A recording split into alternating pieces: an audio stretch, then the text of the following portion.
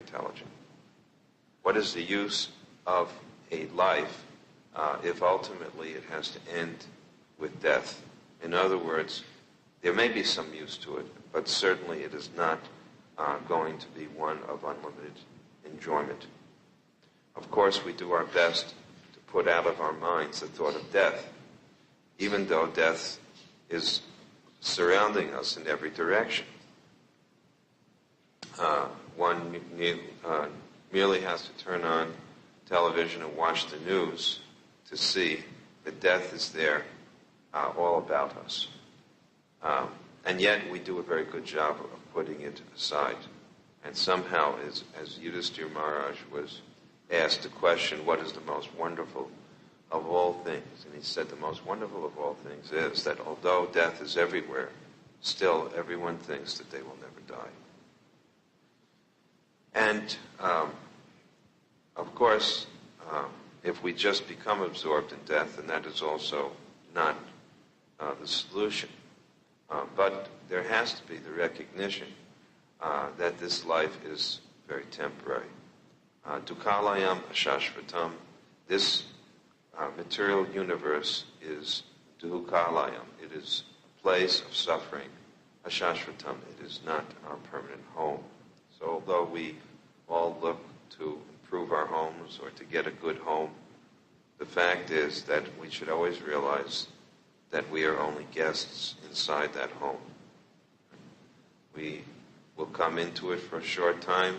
We didn't get born there, and we will have to exit after a while. So we should cultivate the mood of detachment. To maintain material attachments is an offense against the holy name of the Lord. We're not supposed to do that. We're supposed to always try to become detached. And the detachment is possible when we connect everything to Krishna. This is a superior type of attachment. We become attached to Krishna, and by becoming attached to Krishna, then automatically lesser attachments just disintegrate gradually, disappear. So three worlds. The time when the three worlds were submerged in water. Again, the point here being that it is very hard to escape the factor of time. Krishna says in the Gita, time I am, and I have come to devour everything. Time is such a special commodity, isn't it? A special function, because it is Krishna. Time is there and everywhere. When we describe the creation, the creation doesn't take place without the presence of time. Everything has its proper time. Without time, there would be no mode of passion to function. When you see how the creation happens, the modes of material nature are suspended. The interaction of the goodness and the passion and the ignorance are suspended. And then Vishnu glances on the material nature. He glances on the modes of nature in one sense. And by his glance, the modes of nature begin to interact. Why? Because two things are injected through his glance. The living entities and all of their desires from previous lifetimes, right, which were suspended at the time of dissolution. You have to understand, in this description here, all the living entities have gone inside the body of Garbhodakshai Vishnu. They have gone inside, but they didn't get rid of their desires, because at the time of death, you can get rid of your body, but you don't get rid of your desires. And these desires, whatever they are, stay with you, and they come back in the next lifetime. It's very interesting when we see small children, and we often think, especially newborn children, that they're so innocent. Well, they are innocent in the sense that they have not yet done anything sinful within this lifetime. But the fact is that as we see, very gradually the desires start to well up within small children, and these desires are carried over from the previous lifetime. So really, it's not yet manifest. it would be nice. Of course, the Kumaras, as you recall, they asked a boon from Brahma, their father, who had asked them to eventually help him to populate the universe. And the Kumaras asked for the boon that let us remain young, so we can remain free from desire. As long as you are young enough, the desires will not manifest yet. But once the person grows, then those desires one remembers. The Bhagavatam describes in nice verse right here, in the 6th chapter, 3rd verse.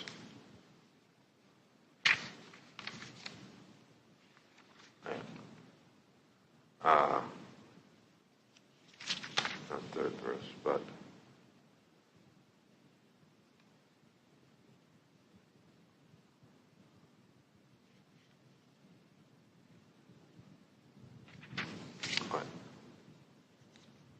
it is 3rd verse. The purport of the 3rd verse, Prabhupada explains. Thus, when the personality of God had entered into the elements of his energy, all the living entities were enlivened. Here it is. Were enlivened into different activities, just as one is engaged in his work after waking from sleep.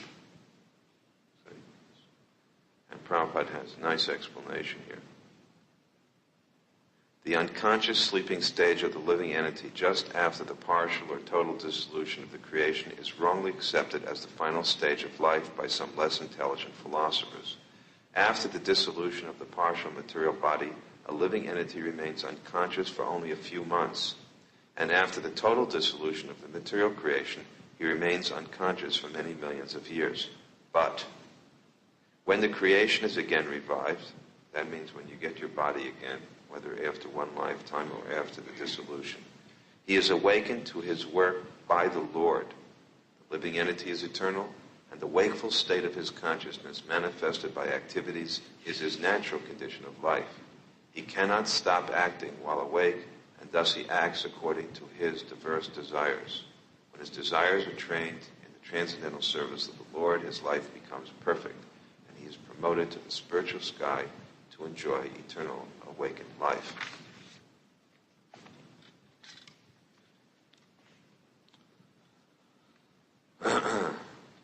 So, this is the process that we are lying here in the body of Garbhodakshaya Vishnu in this verse, like a mother. Garbhodakshaya Vishnu. Garbha means womb.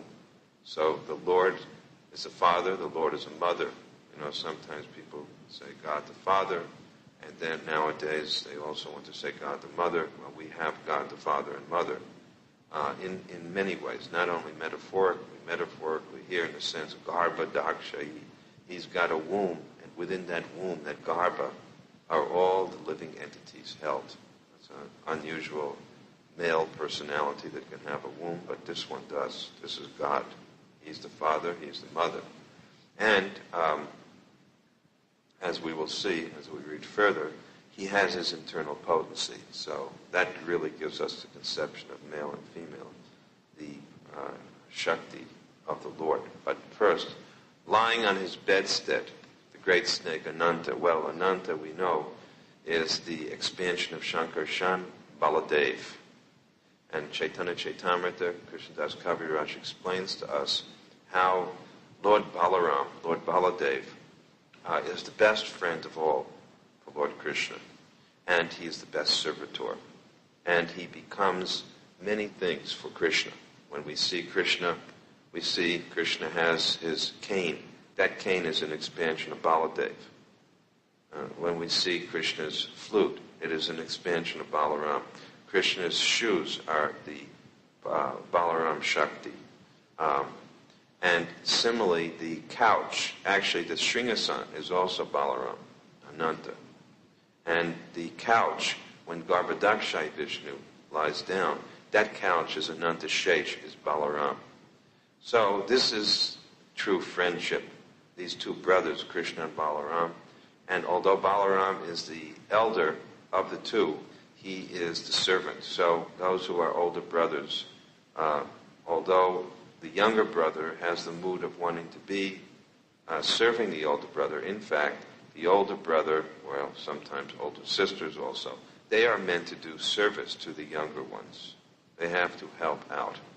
They have to take care because they're in a position, they're elder. And this is actually what would happen when Nanda and Yasoda would see off Krishna into the cow herding fields in the morning. Nanda Maharaj and Yasoda would always remind Balaram to please look after his younger brother, that no harm would befall him. So Balaram is always giving comfort to the Lord. We have some nice pictures where we see Krishna and Balaram together here. So here he is lying in this great snake, Ananta, and we know that Ananta has thousands of hoods, and with his thousands of hoods he has thousands of tongues, and all of those tongues are vibrating the glories of the Lord. And it is therefore said that the glories of the Lord are so unlimited that even Ananta Shesh, with his thousands of tongues, for thousands of years, cannot fully, come to the end of enumerating the glories of the Lord. Very nice way of describing how glorious is the Supreme Personality of Godhead. Now here it says that he appeared to be in slumber, and we know that slumber is, under normal circumstances, a activity of the mode of ignorance. Always remember Srila Prabhupada in Los Angeles back in 1968. I once came into his room. He was going to take rest after his meal, and he stood up on the bed, which is quite unusual for someone to stand on a bed. It was a firm bed, I guess, so otherwise he could be toppling over. Stood up on the bed and then let himself down on the bed with keeping the blanket up to his neck, and in that way covered himself. An unusual way of covering yourself. I don't think Prabhupada always did that, but he did it that day. And then he looked over to me as I was about to leave the room, and he said, "I don't like sleeping. It is just like death." Of course, as I have described in the diary, TKG's diary, Prabhupada's sleeping was definitely not ordinary sleeping. Prabhupada would often wake up and recite many transcendental things, which he had, been doing in his sleep, thinking about Bhagavad Gita verses, the commentaries, so many different things, dreaming about Sankirtan, many different descriptions. So it is said that the resting of a pure devotee is considered to be samadhi, in which one has, meets the Lord. So samadhi, to come in the same position as the Lord. And here we see that if this is true of a pure devotee, it is especially true of the Supreme Lord. It is mentioned that his eyes appeared to be closed, but actually they were not closed, they were half closed. And we know that half-closed eyes is symptomatic of yogis. When yogis meditate, they meditate with eyes that are almost closed. Why are their eyes almost closed? Because they don't want to become distracted by the material, ephemeral world. But it's almost not completely closed because they don't want to fall asleep. And so they keep their eyes slightly open. Now here the Lord's eyes are described that they were slightly open. And so he says, he appeared to be in slumber in his own internal potency, free from the action of the external energies. His eyes were not completely closed. So, now this is the most important point in this verse, really, is this point about his resting in his own internal energy. In the Brahma Samhita, this is described that internal energy is none other than the pleasure potency of the Lord Roma Devi. There are two different potencies. There are, of course, unlimited potencies of God, but we know of two who are very important in their functions. One is the external energy, a Mahamaya, and the other one is the internal energy. Not only Yogamaya, but here the Roma Devi, the pleasure potency of the Lord. Now, when it comes for external activities of the Lord in terms of material creation, Mahamaya, one of his energies, takes over. But the Lord is never in touch with this external energy. He does not directly deal with the external energy. In fact, when it's described how the Lord glances over the material energy, right, as I said, he injects the living entities with their karma and time. That glance is actually Lord Shiva, Shambhu. And it is this glance, Shambhu, who touches Maya. So we know that Shambhu and Maya is the, you can say, Shakti of Shambhu in one sense. And they create the material world. But the Lord does not have direct contact. Rather, his direct contact is with his internal potency. And we have to understand this internal potency. For us, of course, when we speak of the Lord, we are especially finally interested in the Supreme Personality of Godhead, who is Krishna. Right? Krishna is the Supreme. There are many personalities of Godhead, but Krishna is the Supreme Personality. He is the Adi Purush. He is the original one. That is Govinda. So Govinda, or Krishna, is described as Swayam Bhagavan. He is Godhead himself, from whom all other expansions come. Etechang Sapkalaha Pungsa Krishnastu Bhagavan Swayam. And this Godhead, Krishna, his energy, his enjoying potency is Srimati Radharani. The Garbhodakshaya Vishnu also has this enjoying potency. And it's described, he has pastimes. He enjoys within, although he appears to be in sleep. Now, we, the living entities, we have really no potency of our own. We are potency, but we mistake ourselves as the potent Purush. It doesn't matter whether you are in a male body or in a female body, but the enjoying potency is really, the enjoying nature is called Purush. So, anyone who comes in this material world, you come here because of this enjoying nature. And this enjoying nature is due to the fact that we are parts and parcels of the supreme enjoyer, Krishna. That's where it comes from. So, here we are in the material world, but we mistake ourselves to be the energy, the prakriti, when in fact we are not. We are not of the we imagine ourselves to be Purusha, or the enjoyers, when in fact we are not. We are energy. But we are not either the external energy or the internal energy. We are a third energy, which is called marginal energy, Jiva Shakti. And this Jiva Shakti cannot actually dominate over either of the energies. Right? It is artificial for the Jiva Shakti to think that it can become happy dominating, because it's not. It's an energy. It's not the energetic. It's not God. We are not God. And so we have to take our rightful position as being enjoyed by God. And when we become enjoyed by God, actually we become happy. And the emblem of that happiness is Srimati Radharani. When we see the pleasure that Radha and her associates get, we should understand that this is the nature. When we see the living entities engaged, when the living entities become engaged in the service of Krishna, then they actually come to their natural position.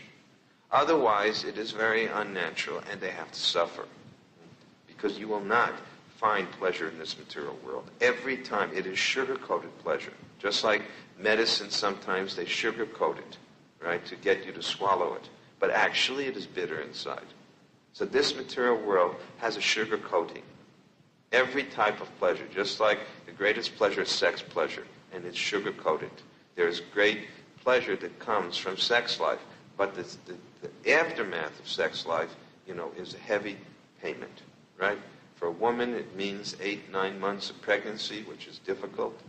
And then for both the father and the mother, it's 10 or 20 years of raising a child. And it's, of course, great pleasure. No question that to raise a child is wonderful and pleasurable. But it is a heavy job.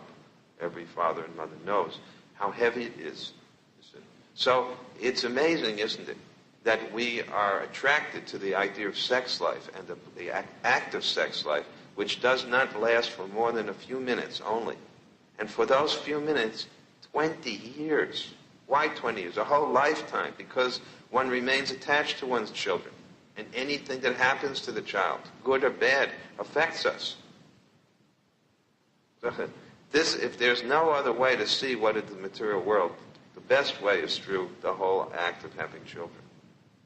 There's no greater lesson. Right? No greater lesson. Of course, none of this, in one sense, totally describes the Krishna conscious act of having children. Child.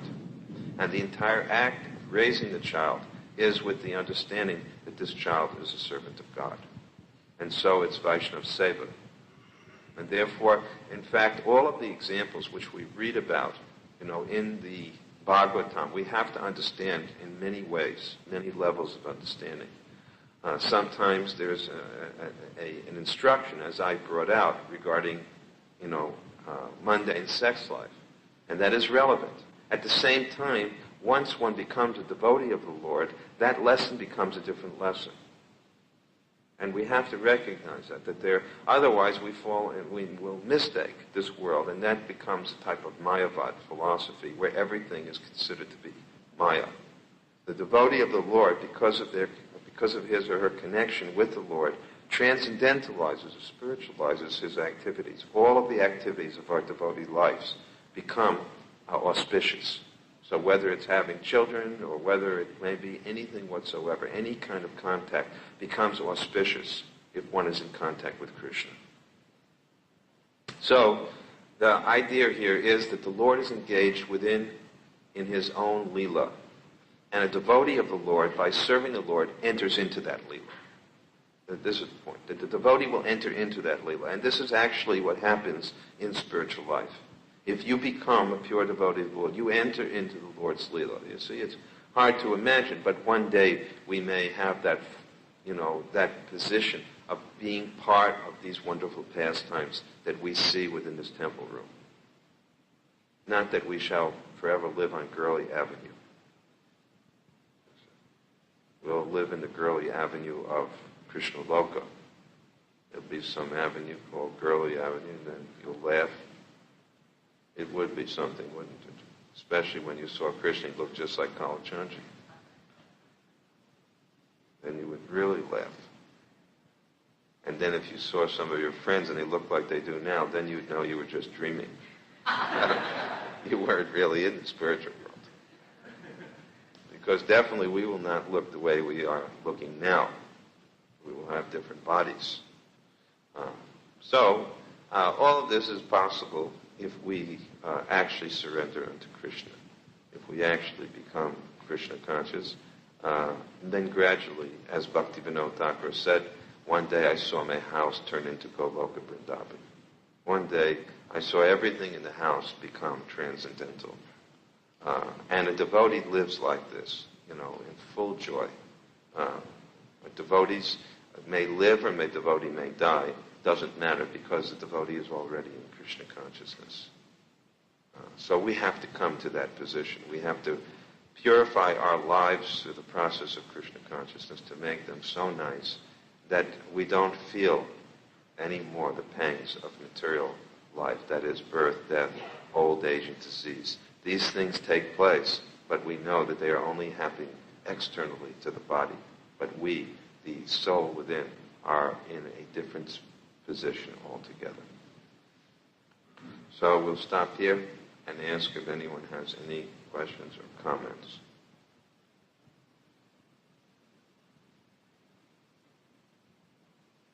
Yes, Maharaj.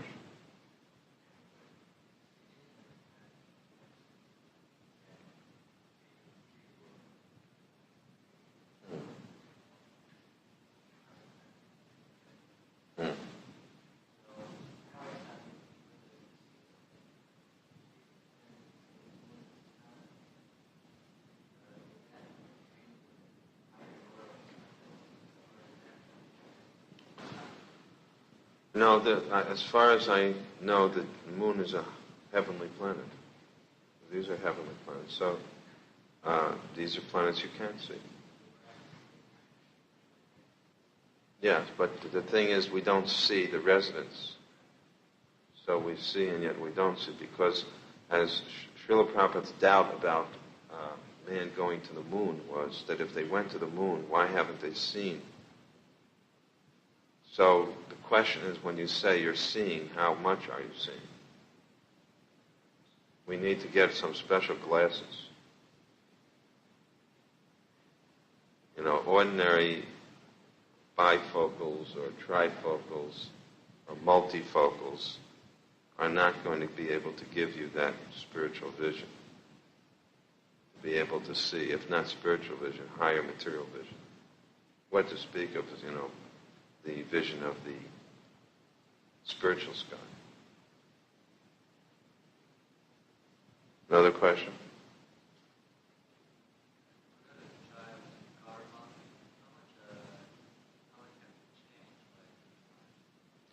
Well, we hope you can change everything. In other words, if we can't change, then what are we doing? A person is supposed to be able to become free from the modes of material nature by the process of Krishna consciousness. Of course, it takes time. And so the expertise of the parent or the expertise of the teacher is to know how much they can change something, in terms of time. You can't force change to happen. Srila Prabhupada was an expert parent, an expert teacher. Prabhupada knew, how to attract someone to Krishna consciousness. He didn't force them. Just like we heard in the morning reading how, someone gave Prabhupada, little Krishna Das gave Prabhupada a plastic ring. Prabhupada put it on his small finger and then gave the boy some prasadam in return. So, Prabhupada had a way of gradually attracting. Okay, the parents have to know also, you can't change your child overnight. But you can recognize that you're going to mold the child over, a lifetime, or whatever. Maybe not, you don't have a lifetime, but at least. And then again, you do. Yesterday evening, I was listening to this Bill Gates and his associate were at the University of Washington, Seattle. It was a taped program. But they asked him, who are your role models? And he answered, my father and mother. And his friend said, my father and my wife. So that means that even though, and this fellow is like, 60, 70 years old, not Bill Gates' friend, but still learning. So you can be instructing your children throughout your life, and as long as you live. And by your example, because you're the main teacher. That's why, although Prabhupada created these ashrams, I closed the ashrams here from the beginning. Not because I just wanted to disregard Prabhupada, but because I felt that the parents were the most important teachers for the children. And by seeing the examples of their parents, the children would come up. And the parents were automatically loving their children more than anyone else could. That's why I closed the ashrams from the beginning. I got a lot of flack for it, but time has proven it was the right move to do. Which doesn't mean, it's possible to have, ashram teachers who are qualified, but I suspect they have to be vanaprasthas and, very mature and very carefully selected. And it's not easy to find such people. When our movement was so young, we didn't have them. So, yes, you can change the natures. If you want to say change the nature, you can say you can purify a person's nature. Totally change it, but you can purify it. You can help it along. Obviously, you can't totally change, just like you can't change a person's body within this life. Subtle bodies can be gradually molded by proper instruction. Someone had their hand up on this side, one of the ladies. Okay.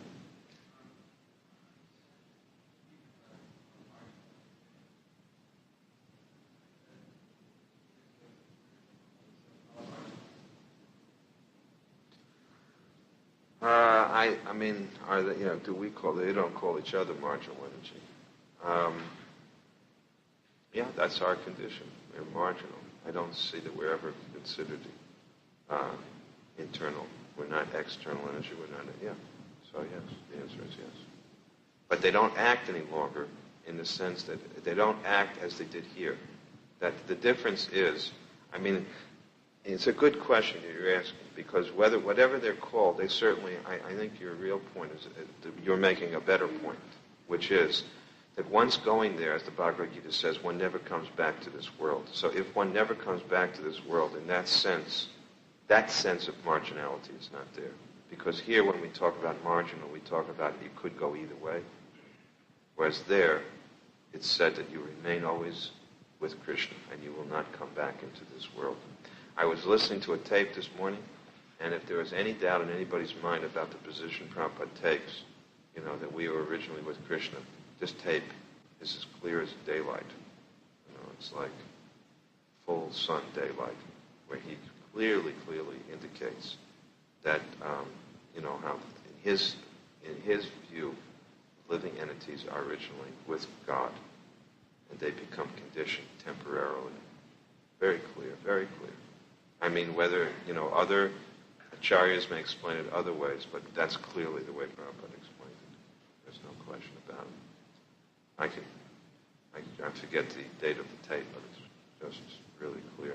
It's good, too, because I listened to this tape a second time by mistake. Usually I used to listen to all my tapes two times in a row because you always miss things, but somehow I got into the habit about a year ago of just going through them once, but this one somehow had the auto reverse. And so after the side B, it flipped back onto side A, and I was right in the middle of my shower, so I got into the tape again, and this time I heard it, and I didn't even hear it the last time, which just shows, how you miss a lot. Our hearing is not very perfect, but the second time I got it, and it was very, very satisfying to hear this. Satisfying in the sense it's always nice to know clearly what Prabhupada said, because there's such diverse opinions these days about what Prabhupada said. So when you hear it for yourself and you get your own conviction about it, it's very nice. Another comment, question? Yes.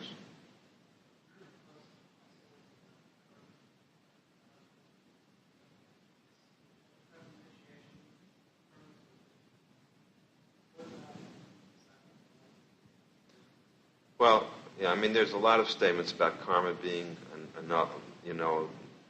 cleansed away, like initiation, or another statement is when you see Lord Jagannath on the Ratha Yatra, all of your karma is removed.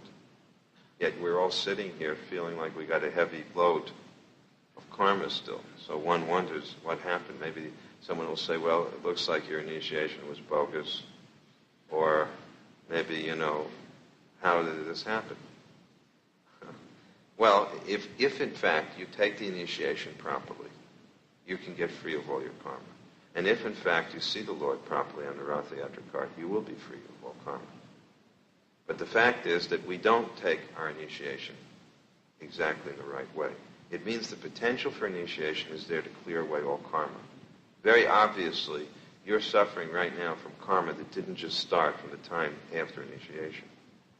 I mean, anybody with any brain can figure out that some of the things he or she is suffering from happened before initiation. So the only explanation can be that we did not fully get the benefit. Just like when I heard that tape for the first time, I heard it, but I didn't hear it. I didn't get the full benefit. Or like when you digest food, but you're sick, you don't get the full nourishment out of that food. Similarly, when you get initiated in the beginning, very few people get initiated with full realization and benefit of what that initiation is. It's only, years and years later that you begin to understand what it actually was all about. And that's when in other words, what frees you from karma? Karma means ignorance. What frees you from ignorance is transcendental knowledge. So as your knowledge is awakened, as your realization of Krishna is awakened, the benefits of the initiation become fulfilled. And then you get free from all karma.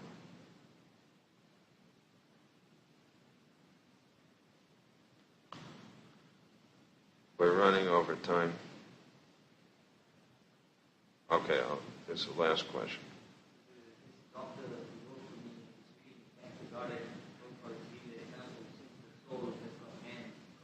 Yeah. I just heard that on the tape also. Yeah, go ahead. Body also like that. Then she came out for a snake which doesn't have any legs, also living in wild different form without hands, without legs. So what did Prabhupada say? She was just asking me this question. Prabhupada was mentioning before.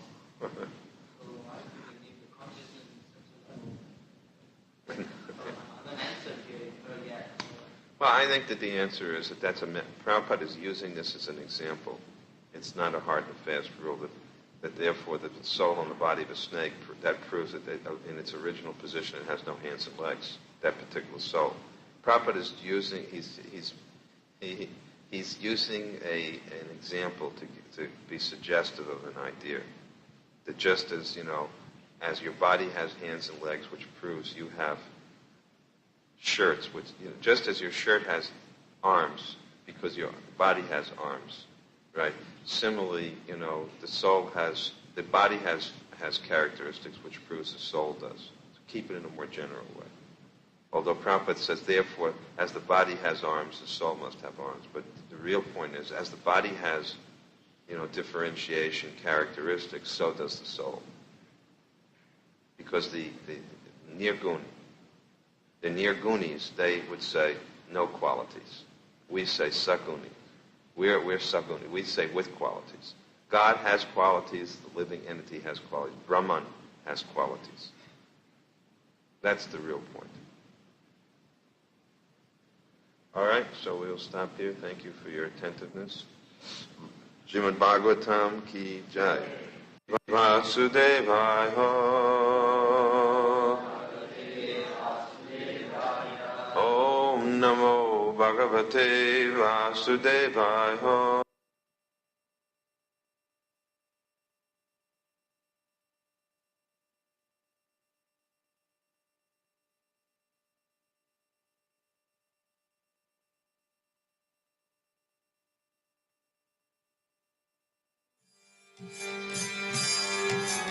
Krishna Gita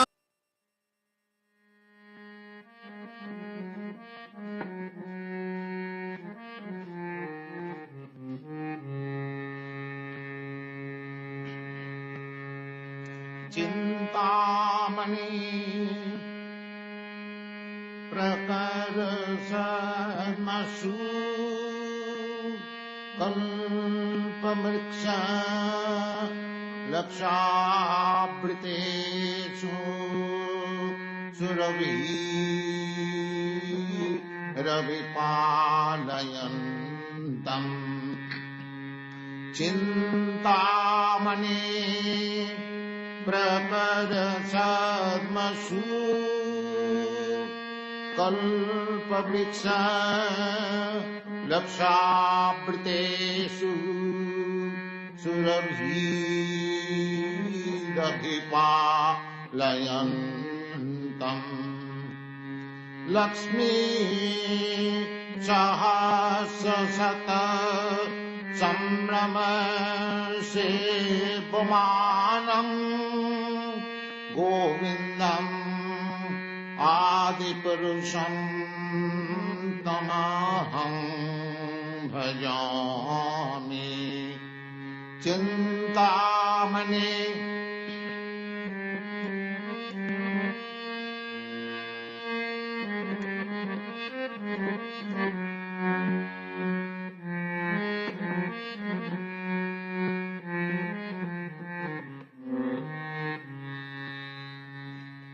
Chintamani Prakarasadmasu Kalpavriksha Lakshabritesu Surabhi Ravipalayantam Lakshmi Sahasasata Samrama Sevamanam Govindam Adipurusham Tamaham Bhajami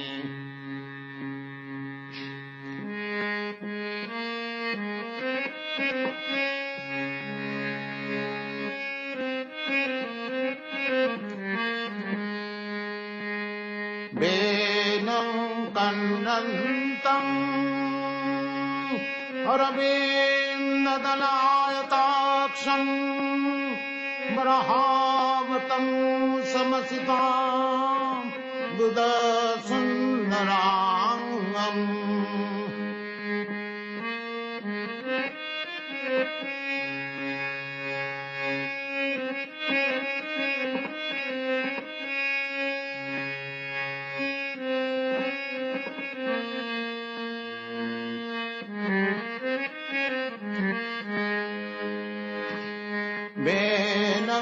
कन्नन्तम् अरविन्ददलायताक्षम् बरहावतं समसिता बुधसुन्दराङ्गम्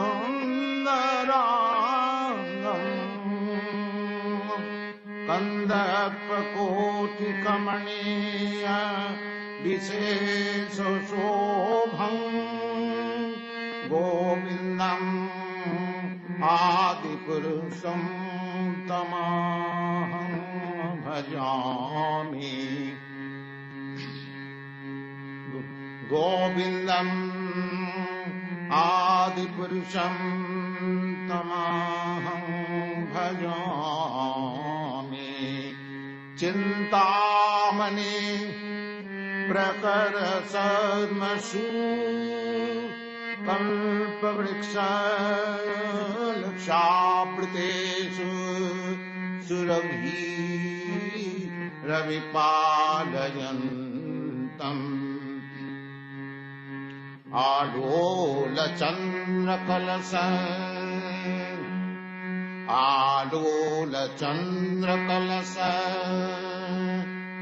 वनमाल्यवंशी आलोलचन्द्रकलश वनमाल्यवंशी रत्नाङ्गदं प्रणयकेली कलाविलासम् आलोलचन्द्रकलश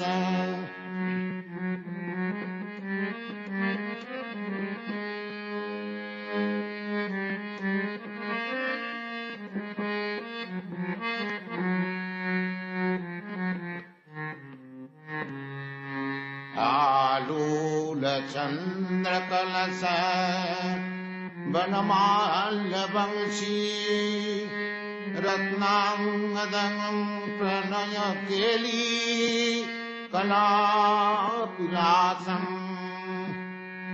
श्यामं त्रिभङ्गललितं नियतप्रकाशम्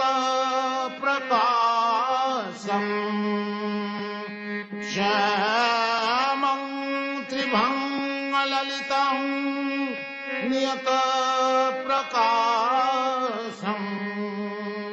गोविन्दम् आदिपुरुषं तमहं भजामि श्यामं त्रिभङ्गललितं नियतप्रकाशम् गोविन्दम् आदिपुरुषं तमहं भजामि चिन्तामणि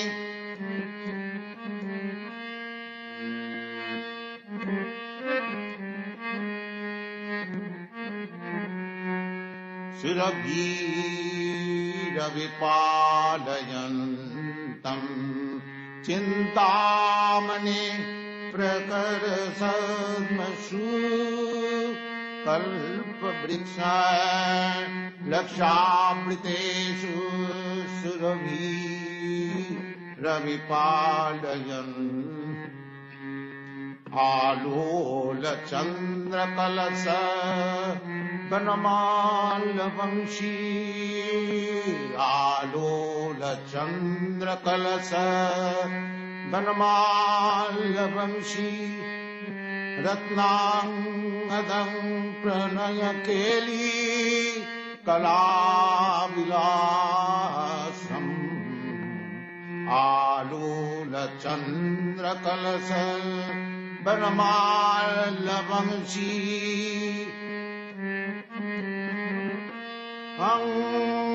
प्रणय केली कलाविलासम् श्यामन्तिभङ्गललितम् नियत प्रकाशम् श्यामन्तिभङ्गललितम् नियत प्रकाशम् गोविन्दम् आदिपुरुषम् तमहं भजामि चिन्तामणि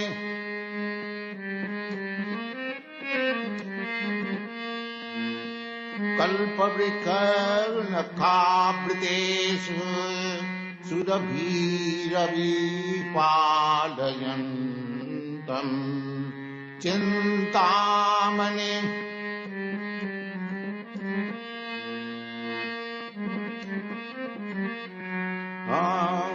नखावृतेषु सुरभिरविपालयन्तम् वेदं कन्नन्तम् अरविन्ददलायताक्षम् म्रहावतं समसितां बुधसुन्दराङ्गम् वेणुं कन्नन्तम् अरविन्ददलायताक्षम् म्रहावतं समसितां बुधसुन्दराङ्गम् कन्दर्पकोटिकमनीय विशेषशोभम् गोविन्दम् आदिपुरुषम् तमहं भजामि चिन्तामणि प्रकरसद्मसु कल्पवृक्षलक्ष्यावृतेषु सुरभिरविपालयन्तम् अङ्गानि यस्य सकलेन्द्रियवृत्तिमन्ति पश्यन्ति पान्ति कलयन्ति चिरं जगन्ति अङ्गानि यस्य सकलेन्द्रियवृत्तिमन्ति पश्यन्ति पान्ति कलयन्ति चिरं जगन्ति आनन्दचिन्मय सदुज्जल विग्रह आनन्दचिन्मय सदुज्जल विग्रह गोविन्दम् आदिपुरुषम् तमहं भजामि गोविन्दम् आदिपुरुषं तमहं भजामि चिन्तामणि प्रकरसद्मसु कल्पवृक्षलक्षावृतेषु सुरभिरविपालयन्तम् वेदं कन्नन्तम् अरविन्ददलायताक्षम् बरहावतं समसितं बुधसुन्दराङ्गम् वेदं कन्नन्तम् अरविन्ददलायताक्षम् बरहावतं समसितं बुधसुन्दराङ्गम् कन्दर्पकोटिकमनीय विशेषशोभम् गोविन्दम् आदिपुरुषं तमहं भजामि कन्दर्पकोटिकमनीय विशेषशोभम् गोविन्दम् आदिपुरुषं तमहं भजामि चिन्तामणि प्रकरसत्मसु कल्पवृक्षलक्षावृतेषु सुरभिरभिपालयन्तम् चिन्तामणि प्रकरसत्मसु कल्पवृक्षलक्षावृतेषु सुरभिरभिपालयन्तम् लक्ष्मी सहस्रशत सम्भ्रमशे भवानम् गोविन्दम् आदिपुरुषम् तमहं भजामि गोविन्दम् आदिपुरुषं तमहं भजामि चिन्तामणि प्रकरसत्मसु कल्पवृक्षलक्षावृतेषु सुरभिरभिपालयन्तम्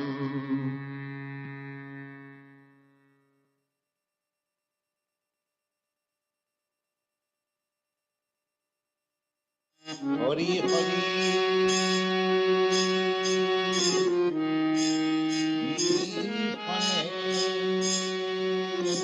जना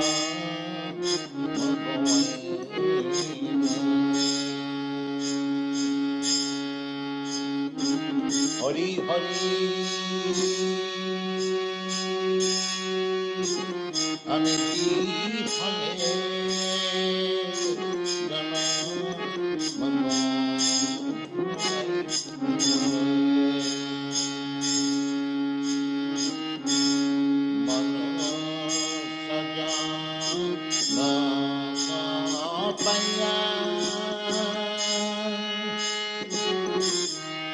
Radha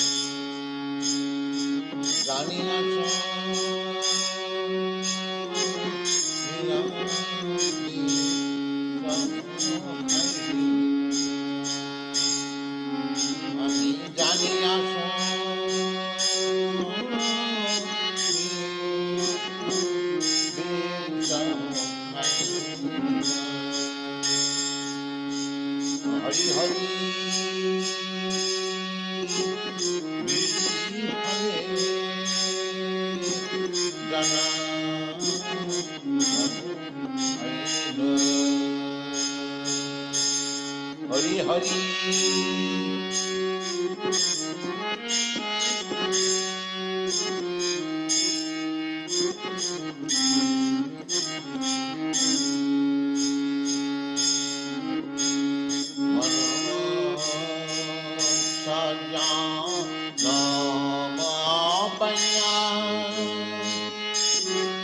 Radha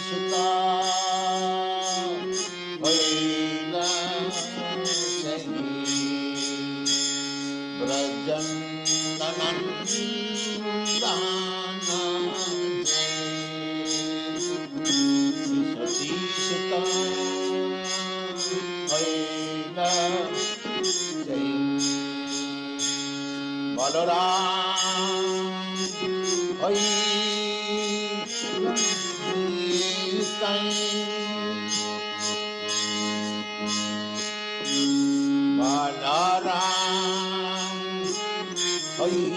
Anitai Papi tapi jata chi Hari name Buddha Krishna Papi tapi jata achilam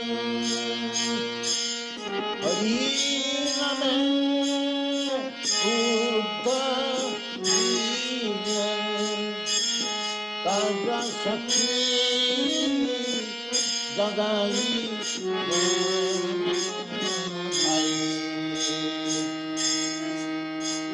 Taja Shakti Jagai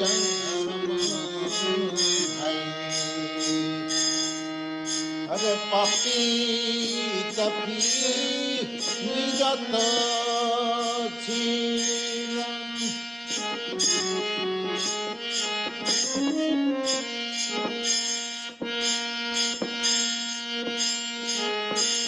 Hari name Buddha Papi tapi jata chilam Hari name Buddha Taja Sakhi Jagami Dharma Tara Sakhi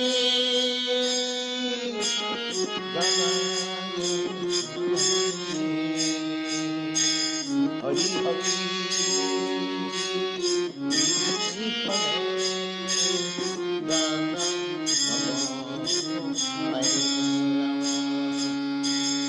Hari Hari Ami Bifale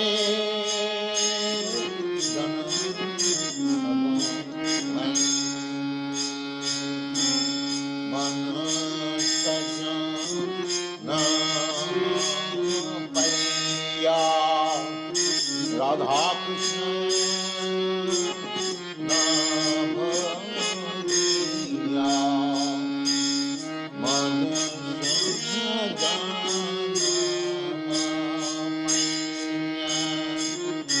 Radha Krishna Namaniya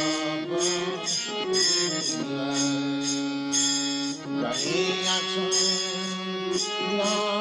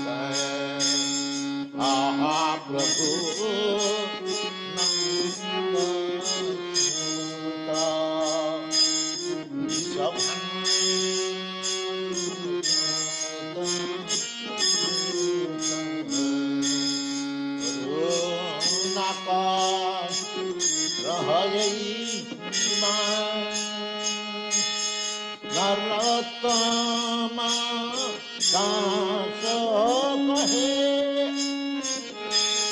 Narottam दास कहे न खेलिया राम पाए नरोत्तम दास कहे न खेलिया राम पाए तुम्हें बिना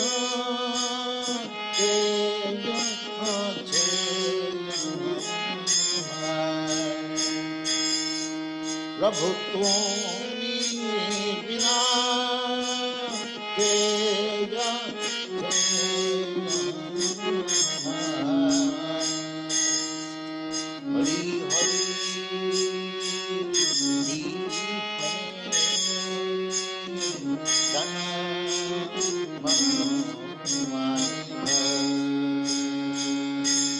Hari Hari Hari Hari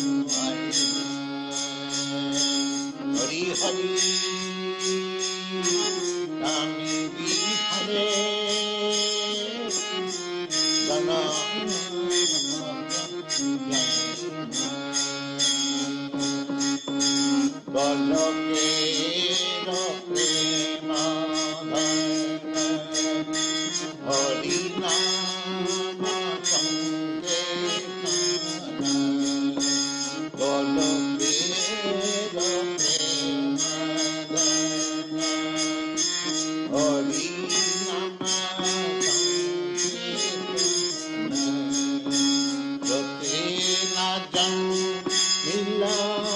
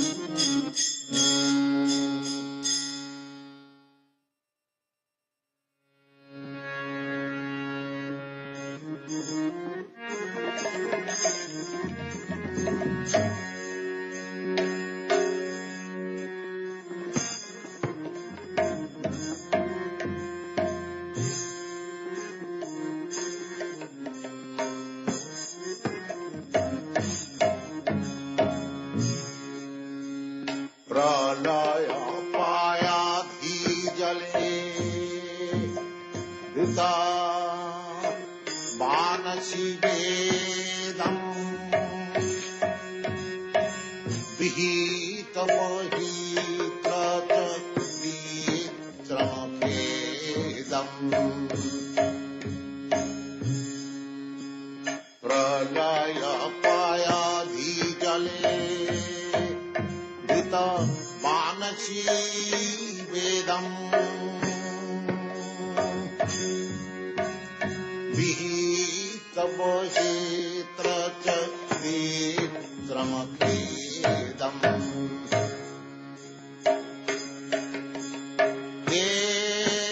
Kesavadhita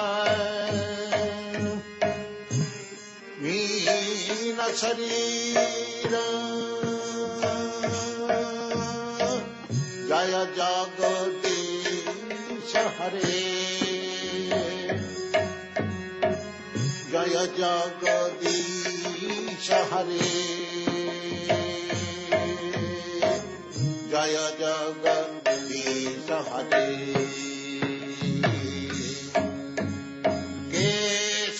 Kesavadhrita Meena Sharira Jaya Jagadisha Hare Jaya Jagadisha Hare Jaya Jagadisha Hare Pradaya Payadhi Jale Vita Manasi Vedam Vihita Vahitra Chakvitra Vedam Kesavadhrita Meena Sharira Jaya Jagadisha Hare Jaya Jagadisha Hare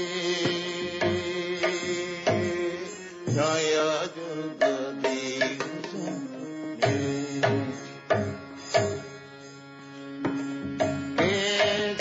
Kesavadhrita Meena Sharira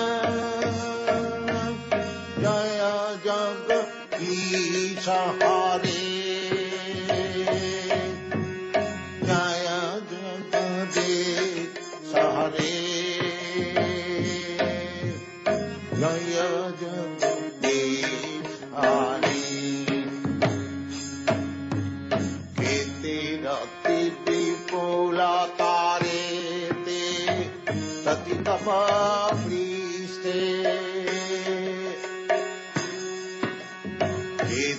Rati Vipola Tarete Tati Tapa Priste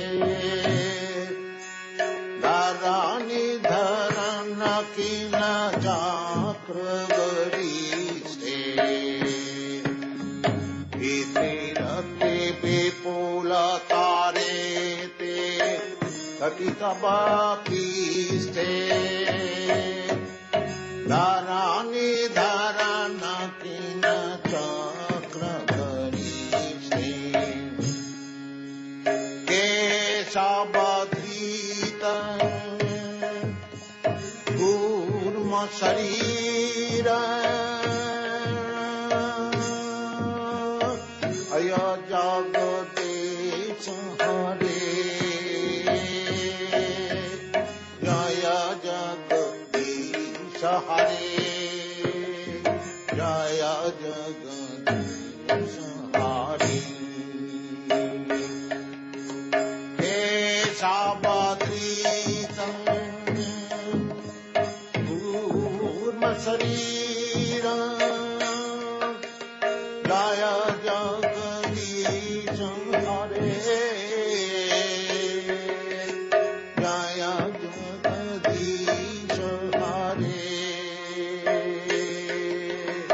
Jaya Jagadisha Hare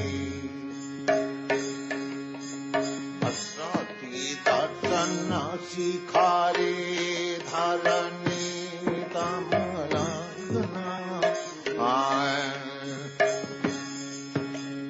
Vasati dasana sikare dharanita lagna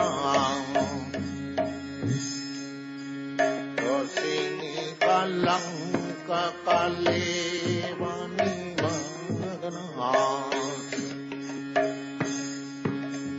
Vasati dasana sikare dharanita balagna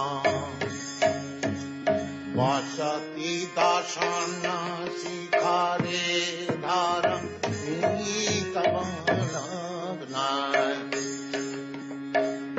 Ini kalanka kalevani magna Sosini kalanka kalevani magna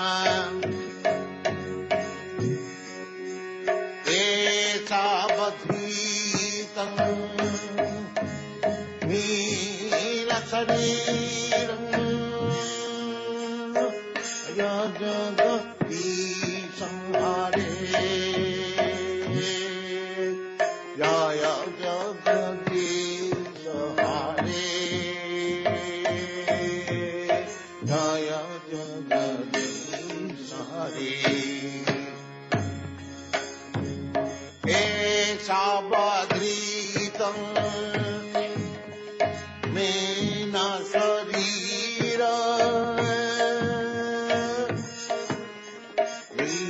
Vishahare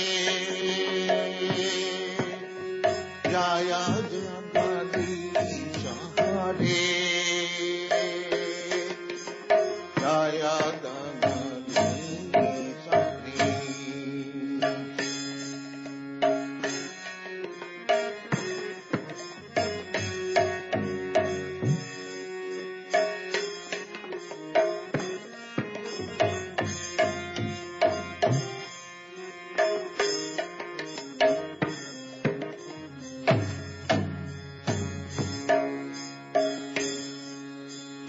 Abakara kamala marina kamadhuta singam Dolita hirannaka siputana bringam Abakara kamala marina kamadhuta singam Dolita hirannaka siputana bringam Kesabadritam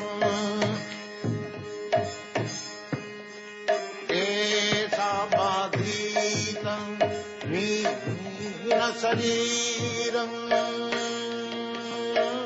Jaya Jagadisha Hare Jaya Jagadisha Hare Jaya Jagadisha Hare Kesabadrita Narahari Rupa Jaya Jagadisha Hare Jaya Jagadisha Hare Jaya Jagadisha Hare Pralaya Payadhi Jale Drita Manasi Vedam Vihita Pahitra Charitra Makedam Pralaya Payadhi Jale Drita Manasi Vedam Vihita Pahitra Charitra Kedam Kesabadritam mean शरीर जय जगदीश हरे जय जगदीश हरे जय जगदीश हरे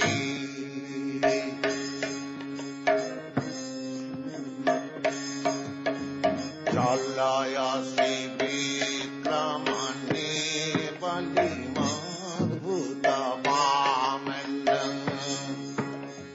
चलया श्री विक्रमणे बलिमाद्भुत वामन वदन खानी हित जना पावन चलया श्री विक्रमणे बलिमाद्भुत वामन वदन खानी राजनीतं जना पावन हे समग्रीतं वीरा जय जगदीश हरे जय जगदीश हरे जय जगदीश हरे हे समग्रीतं मीन शरीर जय जगदीश हरे जय जगदीश हरे जय जगदीश हरे हृदय पयाधि जाले वेदमानसी वेदम्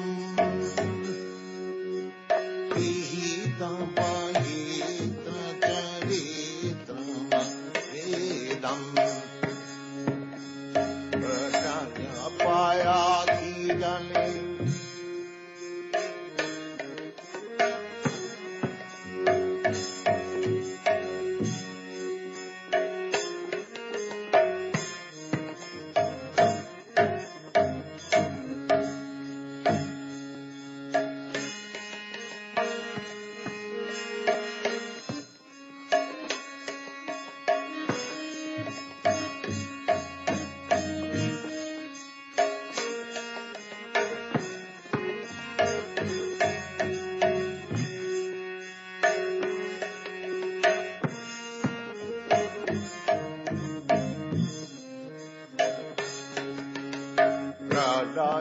पयाधि जाले धृत मानसी वेदम् विहितं महेत्र च गीतमखिलम् ये सबघ्रीत हीन शरीर जय जगदीश हरे जय जगदीश हरे जय जगदीश हरे केशवधीतं मीन शरीरं जय जगदीश हरे जय जगदीश हरे जय जगदीश हरे चलय श्री विक्रमणे बलिमाद्भुत वामनं चलय Shri विक्रमणे बलिमाद्भुत वामनं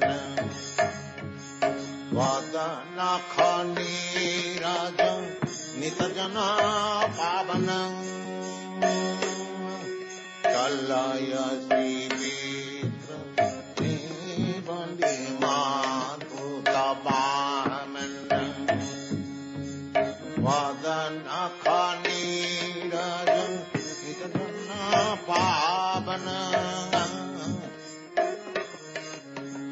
Kalaya Sri Vitra Mani Bali Madhuta Bamanam Vadana Khani Rajan Nitana Pavanam Keshavadrita Vamana Rupa Jaya Jagadish Hare Jaya Jagadish Hare Jaya Jagadish Hare Keshavadrita Rupa Jaya Jagadish Hare Jaya Jagadish Hare Jaya Jagadish Hare Pranaya Payati Jale Drita Manasi Vedam Vihita Mahitra Netra Vedam Brahmam Bapam Sivishane Janadabham Keshavadrita Nina Sarinam Jaya Jagadish Hare Jaya Jagadish Hare Jaya Jagadish Hare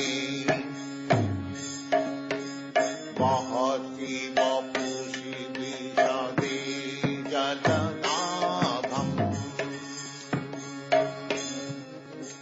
Bahati Vishade Jajanabham Ajayati Bhiti Vitanjamanabham Bahati Vishade Vitanam Jajanabham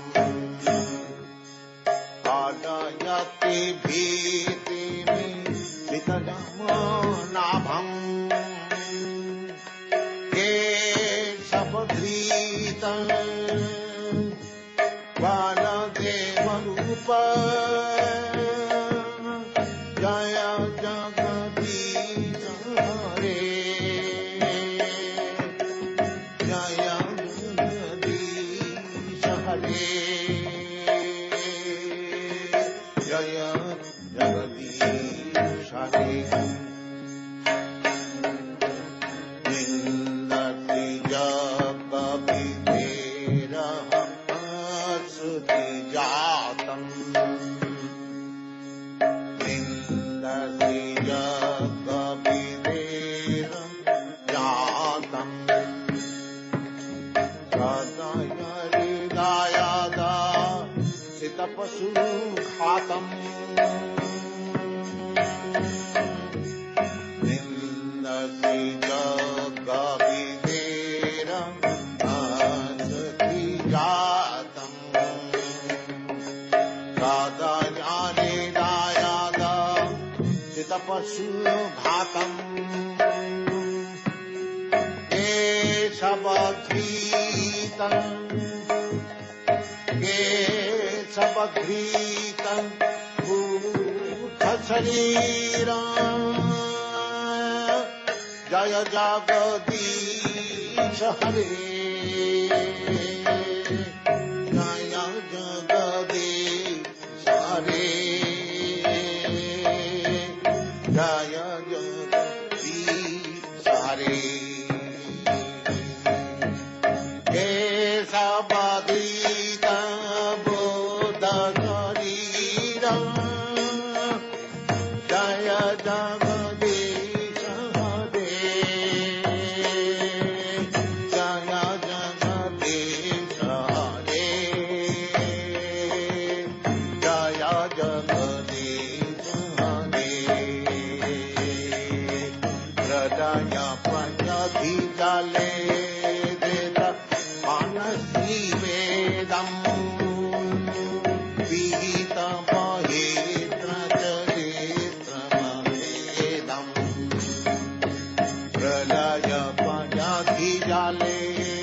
वेदमानसि वेदम् पीतबहित्र नेत्रमखेदम् केशपतितमेन शरीर जय जगदीश हरे जय जगदीश हरे जय जगदीश हरे।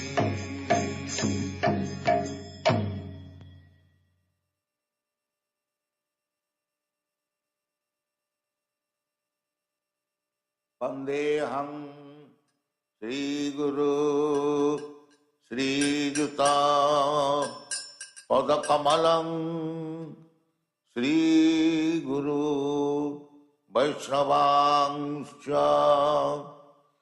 श्रीरूपं साग्रजातं सहगणा रघुनाथान्वितं तं सजीवम् साद्वैतं सावधूतं परिजनसहितं कृष्ण चैतन्यदेवं श्रीराधा कृष्णपादां सहगणा ललिता श्रीविशाखान्वितांश्च हरे Krishna Krishna Krishna Hare Hare Hare Ram Ram Ram Hare Hare Hare Krishna,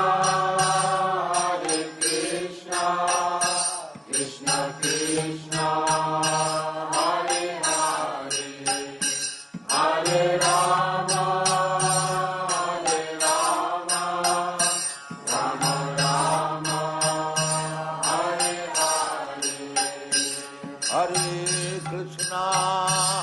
हरे Krishna Krishna Krishna Hare Hare Hare Ram Ram Ram Hare Hare Hare Krishna, Krishna Krishna, Hare Hare, Hare Rama, Rama Rama, Hare Hare. हरे Krishna Krishna Hare Hare Hare Ram Ram Ram Hare Hare Hare Krishna, Krishna Krishna, Hare Hare, Hare Rama, Rama Rama, Hare Hare. Shri Krishna Chaitanya Prabhu Nityananda Shri Advaita Gadadhar Srivasadi Gaur Bhakta Vrinda Shri Krishna Chaitanya Prabhu Nityananda Shri Advaita Gadadhar Srivasadi Gaur Bhakta Vrinda.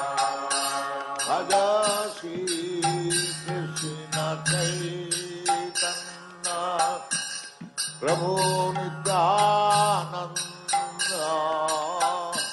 Shri Advaita Gadadhar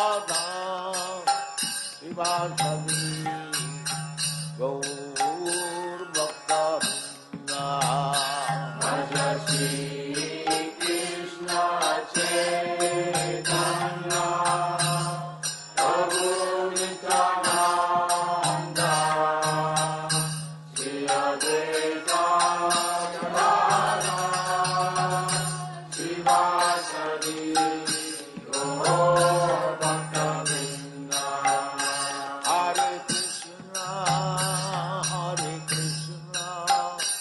Krishna Krishna Hare Hare Hare Rama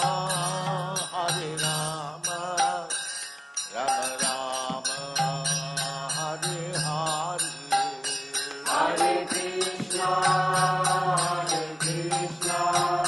Krishna Krishna, Hare Hare, Hare Rama, Rama Rama,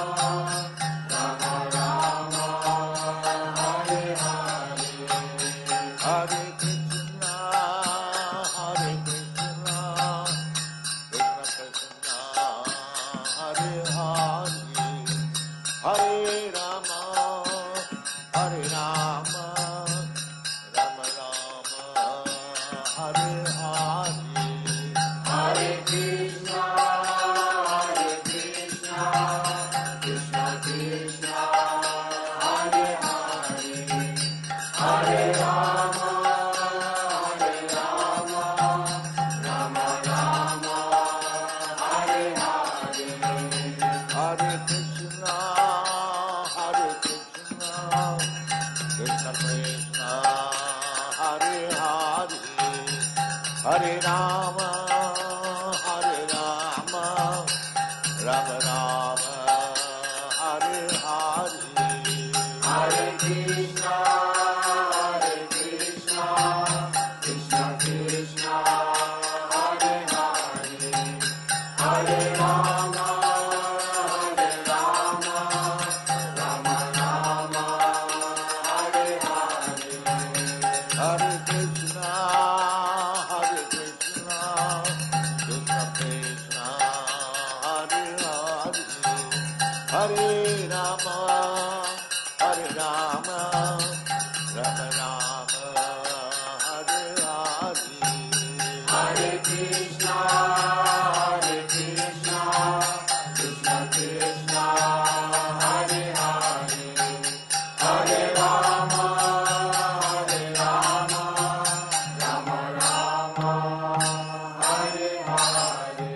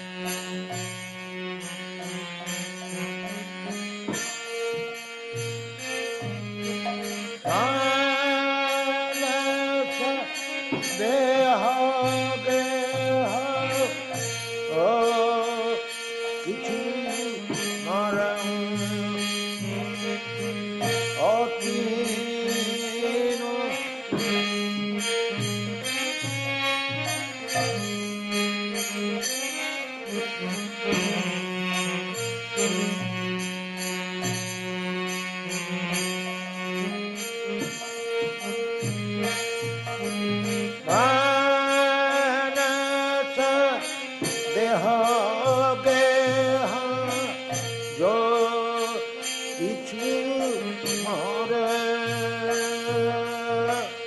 Atin আদে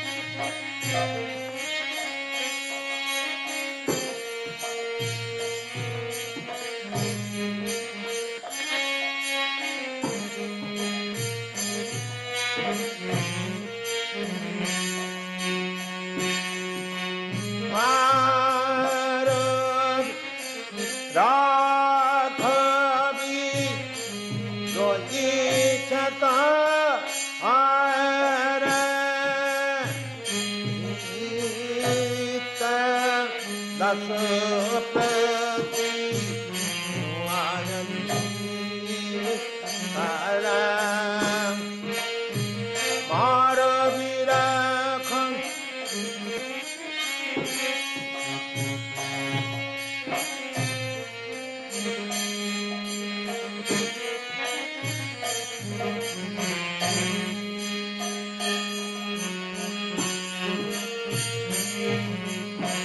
Janamaya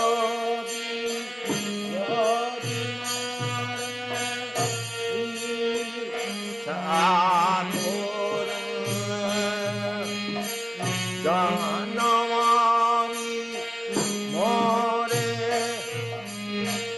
Ichajat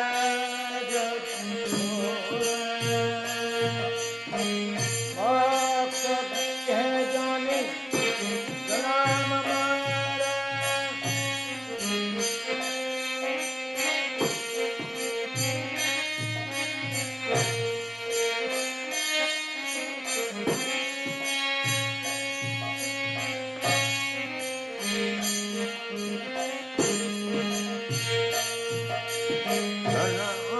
Janamaya Imane Jani Shatare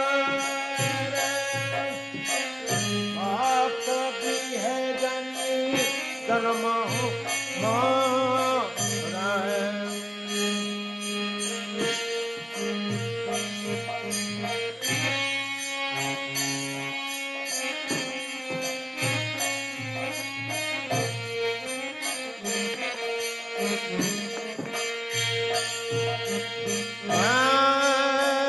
Nasha deha deha jo kichu mara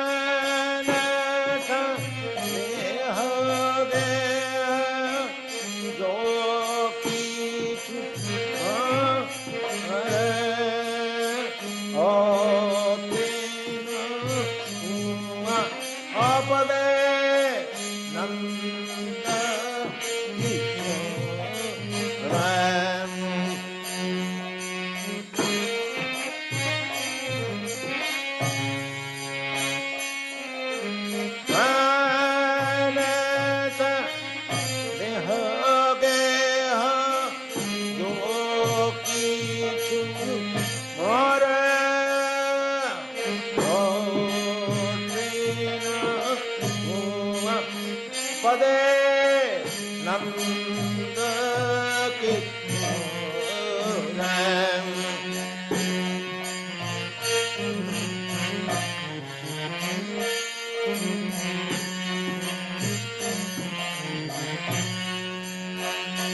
hua pade namya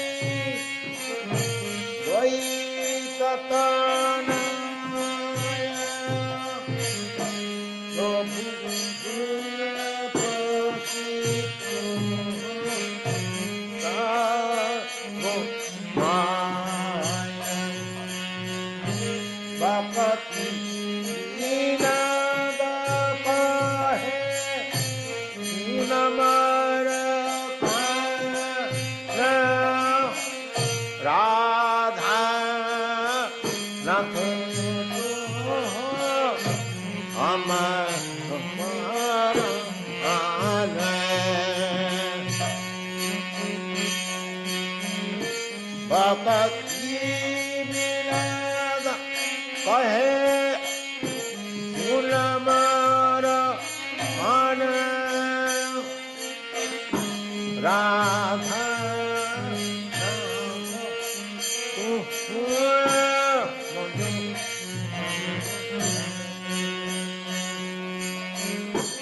Manas Dehage Do Mara Oh Tua Vade Saram Manas Dehage Do Mara Oti Tua Vade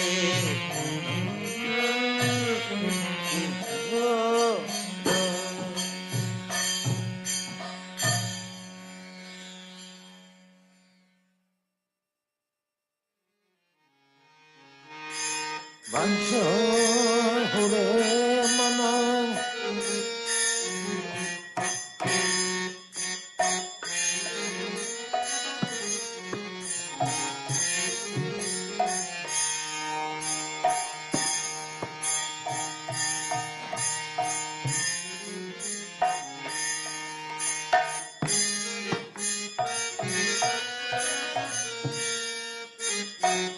Vaja Hore Mana Lina Nana Amaya Chana Arani Hare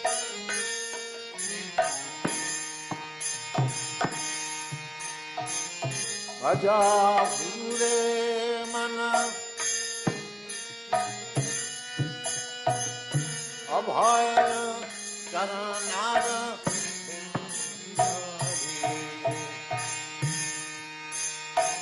Vaja Hore Mana Lina Nana Abhaya Charanara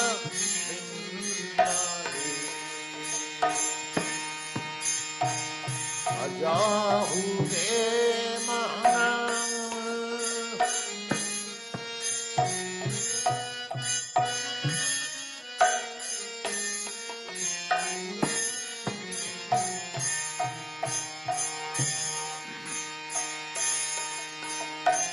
Vaja Hore Mana Lina Nana Abhaya Charanara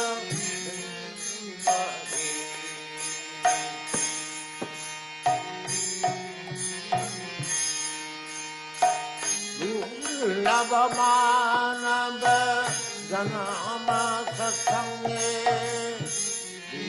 Lavamana Janama Sasange Karaye Baba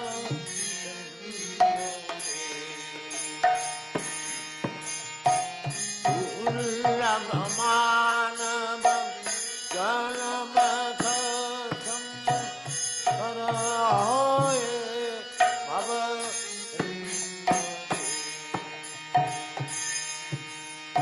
Vaja Hore Mana Lina Nana Abhaya Charanara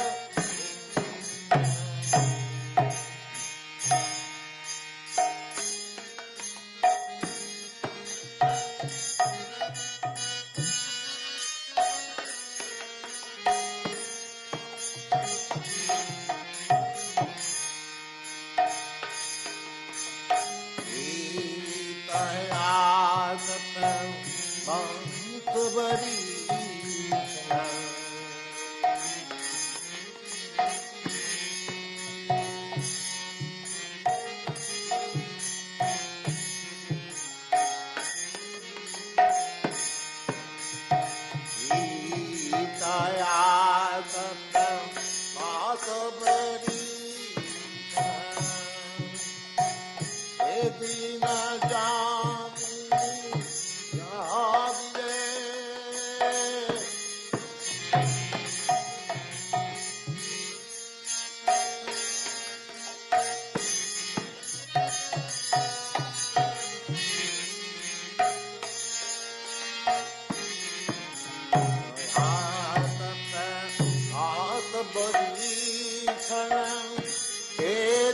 जामिनी जागीरे विफल छे विफल दिया जना चपल सुख रमना दिए विफल छे विफल दिया जना चपल सुख रमना दिए जाहुरे मना श्री नंदन अभय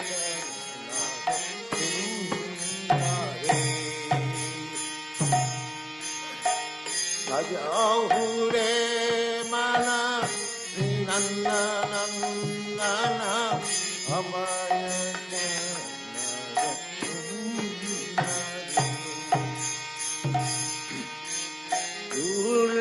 दुर्लभमान जनम संगे करह हे बबंधुरे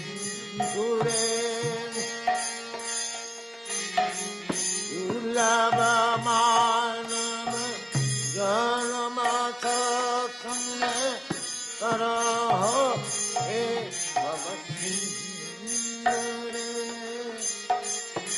जाहुरे मना श्री नंदन अभय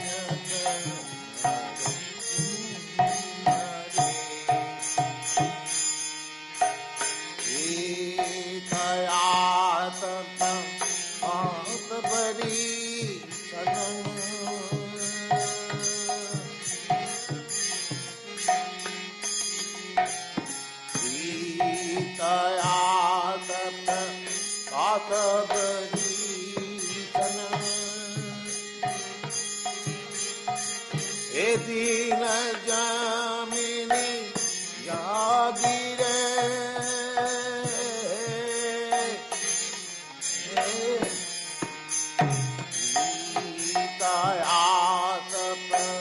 पातबरी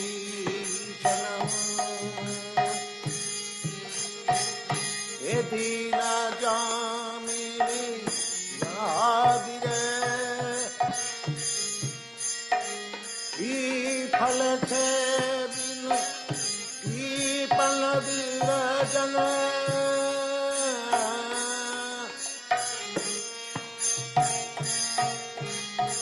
विफल छे विफल विरजन एक कल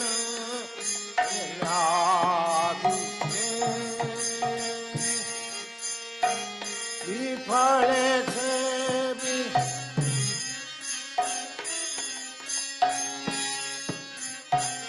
विफल छे कृपण विरजन सफल सुख जनना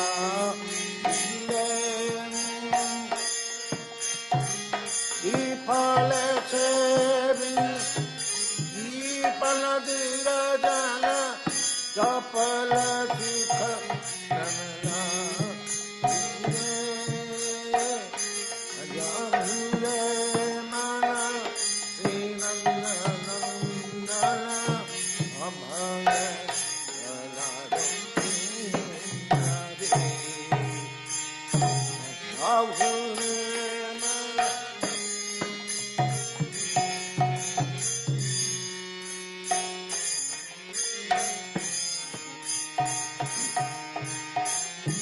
धन यौवन पुत्र परिजन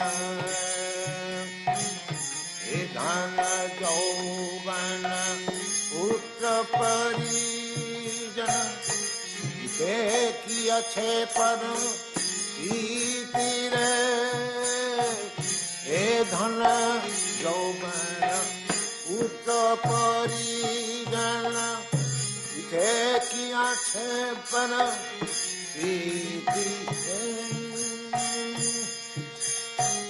दीवान टलमल कोमल जल दल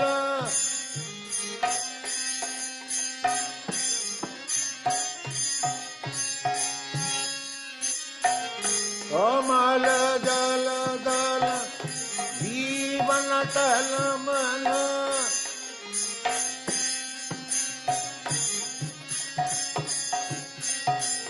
कमल जल दल जीवन टलमल भज बदनी रे कमल जल दल जीवन टलमल कमल जल दल जीवन टलमल अज हरि बदनी रे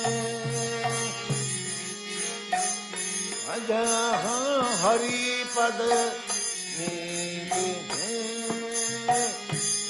अजूरे मन श्री नंदन नम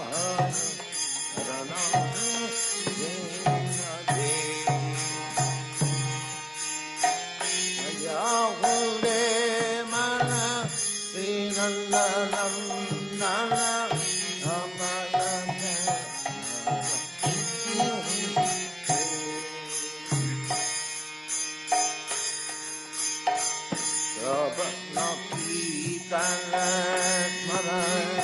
बंदन पाद सेवन नासरे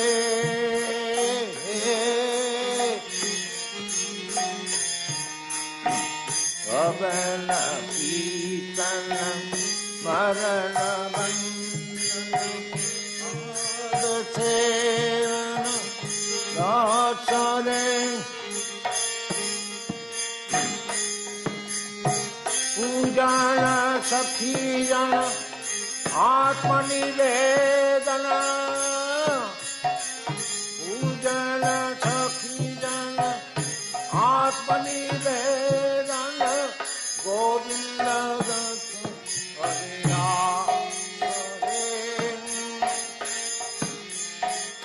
पूजन सखी जन आत्मनिवेदन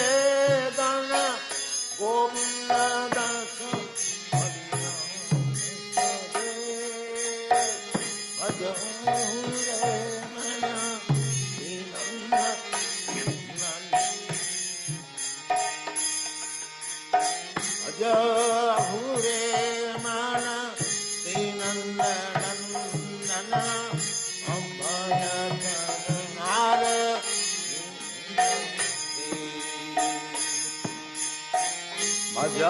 hure mala dinandanandana sambhaya jagara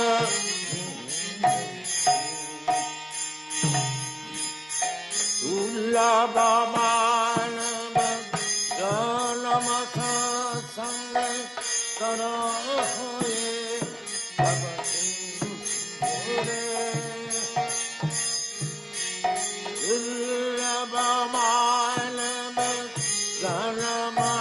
सत्संगे कारहोये भवसुन्दरे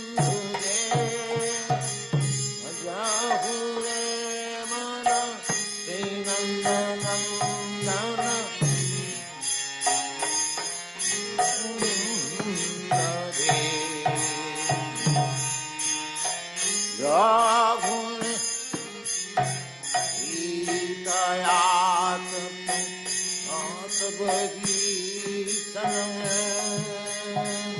मन में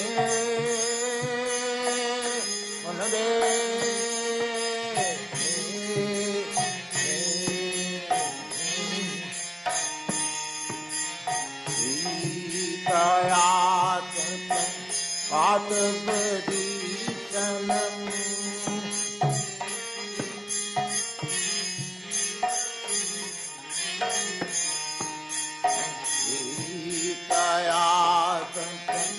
पात बरीचन हे दिन जामिनी राधिरे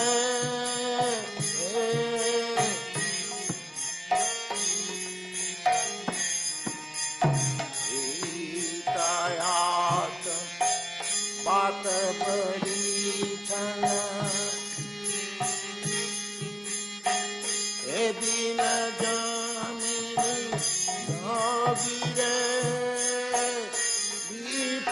세빈 이빨라들어잖아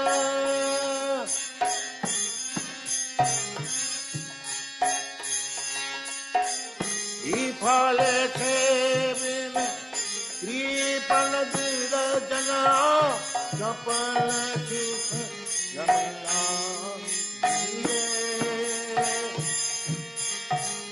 이팔에 세빈 कृपणदिरजन चपल सुख नमला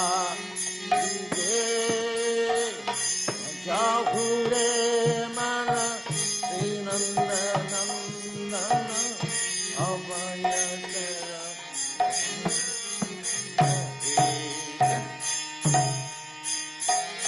जाहुरे मन श्रीनंद नंदन अमय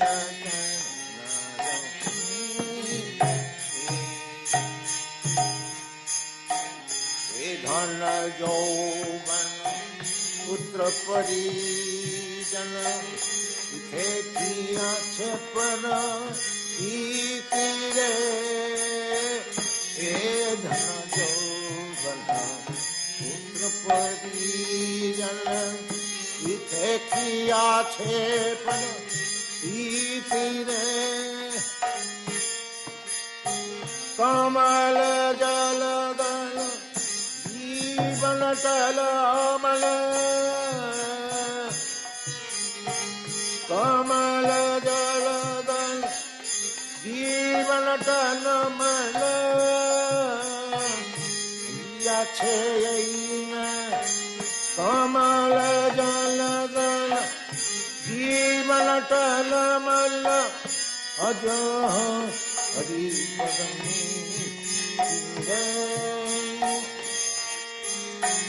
कमल जलदल जीवन तलमल अज हरि पदनी कमल जलदल जीवन तलमल अज हरि पदनी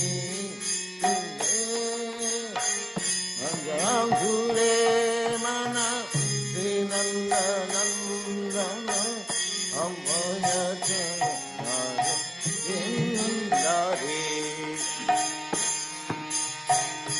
आज घूरे मन श्रीनंद नंदन अमय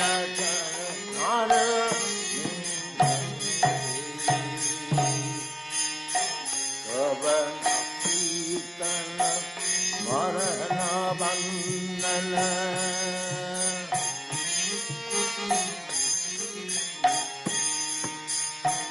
बंदन कीर्तन मरण बंदन पाद सेवन दास ने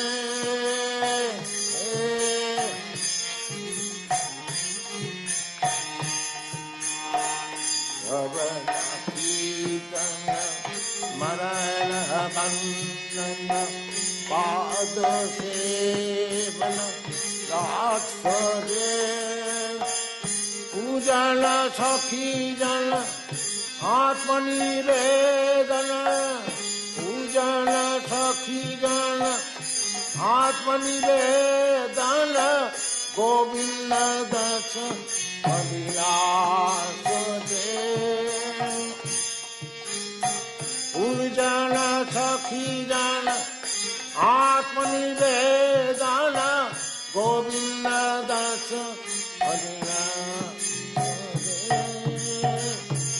जाहुरे मन श्रीनंद नंदन Amay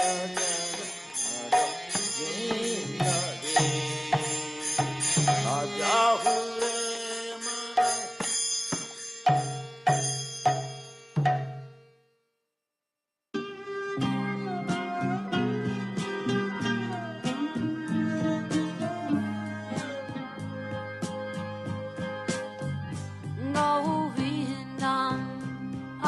Purusha Namaham Bhajam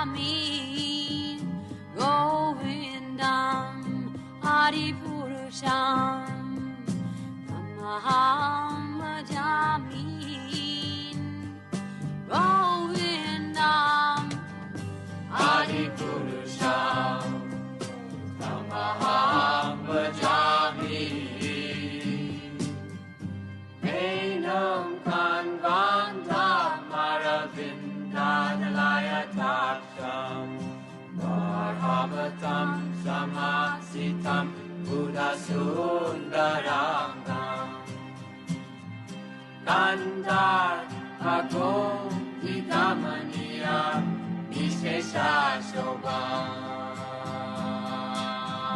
Govindam Adipurusham Tamaham Bhajami Govindam Adipurusham Tamaham Bhajami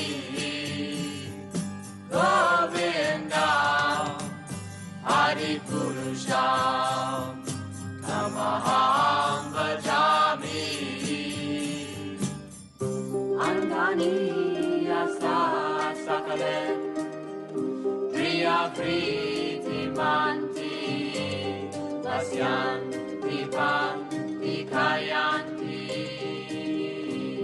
Giram Naganti Ananda Chinmaya Sadhu Jala Vigrahasya Govindam Adipurusham Tamaham Bhajami Govindam Adipurusham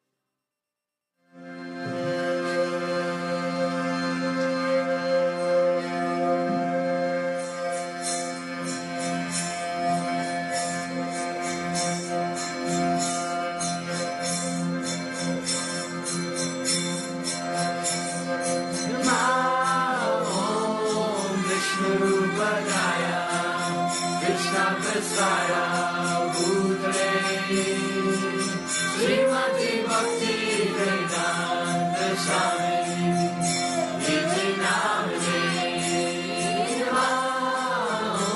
Om Vishnupadaya Krishna Prasaya Bhutale Srimati Bhakti Vedanta Swami Iti Namane Om Vishnupadaya Krishna Prasaya Bhutale Srimati Bhakti Vedanta Swami Iti Namane Om Vishnupadaya Krishna Prasaya Bhutale Srimati Bhakti Vedanta Swami Iti Namane Om Vishnupadaya Krishna Prasaya Bhutale Srimati Bhakti Vedanta Swami Iti Namane Om Vishnupadaya Krishna Prasaya Bhutale Srimati Bhakti Vedanta Swami Iti Namane Mona Shaito Krishna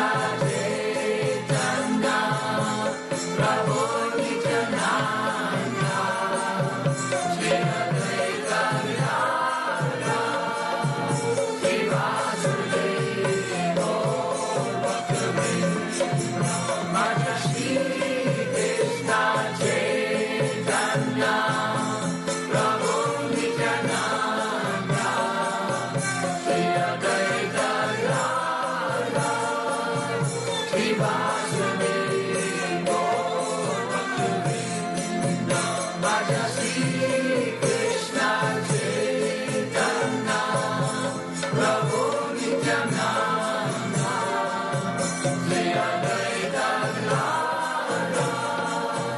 Shri Vasudeva Bhaktivinoda Mata Shri Krishna Chaitanya Prabhu Nityananda Shri Advaita Vidhana Shri Vasudeva Bhaktivinoda Vande Rupa Sanatana Raguna Sridhara Gopala Vande Rupa Sanatana Raguna Sridhara Gopala Vande Rupa Sanatana Raguna Sridhara Gopala Hare Krishna Hare Ram Ram Ram Ram Hare Hare Krishna Hare Krishna Hare Ram Ram Ram Ram Hare Krishna Hare Krishna Krishna Hare Ram Ram Ram Hare Krishna Hare Krishna Hare Ram Krishna Hare Krishna Krishna Hare Ram Ram Ram Hare Krishna Hare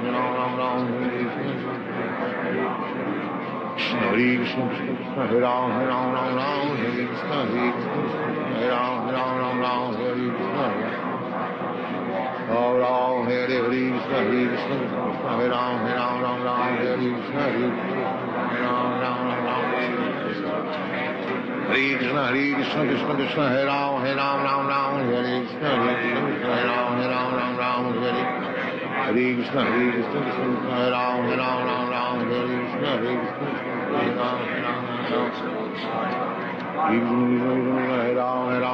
Ram Hare Krishna Krishna Krishna Hare Ram Ram Hare Krishna Hare Ram Hare Krishna Krishna Hare Ram Hare Krishna Hare Ram Hare Ram Hare Krishna Hare Ram Hare Krishna Hare Ram Hare Krishna Krishna Krishna Hare Ram Hare Krishna Hare Ram Krishna Krishna Krishna Hare Ram Hare Krishna Hare Ram Hare Krishna Ram Hare Krishna Krishna Hare Ram Hare Krishna Hare Ram Hare Krishna Hare Krishna Hare Ram Hare Krishna Krishna, Hare Krishna, Hare Ram, Ram, Hare Krishna, Hare Ram, Ram, Hare Krishna, Krishna Krishna, Hare Hare, Hare Ram, Ram, Hare Krishna, Krishna, Hare Krishna, Hare Ram, Ram, Hare Krishna, Hare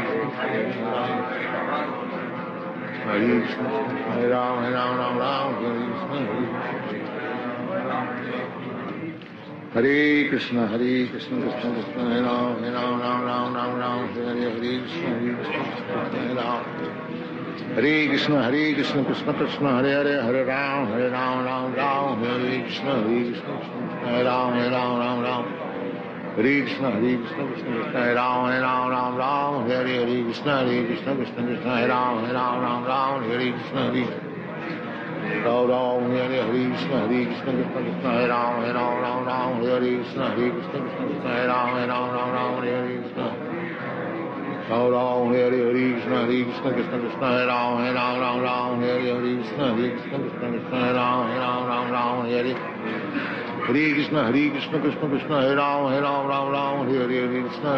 Krishna, Hare Ram, Hare Krishna.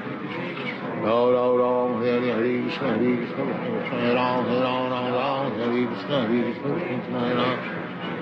Hare Krishna, Krishna Hare Ram, Hare Krishna, Krishna, Hare Ram, Hare Krishna, Krishna Hare Ram, Hare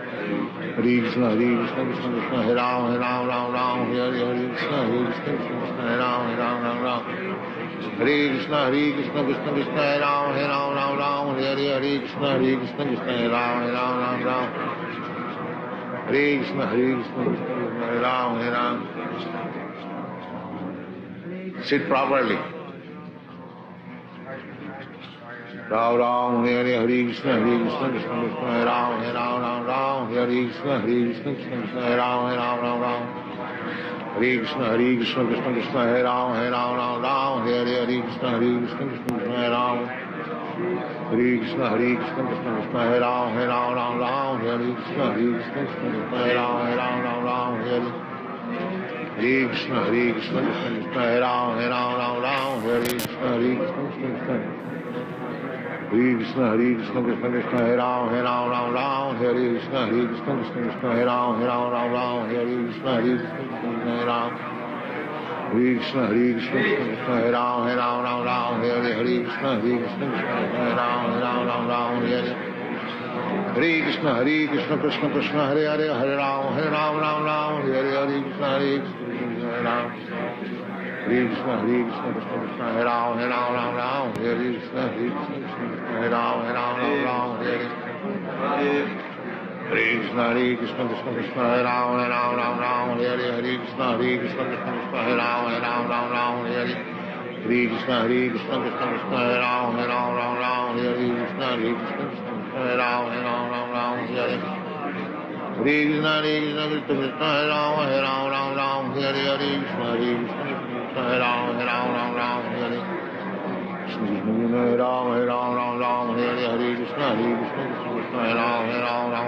Ram, Hare Krishna, Hare Krishna, Hare Ram, Hare Krishna, Krishna, Krishna, Krishna, Hare Ram, Hare Krishna, Krishna, Krishna, Hare Hare Ram, Hare Krishna, Krishna, Hare Ram,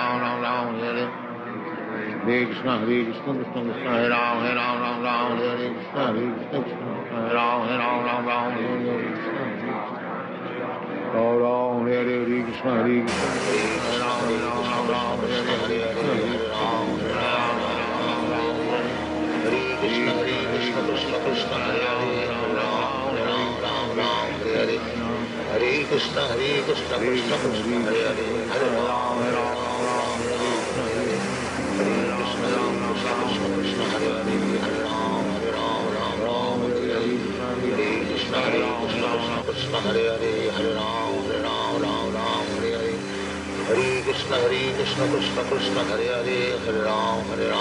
Ram, Hare Hare.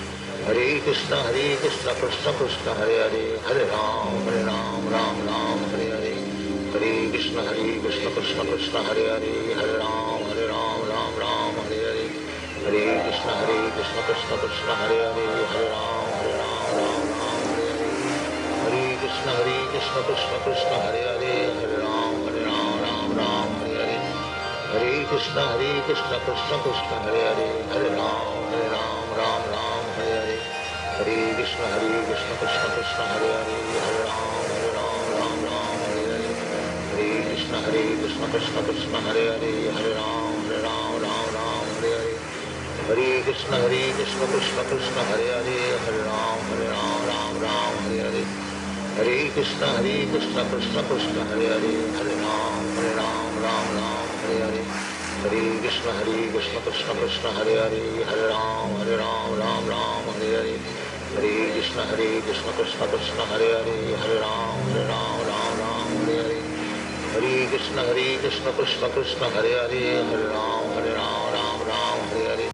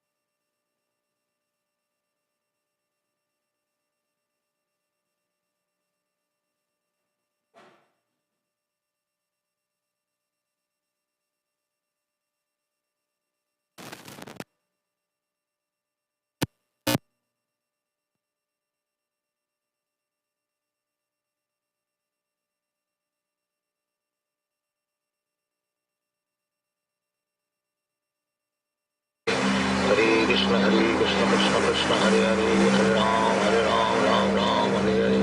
Hare Krishna Krishna Krishna Hare Hare, Hare Ram, Ram Hare Hare. Hare Krishna Krishna Krishna Hare Hare, Hare Ram, Ram Hare Hare. Hare Krishna Krishna Krishna Hare Hare, Hare Ram, Ram Hare Hare. Hare Krishna Krishna Krishna Hare Hare, Hare Ram, Ram Hare Hare. Hare Krishna Krishna Krishna Hare Hare, Hare Ram, Ram Hare Hare. Hare Krishna Krishna Krishna Hare Hare, Hare Ram, Ram Hare Hare.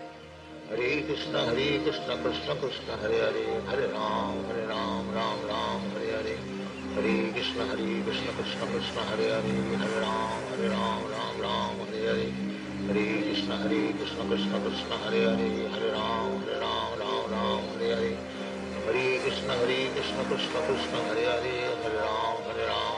Ram Hare Hare. Hare Krishna Krishna Krishna Hare Hare, Hare Ram, Ram Hare Hare. Hare Krishna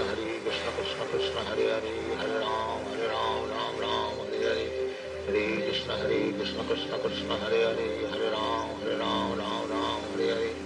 Hare Krishna Krishna Krishna Hare Hare, Hare Ram, Ram Hare Hare. Hare Krishna Krishna Krishna Hare Hare, Hare Ram, Ram Hare Hare.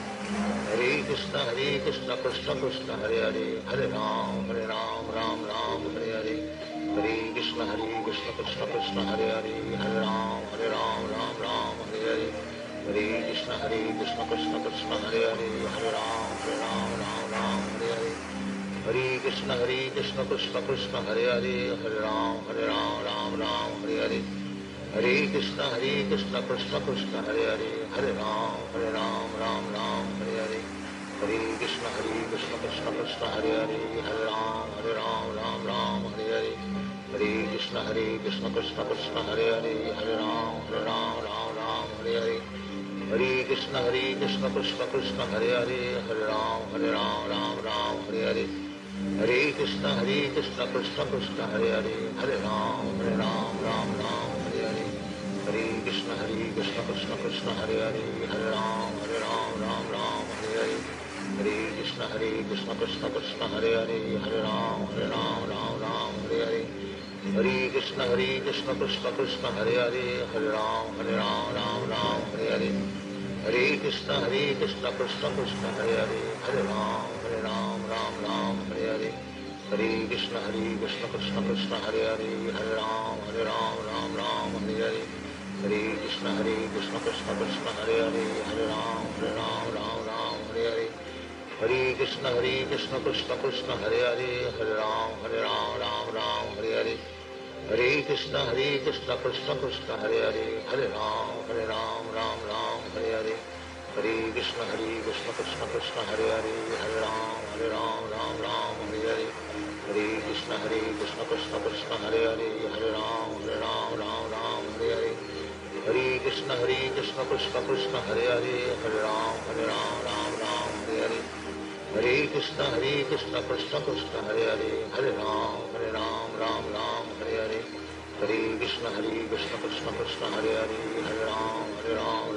Hare Hare Hare Krishna Krishna Krishna Hare Hare Hare Ram Hare Hare Hare Krishna Krishna Krishna Hare Hare Hare Ram Hare Hare Hare Krishna Krishna Krishna Hare Hare Hare Ram Hare Hare Hare Krishna Krishna Krishna Hare Hare Hare Ram Hare Hare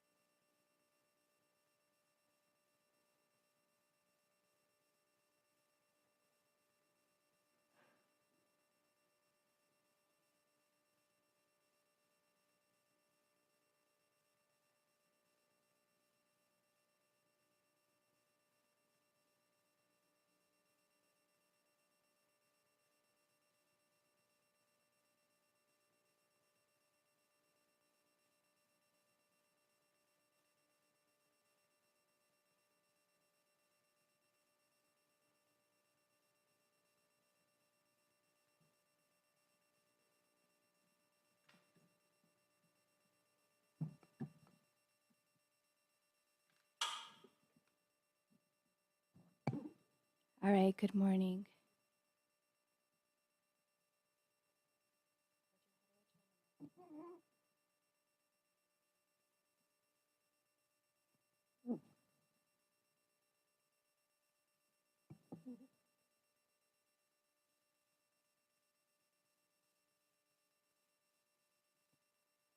Testing, Hare Krishna. All right, good morning. Thank you all for arriving. We're requesting, as the room fills up, if you can all make your way forward to these chairs here, or if you're comfortable to sit cross-legged on the mats.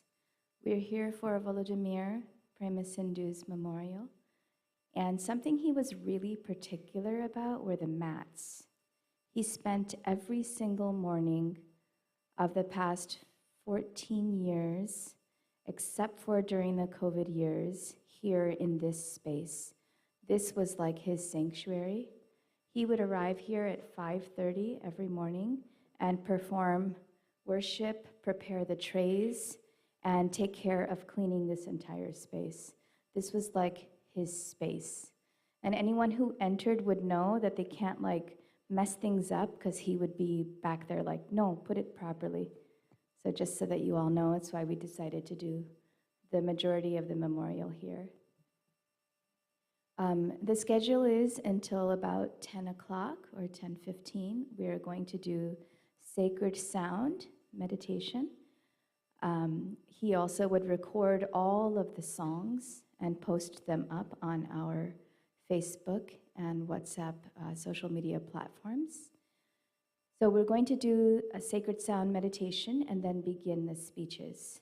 If you are planning on speaking, please let Mona know or Avi, and then they can text, and the rest of the guests will arrive. And after that, we will have a welcome, sacred sound, then a welcome by our temple director, temple president, and by the director of FIT, Mr. Avi, and then by different guests and friends who knew him. We will also be having a presentation given by the students at TKG Academy, which he was an avid supporter and member of. And at the end, we will head out for our meal around 12:30. So that's the schedule. All right, thank you.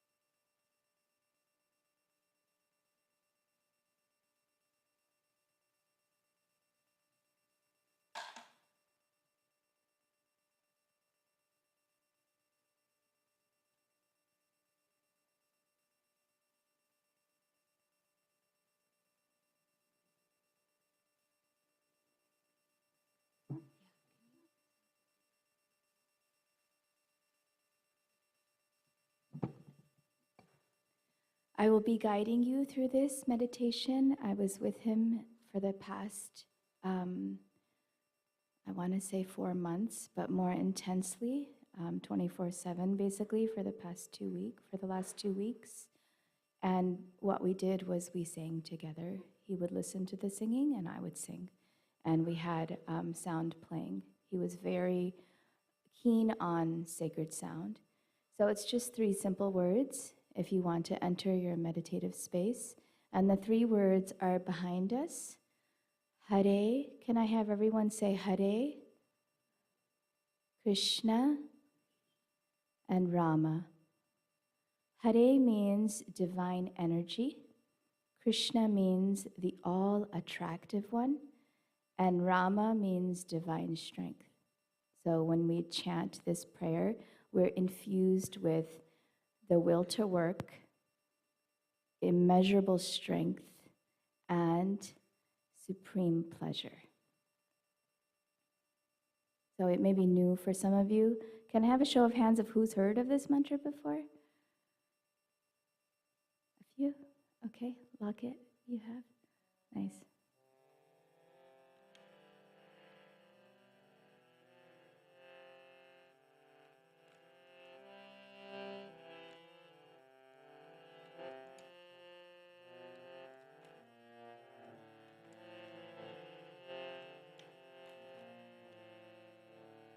Hare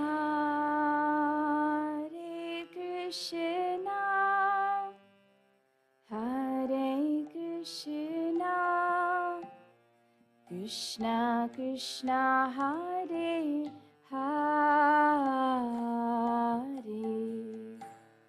Hare Rama, Hare Rama, Rama Rama, Hare Hare, Hare Krishna,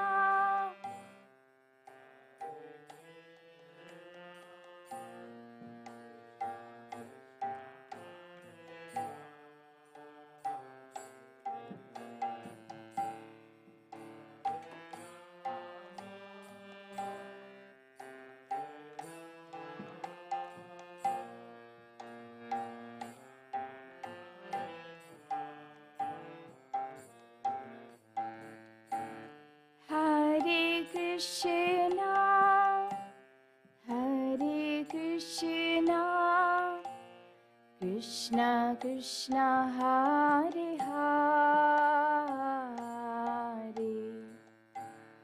Hare Rama, Hare Rama, Rama Rama, Hare Hare.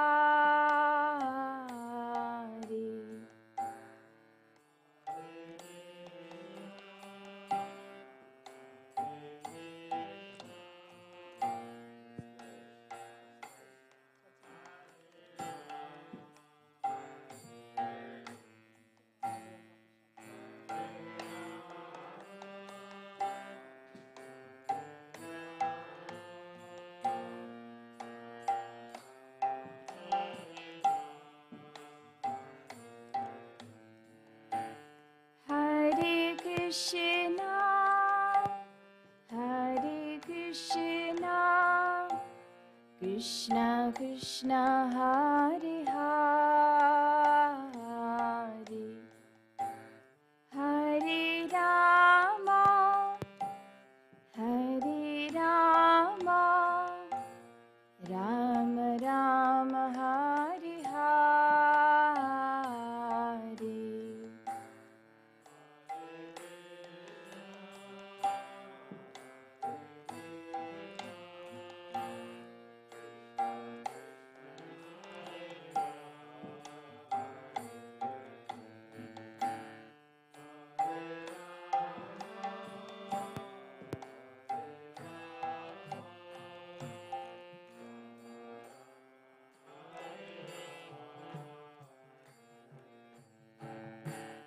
Hare Krishna, Hare Krishna, Krishna Krishna, Hare Hare, Hare Rama, Hare Rama, Rama Rama, Hare Hare.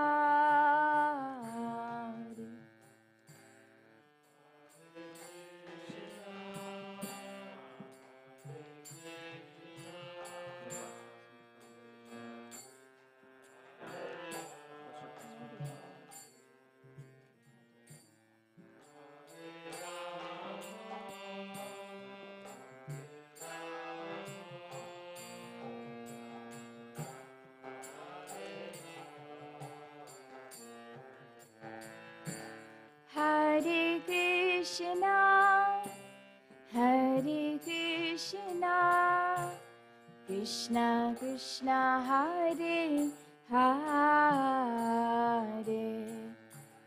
Hare Rama, Hare Rama, Rama Rama, Hare Hare.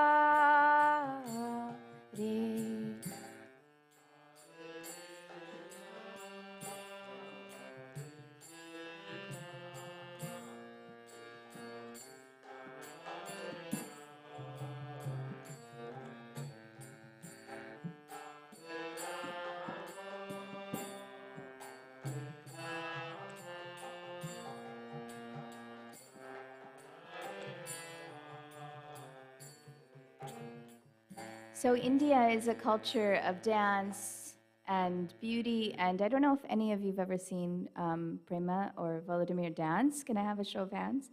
Who's ever seen him dance? You've seen him dance. You've seen him dance, Vitali? When has he danced? So he danced a lot. I know for those of you who were his students, you probably can't imagine it, but he danced and he sang. He had a kind of a very low voice when he sang, but the type of music we're doing is responsive. And so I'm going to see if you can try it. If you're comfortable to try it, we'll do just a line at a time, and then we have about 10 minutes before we'll start the speeches. I'm going to see if we can all do a little bit of dance so we can bring some love and some joy into this ceremony. I don't know for many of you, but my heart has been breaking, and it's just helpful to be together and bring some happiness into it.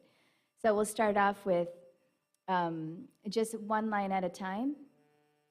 Hare Krishna. Your turn. Hare Krishna. Krishna Krishna Hare Hare.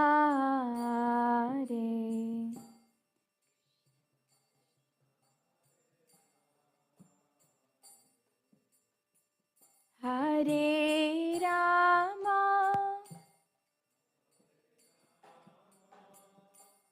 Hare Rama.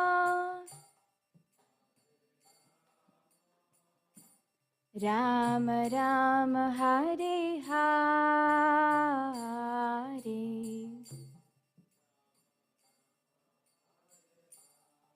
All right, so we're hesitating gradually. Hare Krishna, a little louder. Hare Krishna. Krishna Krishna Hare Hare.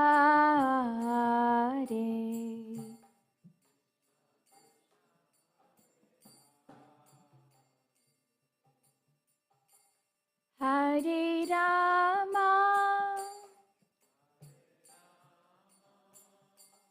Hare Rama. Rama Rama Hare Hare.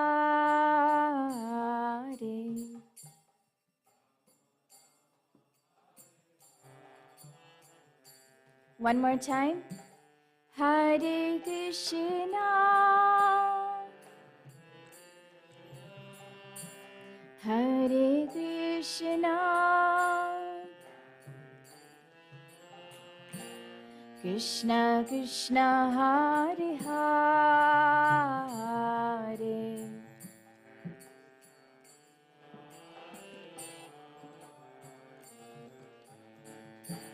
Hare Rama. Hare Rama. Rama Rama Hare Hare.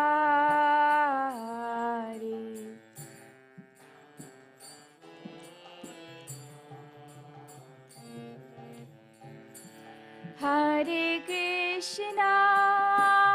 Hare Krishna. Krishna Krishna Hare Hare. Hare Rama. Hare Rama. Rama Rama Hare Hare. Hare Krishna.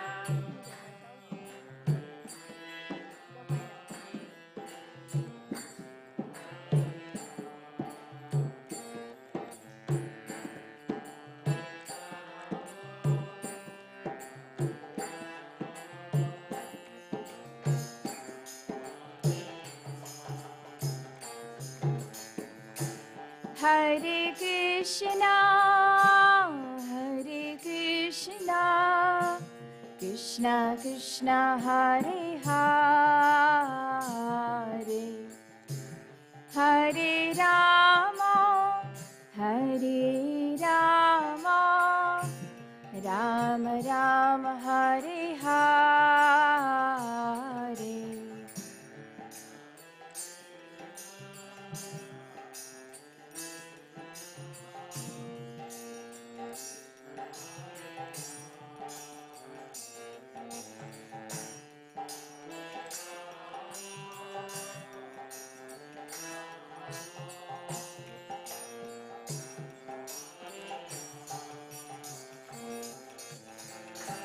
Hare Krishna. Hare Krishna. Krishna Krishna Hare Hare. Hare Rama. Hare Rama. Rama Rama Hare Hare.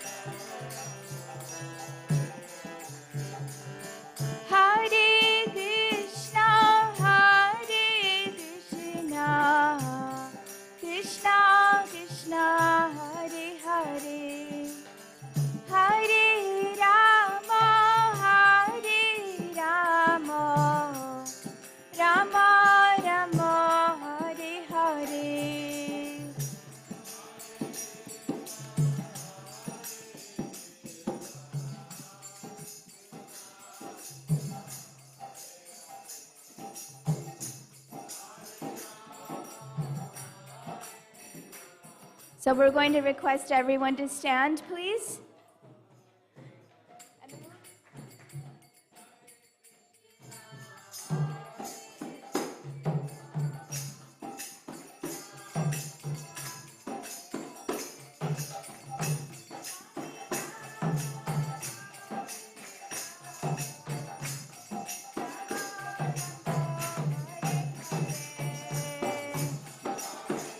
All the devotees, please come to the front.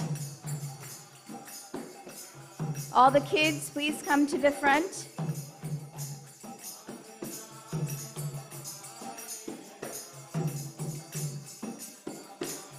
And you can clap. Hare Krishna, Hare Krishna, Krishna Krishna, Hare Hare. Hare Rama, Hare Rama, Rama Rama, Hare Hare.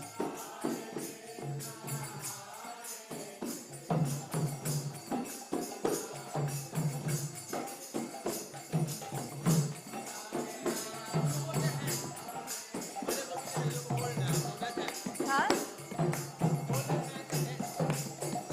Hare Krishna, Hare Krishna, Krishna Krishna, Hare Hare.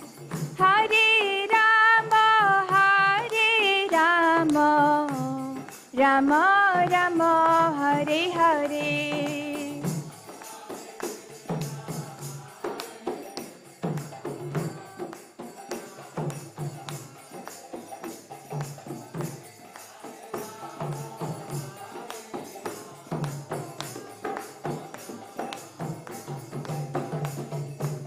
Hare Krishna, Hare Krishna, Krishna Krishna, Hare Hare. Hare Rama, Rama Rama, Hare Hare.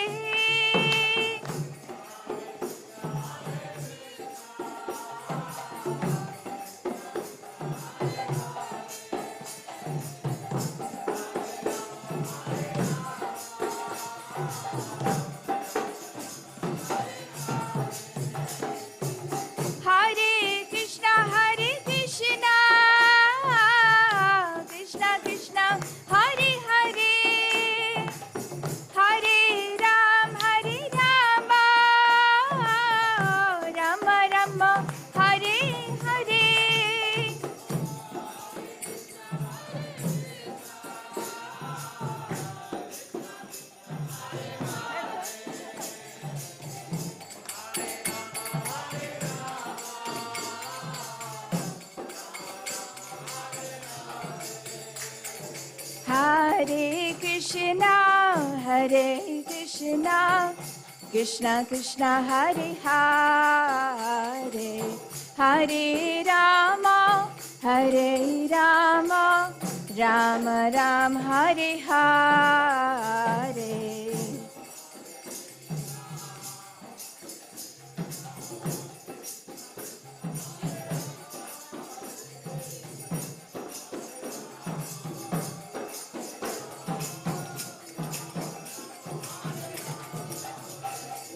Hare Krishna, Hare Krishna, Krishna Krishna, Hare Hare. Hare Rama, Hare Rama, Rama Rama, Hare Hare. Everybody come please, let's dance. Come on in the circle. In the back, Linda, Pearl, come join me. Hare Krishna, Hare Krishna, Krishna Krishna, Hare Hare. Hare Rama, Hare Rama, Rama Rama, Hare Hare.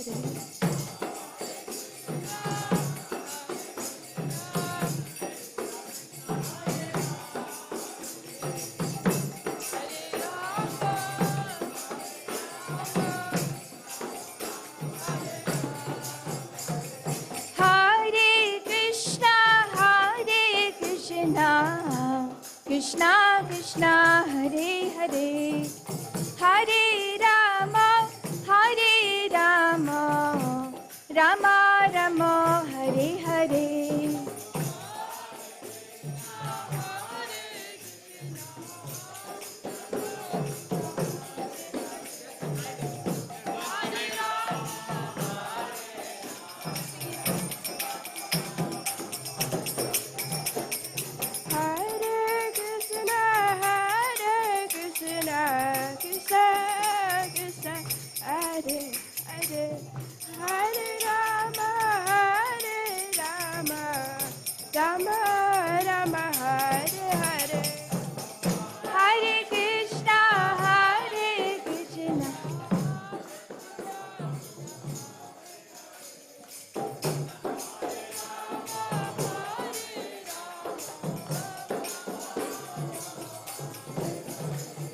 Hare Krishna, Krishna Krishna, Hare Hare, Hare Ram, Ram Ram, Hare Hare.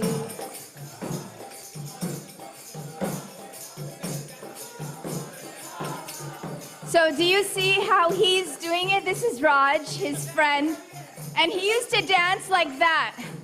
His hands would go up and down. Hare Krishna, Krishna Krishna, Hare Hare, Hare Ram, Ram Ram, Hare Hare.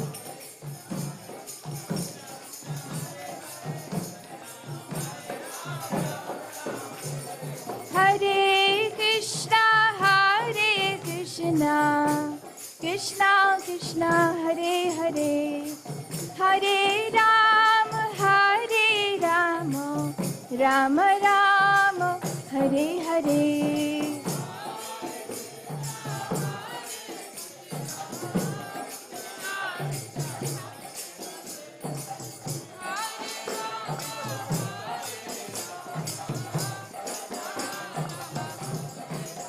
Jaya Prabhupada, Prabhupada, Prabhupada, Jai Prabhupada.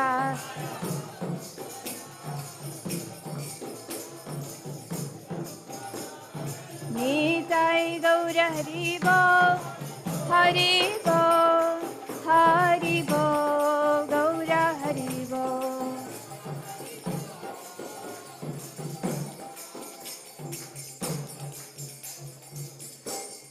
Nitai Gaura Premanandi.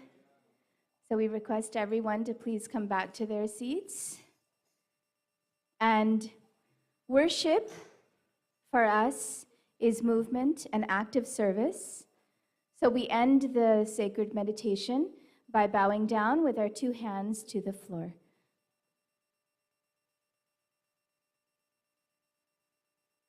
And now we will start the worship, the speeches, and we will be welcomed by His Grace Nityananda Prabhu, who is the temple director and who manages this sacred sanctuary where every step is a dance, every word is a song, where Prema, aka Vladimir, took peace and shelter every single morning.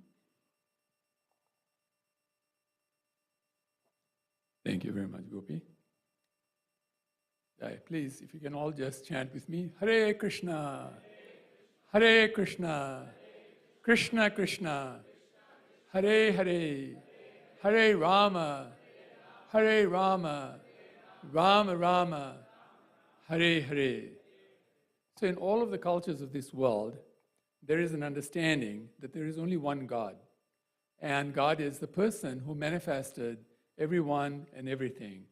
And in our culture, in our spiritual culture, it is explained that the purpose he manifested everybody was to maximize or magnify happiness so that we'll all be very happy. It is described that the purpose of life is to be happy and to give happiness to others. And the greatest happiness happens to be in the emotion of love. So that also becomes the purpose of life, to be loved and to give love to others. So this is a sacred space, and as you can see, there are deities in the front, and then here we have devotees and all of you, and it's described that to come into this sacred space requires the invitation of the Lord. And so we're all very fortunate to be actually here. You have been actually given a very amazing recognition by the Lord that you've been invited into this sacred space. Otherwise, people who come here know that this place is actually the best kept secret of Dallas. I mean, hardly anybody in Dallas knows that this space exists, this sacred space exists. And this is something that Vladimir Yefimov, or as we know him, Prema Sindhu Prabhu, found out. He found out about this, and he came here. And those of us who know him know what an amazing personality he was, right? And in any way, in anything that he did, his commitment was so great, his performance was so great, and this is where he drew the energy from. Because all of us have actually consciousness that goes to very, very deep levels. The deeper the consciousness goes, the greater we can do in our lives. And he understood that here was the place which was the source of consciousness. This is where the consciousness goes to its deepest point. And as Gopi was explaining, every word is a song, and every step, a gait, it's described, it's a dance. And actually it is said that everything we do in this world is about feasting. So really our program is only three things: chanting, feasting, and dancing. Singing, feasting, and dancing. And you can imagine that if we're all just always singing, feasting, and dancing, how happy we'll all be, right? And happiness is actually the origin of productivity, of proficiency in life. Everyone knows in this world when somebody is happy, that's when they'll do the greatest things. And this is something that Vladimir actually exemplified. And we're also very fortunate that even in his passing away, it is still a festival for us, because we don't ever forget a person who actually practices this in a way that it becomes his eternal life. This became his eternal life, that even when he left his body, he had people surrounding him who loved him so much, like Gopi, who spent 24/7 with him so that he could be with him. And even we know as family members, sometimes that is not even possible, right? That family members will spend time with you when you're heaving your last breath for days in and days out. And actually doing the essence of life, which is singing and dancing and actually feasting, giving whatever food we can, whatever food can be taken. And actually talking about how we're going to meet again, because we're all headed to the same place, which is our original home, which is the kingdom of God. We know it as a place called Goloka. It is an amazing place in the spiritual world where we all originated from. So we're actually all one big family. The whole creation is one big family. And by these events, we actually come closer to one another. And we're able to understand this and actually become truly happy that we understand we're not alone. We do not need to compare ourselves to anybody else to be happy. We're happy because we're children of God. Each and every one of us is a child of God. And nobody loves us more than God. And if we took the love of everyone in creation, put it together, it would still not equal a small iota of the love that the Lord has for us. And the Lord is never separated from his people. So I thank you all for coming to this wonderful program. This is actually a celebration. Please be happy. This is a place where our hearts come back together and become whole again. This is a place of added hearts, the place where the Supreme Lord's heart contains our hearts in it. And we come back to its resting place. When we come back to our heart's resting place, then we truly become happy in our lives. So I wish you all a great, blissful future in your lives, current, present, and future in your lives. If there's anything we can do, we're like butlers. Our purpose is that whoever comes in is a guest of the Lord and is more important than we are. So we're here to serve you. If there's anything we can do for you today or any time into the future, or for anyone that you'd like us to serve, please don't hesitate to let us know. Our devotees are always very happy. We're always chanting, singing, dancing, and feasting. So we're in a good mood all the time. So we're here to serve because the Lord wants us to serve on his behalf. We serve the Lord, but the Lord also serves us. Everything we have in our lives comes from the Lord, actually. So imagine how much service is done for us. We could never repay all that he has done for us. But we do make an attempt. And one way to make the attempt, which he prefers the most, is that we act as butlers and serve those who are his people. And you are his people. All of us are his people. So thank you so very much. if Vladimir was here at this time, his heart would jump out of his chest with pride and happiness to know that his friends, those of us who actually loved him, remember him, and also, most importantly, sing, dance, and then later on be feasting outside also, the wonderful feast that the devotees have made in honor of the Supreme Lord and in honor of his wonderful devotee, who actually we are very fortunate that he spent some time with us in his life, and that we'll reunite with at one point, where we'll all be eternally practicing this all the time. So again, thank you so very much, and please do not hesitate to let us know how we may serve you for your happiness. Thank you very much.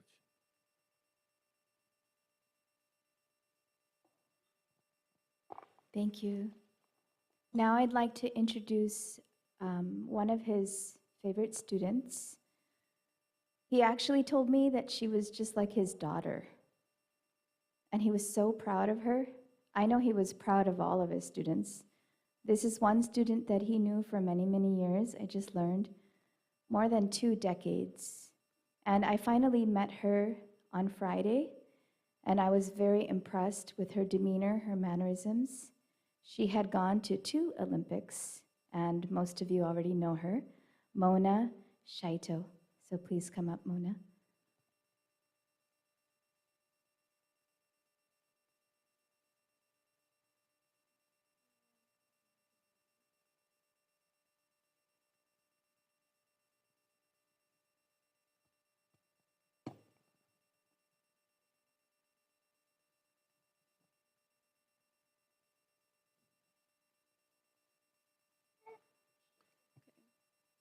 Hello to all, and thank you for coming today in remembrance of Vladimir. A special thank you also to those who were especially close during these past grueling months. I think you know who you are, each and every one of you. My name is Mona Shaito, as she mentioned. For all those who may not know, I was one of Vladimir's longtime students. Over the 20 years of knowing and working with Vladimir, I found that he was private, kind, dependable, selfless, funny, and hardworking. Also, I found recently he was very devout to his religion, as you have seen. This is something new that even I didn't know. I'm sure many of us are just finding out. One of my most treasured memories was my first competition called the Rising Star. Vital, you may remember this. It's been a long time ago. This was my first gold medal. In my last match at this mixed competition, I had to compete with a boy much bigger than me. And I remember being scared, but Vladimir somehow had no fear and assured I would be fine. I remember turning around and looking at him after my first point, excited, and that I even scored my first point against this man, this boy much bigger than me. And finally, my last point, where I was in shock, I would be taking the gold home. I pulled up my mask to salute my opponent and turned to see Vladimir with a huge smile on his face. Somehow I just knew this sport and this coach was the start of something special. Little did I know that that first competition would turn into hundreds, maybe thousands, who knows by now, including 2 Olympic Games. I know Vladimir would be upset with me if I said 2 Olympics. He always made sure to say 3, including the first Youth Olympic Games in Singapore, Rio de Janeiro 2016, and London 2012.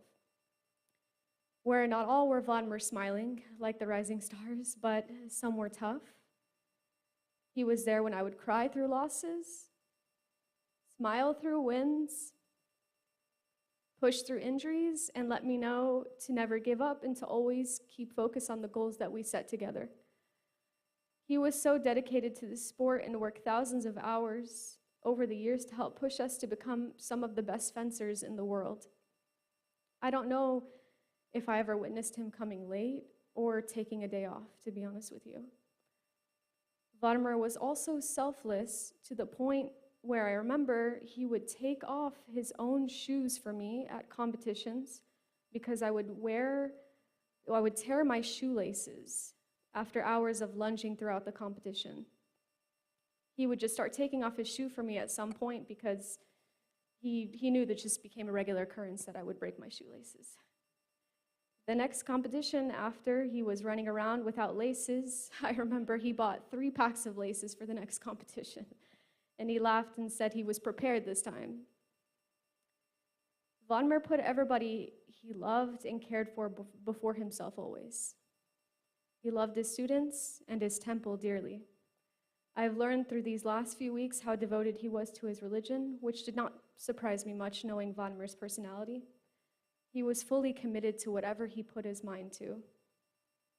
He would wake up early to go to the temple to play a broadcast of the prayer for devotees who were unable to attend, go to work at the lens shop where his boss mentioned he was never late in the 20-plus years that he worked there, then go to the fencing club where he would teach a class and give intense group and private lessons, and finally, go back to the temple at night to finish his religious obligations. He lived his life righteously, serving communities of people who are forever indebted to him. A few words used by his students and parents to describe him in the letters and tributes written to him, you can see those outside after. A mentor, gracious, strong, hardworking, compassionate, dedicated, and many more. The overall message after reading all these beautiful letters and tributes, though, is that he showed up for all of us, no matter who you are or how you felt about yourself. Vladimir pushed everyone around him to be the best version of themselves. Thank you, Vladimir, Prema Sindhu Das, for fighting with us and for us. May your years of hard work and dedication to others inspire us all to be like you. Rest easy with infinite love and respect.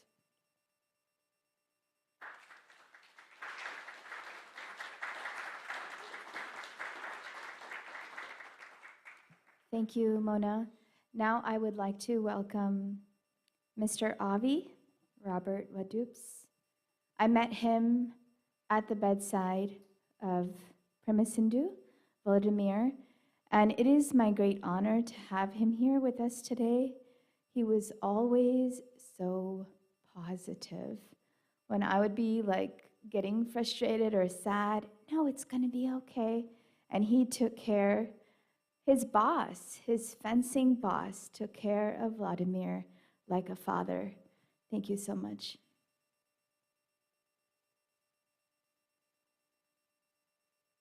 First of all, I don't think Vladimir ever had a boss. A lot of people tried, but I don't think he ever had a boss. In 1933, a man named Waddy Piper wrote a story that I think everybody in this room has either heard or read at least several times. It's about a series of trains. One is a little red train that broke down on the side of the track, trying to get things across the mountain to the boys and girls and the people that lived in the valley. One of the things on the train was a clown. The clown jumped off the broken down train and started waving down other engines to see if they could help. The first was a great, powerful freight engine. The freight engine looked at the little train, looked at the clown, and said, "This isn't important enough for me. I'm going on." The second engine that the clown waved down was a shiny, fancy passenger engine. The passenger engine looked at him and said, "This is not what I do. I carry important things to important people. I carry politicians. I do things that are far more important than this." And he moved on. The third train was an old, worn-out engine. And the engine looked at the clown and said, "As much as I'd like to help, I'm too tired. I'm too old. I'm going to the roundhouse." It was the fourth engine.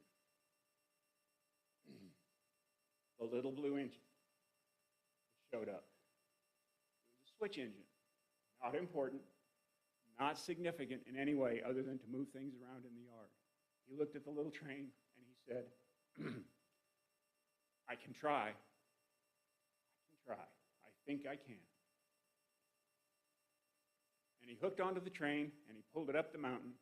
And when he got to the top of the mountain and saw the valley on the other side, he came down saying, "I thought I could, I thought I could, I thought I could."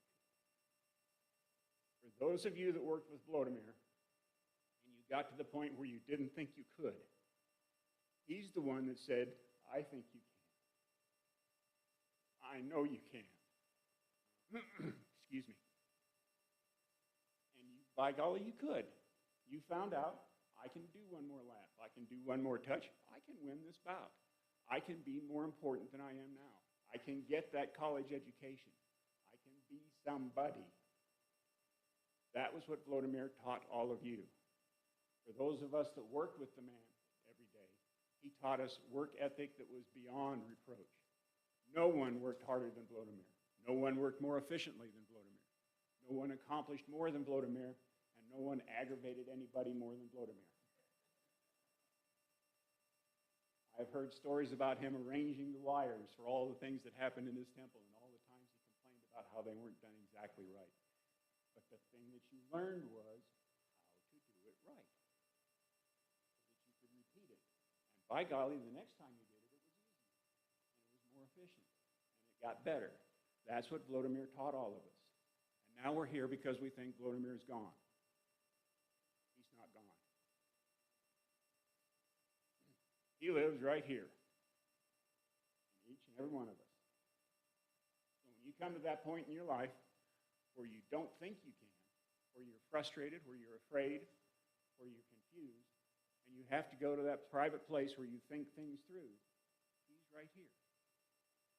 He already gave you the tools you need. He already provided you with all of the things that you need to accomplish and all the ways to accomplish it. When you go to that quiet place, you'll see that face, and he'll tell you, just do what I told you to do. Just do it the way that you were taught. Just accomplish the task that you know that you have to accomplish. And that's what he gave to all of us. Now, those of you that are younger than me, which is almost everybody in the room, as you go forward in life, as you have children, as you have students, as those people come to you for those things that they need, you will give the lessons to them that Vladimir gave to you. That's how Vladimir achieves immortality. You pass on what he gave you. You give the lesson that he gave you.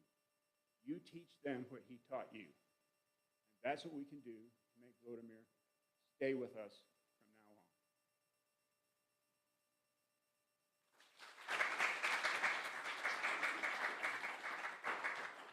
Next, coming up to speak, my brother, Zane Shaito. I don't think he needs any introduction for many of us here, but he was one of Vladimir's students for the many years as well. Hi, guys. So I'm just going to start with a little background of myself. I don't really talk about my accomplishments, but today I will because they're Vladimir's accomplishments. I'm a two-time junior world champion, actually one of the first teams. I was part of the very first U.S. team to win the world championship. 8-time medalist at the World Cups, obviously 2012 Olympian with my sister. Ohio State Male Athlete of the Year, NCAA champion, individual and team. Did I forget anything? Yeah.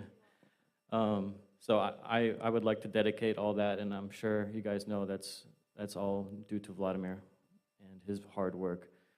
I actually want to mention one person here, specifically Vitaly, one of our, you guys probably don't know, but he's a hidden gem. When I first started fencing, Vladimir used to tell me and Enzo and Mona and David that Vitaly is the standard for you guys growing up. If you can beat Vitaly, then you're ready for the big competitions. So I remember we used to try to kill Vitaly. And, but Vitaly taught us really a lot about fencing as well.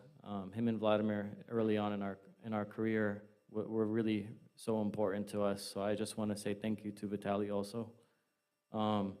I also, these past few years, I was actually in the Army. I worked in the intelligence field for actually the Special Forces.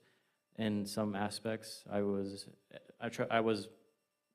really the number one. I was voted the #1 soldier in all of Europe, and it comes back to Vladimir, how he raised me.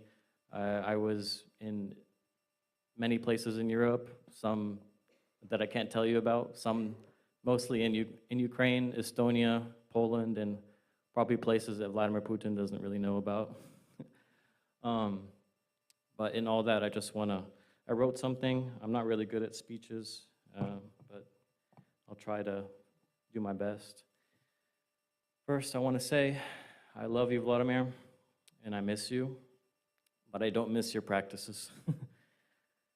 Not many people know this, probably just a few fencers, Tommy, David, I see a lot of fencers in here, along with Mr. Avi, Miss Brenda, a few parents, but early in Vladimir's coaching career, he used to make us suffer.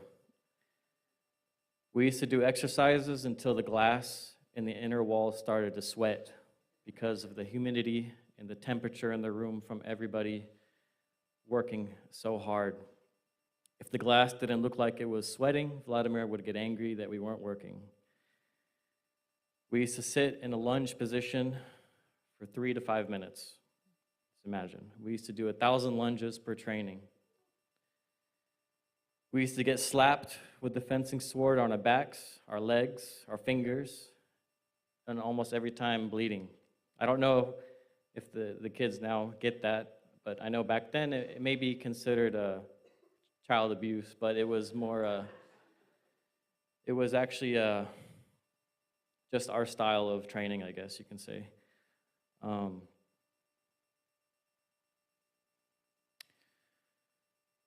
That was, sorry, I just lost my place. So in the American side, yeah, child abuse, but in that world, that's where champions and tough human beings were made.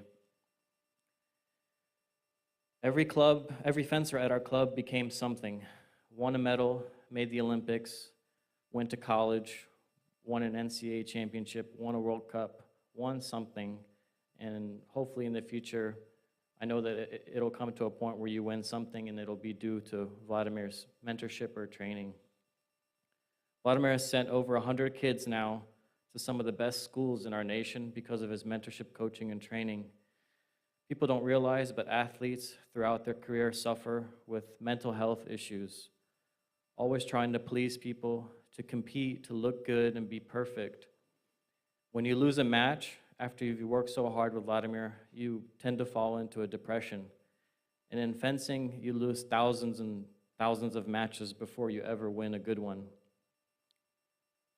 Thousands of times, Vladimir was there for me and others. He was there for all of us. He was tough on me, but he was also a master of comfort. To be honest, we used to kill each other in fencing club. Me, David, Enzo, Tommy, Vitaly, Mona, Darcy, everyone used to just try to kill each other. But in that, Vladimir knew what he was doing. We were also creating a family, and I see Bryce is here too, because I didn't recognize you, man, with the long hair. Vladimir was a great leader, a great mentor, and if you got to a point where you earned his respect, he would show you that he's one of the most humble men, filled with laughter, love, and jokes. Vladimir lived a life of punctuality, an exemplar style of living. In 20 years, he was never late to practice or a competition. Honestly, I really thought he was immortal, Iron Man, at one point. Never saw him really drink water or eat food, and I was one of his longest students. I'm going to just share a few stories. During our training camp, we used to always go to Sherman, Texas. I'm sure many of you know that place is not very fun. But I remember specifically, I thought that I was in the best shape of my life. And during the camp, I was running, and I just remember Vladimir zooming past me like I was nothing. I know that Vladimir just had an impeccable amount of endurance and worked so hard to keep himself strong so that he could train hundreds of his kids. I remember specifically one practice, Vladimir got so angry, he said, get all your, this is a sacred place, so I'm not going to use bad language, but he said to get all your stuff on, suit up, you, Enzo, and David, and we're going to fence a team match to 45 points. The first one to 45 is going to win. So it was 3 versus 1. Vladimir beat us 45-20. He used to train us even when he had a broken rib. I remember specifically, and it kind of brings me a little bit to tears, but he used to, when he had broken his rib due to everyone kind of hitting him so many times, he used to duct tape padding all across his chest, and he would continue training all of us. And I know that it was pretty painful, but it's Vladimir. He wouldn't show pain. He would just continue to do his work for us. Till his very last days, he gave trainings and lessons and workouts while fighting a horrible stage 4 cancer. So if you had gotten a lesson or anything in the past few years, just know in your heart that Vladimir was there during the pain, and he was giving you his very best. I know that Vladimir would want me to tell any of you, just stop crying, go to work. Stop talking, go to work. Or if you're chewing gum while he's talking, he would tell you to put it on your forehead and start running. I also want to tell you that Vladimir would always tell me, give 100% and you'll achieve your goals. Give 150% and you'll be surprised with what you'll achieve. If you give just 99%, you won't achieve nothing, and you'll forever down the road have regrets. I will forever remember you, Coach Vladimir, as a man of example, and it was a privilege and honor to be one of your students. I also would like to thank Mr. Avi. Mr. Avi was also there in the beginning. Mr. Avi, it's now time for me to confess. I used to steal a lot of your stuff from the armory and use it for my competitions when I was a kid. And Vladimir and me would just laugh. But I really appreciate it, Mr. Avi. You've given me a lot of guidance, and without you, I really wouldn't have been able to compete in a lot of those competitions as a kid. So I really appreciate it. And just a few stories, I guess, that would, 2 more, I guess, that are kind of private, but I'm going to tell you anyways, because I guess we try to make it a happy day. But I remember I was fencing a competition, and I actually thought I was having pain. I thought I had pulled a muscle in my groin, but actually my appendix was about to burst. And so I had an emergency surgery to get my appendix removed. And after I had gotten it removed, I was at fencing practice 2 days later with stitches in my stomach. And I think that's a little crazy. I don't think anybody would do that. But I think that's also how Vladimir kind of put the passion inside me. And I hope that you guys can think about that, is that it's really mental, a lot of these things, a lot of these obstacles. I have another story. It's a little bit more private, but make sure that you always follow the rules. Tommy Manley's dad knows this one specifically, but I had gotten sliced in my area and got stitches there as well. But the point is that I was at practice the very next day. So just these things are just things that to remember about Vladimir and the passion that he used to put into us. And I know that it's going to follow me. And for the fencers, I know that Vladimir always used to say, stay with fencing and remember fencing, and fencing will remember you down the road. So that's all I have to say. Thank you, guys. And I want to thank the Krishna family. I never knew anything about Vladimir's devoutness to the religion, but I can see that it's a very beautiful, very humbling religion, and I kind of envy that I wasn't a part of just experiencing some of the stuff with you guys and Vladimir, because it is so beautiful, and I know that it made him so happy. So thank you so much.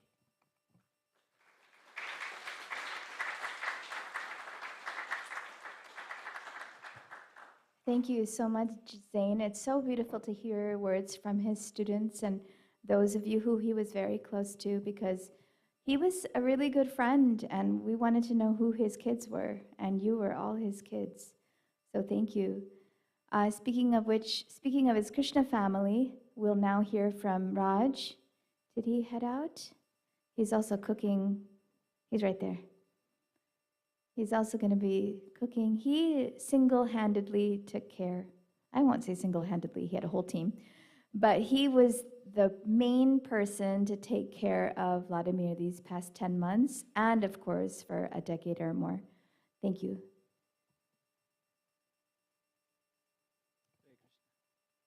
Kind of hard to follow that act after Zane and Avi. I probably knew Prema Sindhu. And I'll use Prema Sindhu, all right, for that? That's how we knew Vladimir. That's his dance right there. I told you, I'm not kidding. He used to dance. I met Vladimir, Prema Sindhu about, 2009, 10.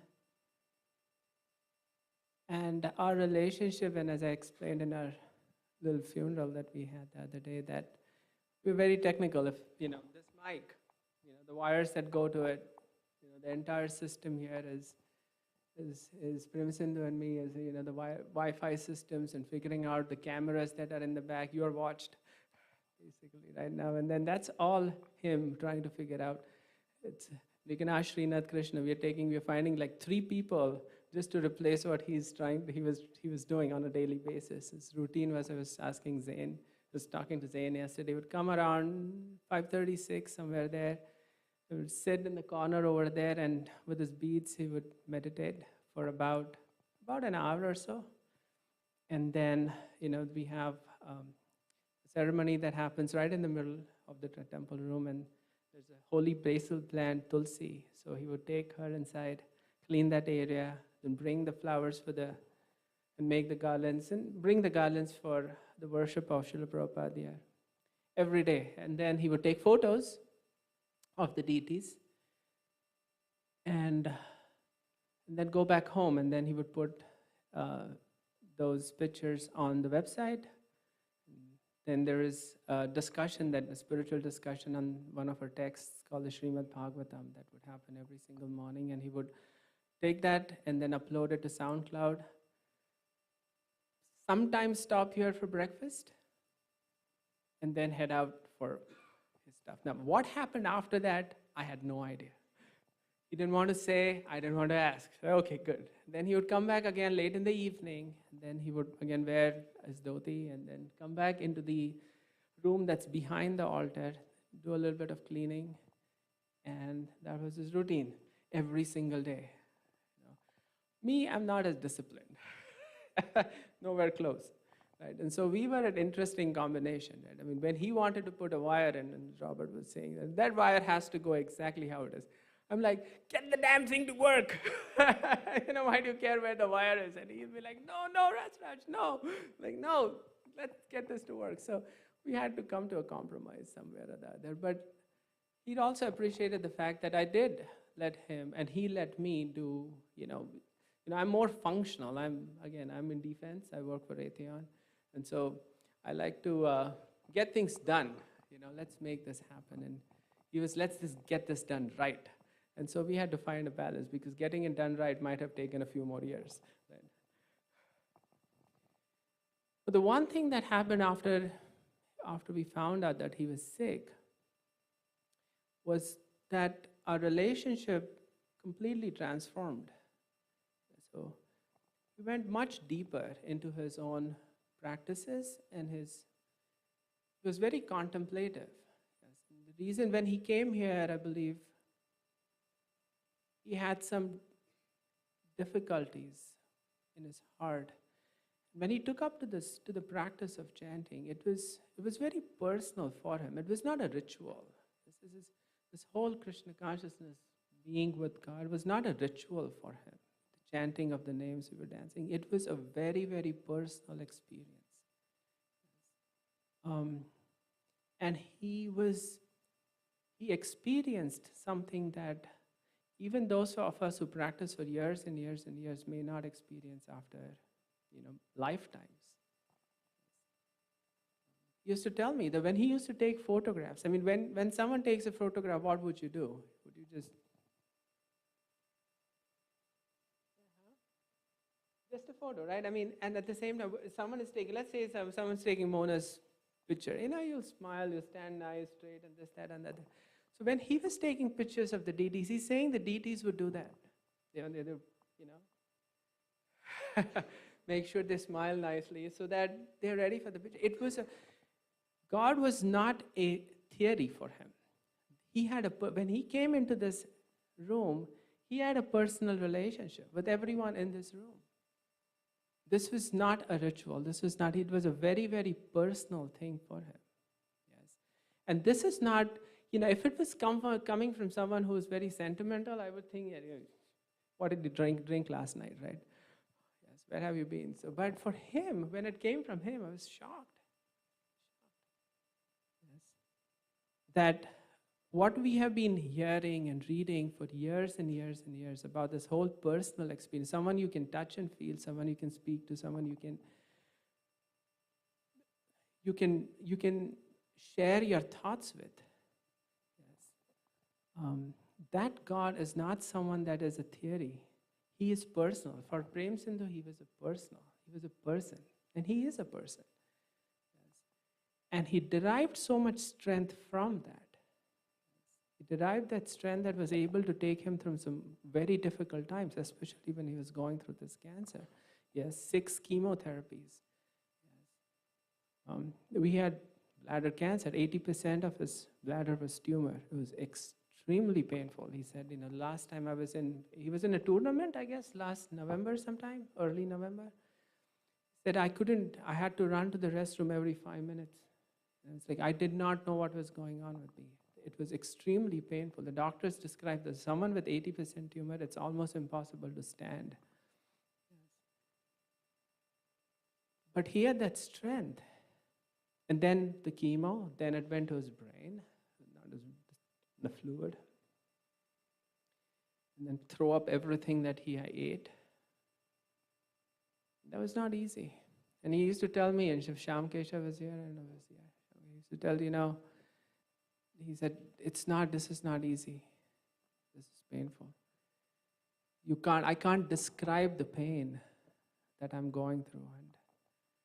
And we couldn't. It's like for some time we couldn't even understand what was going on. But when it came from him, it was real. We could see that he was going through some pain, some real pain.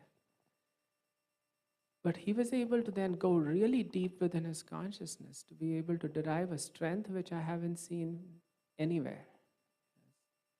That was something that kept me going, because at some point of time it was even hard on some of us. How do we take care of this situation? But he kept going, derived strength so much from within, from this beautiful relationship that he had with God. He knew that he would be able to go through this if he was sure that if Krishna allowed, if Krishna wants him to, then he will get through this for sure.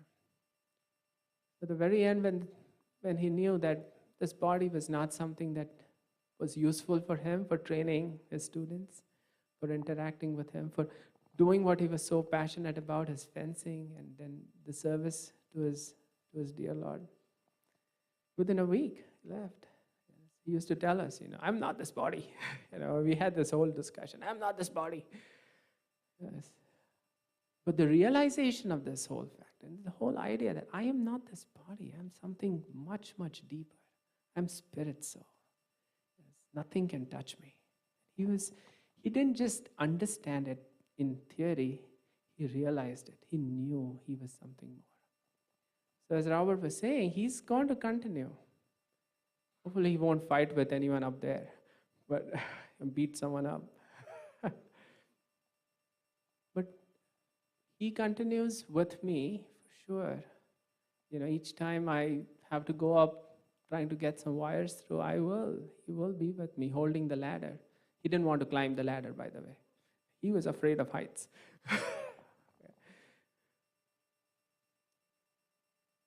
And he'll be also with us when I have to also move on. My body is not going to last forever. This experience is something that was really, really powerful. Taught me a lot of lessons. So for his students, he was going to be, I was talking to Zane also, once you get through this, we stop this fencing business. We get into the life coaching business. I'll be your agent. You don't need the money, so I'll take the money. He said, yes. He said, this is a lesson that he thought he wanted to share with his children on how to actually live a life that when we leave our bodies, we are happy. We are content that we have been able to touch someone's life, someone's heart in a very, very deep way. Yes. He used to like this quote. He said, we know how rich we are by counting those things that we have that money cannot buy.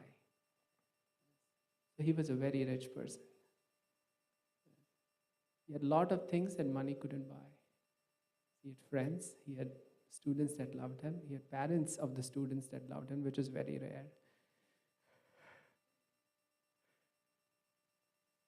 He had friends in the community. Everyone here, you can see the overwhelming response. Everyone just crying because he was a salt devotee, right? He was a person who was like salt. You know, whenever we have a preparation, we don't praise the salt. It's there. It's taken for granted. But the salt is what brings flavor to every other ingredient. He was like that. So we're going to miss the salt in the food for some time. Not really, you will have salt. But really, he was like that to me. And to a lot of you. So thank you so much, Mr. Premasindhu. We'll miss you, but we know that you're with us. We know that you'll probably give us some recommendations that you're up there with Krishna. Maybe take some pictures when you're up there. Take a selfie with Krishna like this. Send some to me, that'll be nice. And thank you very much for coming, all of you. Thank you so very much. Hare Krishna. I'll stop here. And I'll go cook, otherwise none of us are going to eat. So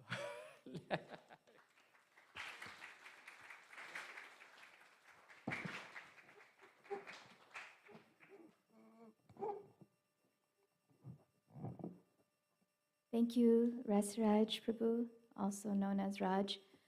So Prema took pictures of the altar every single morning and would edit them in about 20 or 30 minutes, very carefully edit them. And his pictures would be published in a yearly calendar of our temple, I believe since 2014. And he would publish this on our social media pages. And one of the main caretakers of our entire worship ceremony and program, we have tons of, I want to say 70 monks and priests, ladies and men who take care of the altar every day, every week. We have 6 worship ceremonies. And the leader of that is the temple president's wife, Her Grace, Mother Manju.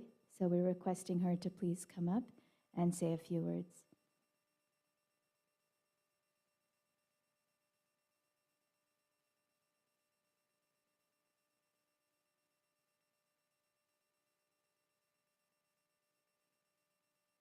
After her, we have Darcy Malin, Vrindapriya, who will be speaking online.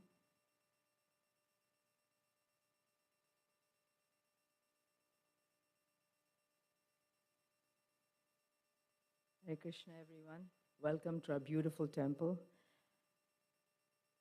A Vaishnava, when he leaves his body, it never goes in vain. They teach us a lot of things. The leaving of the body, the person teaches us a lot of lessons that we learn from and try to imbibe in our lives. And that's what Premasindhu did for us. Every step of his life, whatever he did, was a learning for all of us here at our temple. My relationship with him was mostly in the pujari room, where we prepare the tray for the Lord.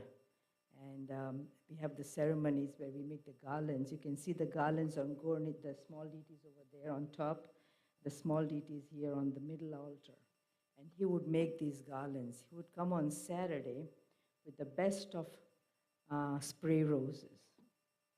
And he would take so much time to pluck every spray rose and set them up in a what do you say, different the size, what do you call it, like in a pattern, right? Yeah, from small to big, And he would take such a long time, and I would be like little frustrated. The reason why I would be frustrated is because whatever leftover flowers that were there, I wanted them for the big deities. So I would go there on Saturday to make my tray to dress the big deities.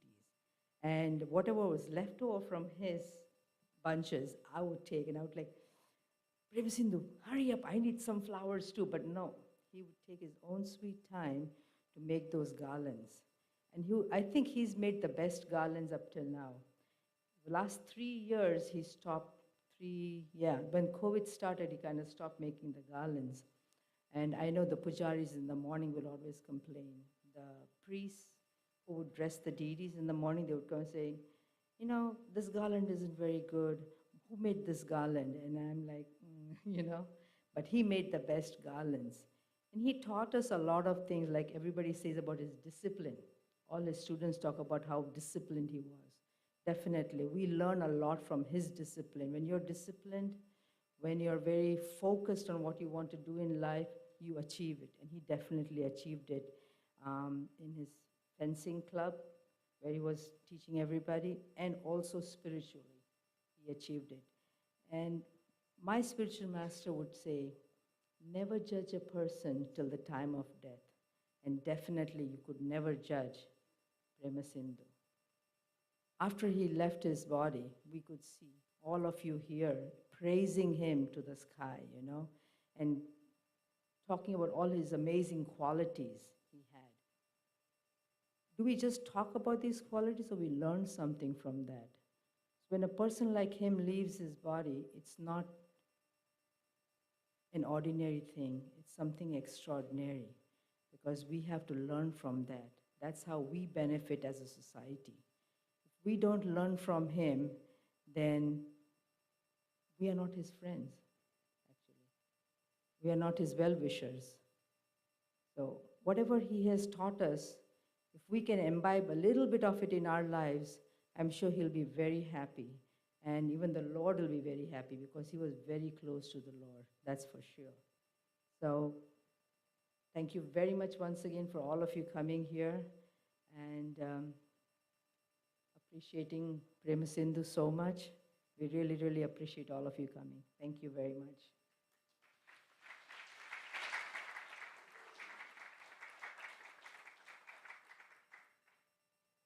Thank you, Mother Manju. Now I would like to introduce a dear friend, Darcy, aka Vrindapriya. I actually met her first before I met Prema Sindhu, and she had told me about this amazing fencing coach that she had, and she had opened my eyes to who he was. And then I met Vladimir. So she's online, and we're going to have her speak. She was his student and part of his spiritual community, probably one of the rare members, and she was definitely his daughter. He used to tell me regularly, check up on her. Have you heard from her? Check up on her.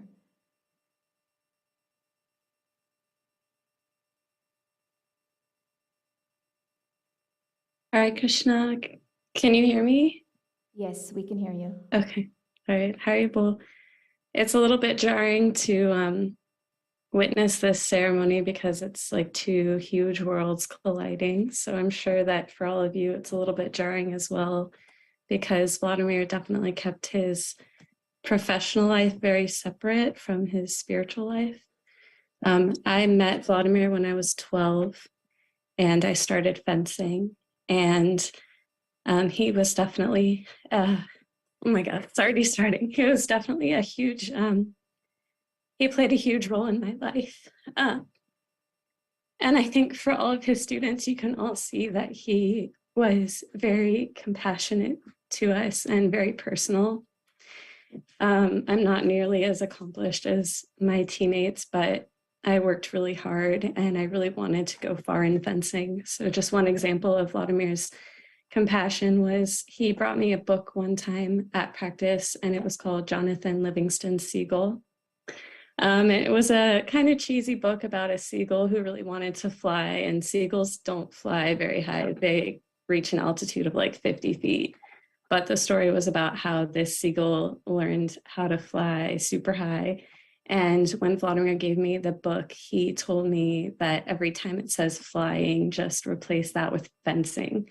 And that was one way that he encouraged me to believe in myself. He always told me that that I had the work ethic and I had the talent, but I just needed to believe in myself. And I think that a lot of my teammates will agree that he really believed in us when we didn't believe in ourselves. When I was about 17, I want to say, that's when Vladimir started telling me about Krishna consciousness. And Gopi had asked me to tell the story because it's pretty far out. I'm a teacher now, and I definitely couldn't imagine ever preaching to my students. So Vladimir took a huge risk, and it wasn't without its consequences for both of us, but I think he felt that it was really important to share something that he found that he had loved so much and that brought him so much peace. And it was very gradual. The first thing he did was convince me that I should be vegetarian. And the way he did that was very funny. He was driving me home from practice one Saturday and asked me what my plans were for the weekend. And I told him that I was going fishing with my dad, and he made a face. And I was like, what? Why are you making a face? And he was like, no. Like he definitely wasn't one to impose his beliefs on us, but I pressured him, and he said, he finally explained like why he made the face. And he said, you have a cat, right? And I said, yeah. And he said, if you put a hook in your cat's mouth and just yanked it up, how do you think it would feel? And I was like, not good. And it was an interesting experience because I had never thought about it that way before. I just thought some animals were for eating and some animals were for having pets. But Vladimir explained to me that every living entity has consciousness and a soul, and that if you can live without harming other living entities, then you should as much as possible. So I basically became vegetarian after that. Then a little while later, he gave me a card with the Maha Mantra on it. And he just kind of did it very quickly. He was like, oh, this is like a thing called a mantra, and you should like say it, and it'll bring you peace. I was like, okay. He didn't even tell me how to say the words. So for the longest time, I was chanting, Hare Krishna, Hare Krishna. I was like, okay. So then a few weeks later, I was really sick. I had some stomach virus, and I didn't go to practice. And my teammates will know that like we never miss practice, and I tried not to miss ever. But I was too sick to go to practice. I was throwing up all evening, and Vladimir noticed, and he messaged me and he said, are you okay? And I said, I'm fine. I'm throwing up. I have the stomach flu. I should be fine. But he came to my house after practice because he was worried about me, and he brought me my first japa mala, which is like it's almost like a rosary that you hold and you pray on. So he brought me this, and he didn't even tell me what it was. He just said, this is a really special type of wood. And by the way, do you remember that mantra that I gave you a few weeks ago? I said, yeah. He said, if you chant that while you're holding this, then you'll feel better. And I said, okay. Actually, first he just gave me the mala, and he just said, hold this special wood, you'll feel better. I was like, okay, some mystical, like natural remedy. But I held it, and I did feel some type of peace. And then a few weeks later, he said, oh, remember the card that I gave you with the mantra? Chant that as you hold the necklace I gave you, and it's like really good. And so I thought, okay.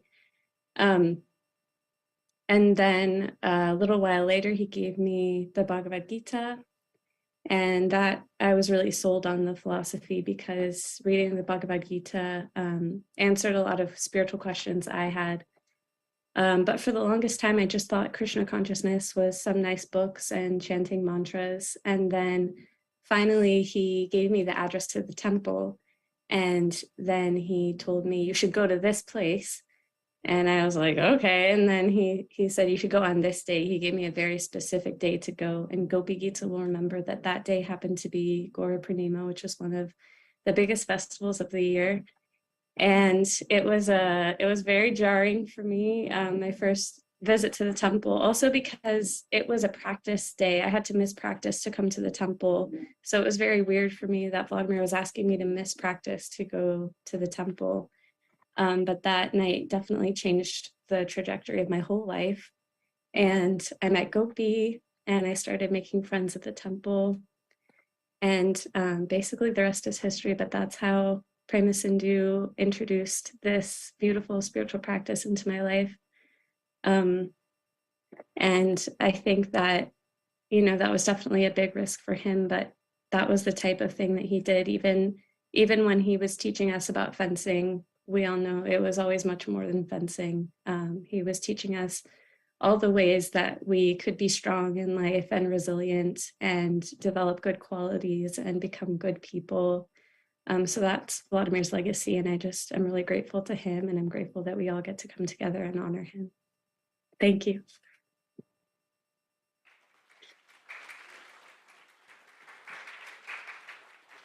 Thank you, Vrindapriya. Darcy, for all of us who are Krishna members, I found that he was so shy to us, wasn't he? Very quiet and shy, but so devout, so much more than any of us. How many of us would be that confident to talk to someone we love, a student we love, and give them the beads and the mantra, and just such an incredible experience. Now I would like to invite, did David want to speak? Another one of his students? No? We're requesting any other members from the fencing community, if you would like to share. Yes, please come.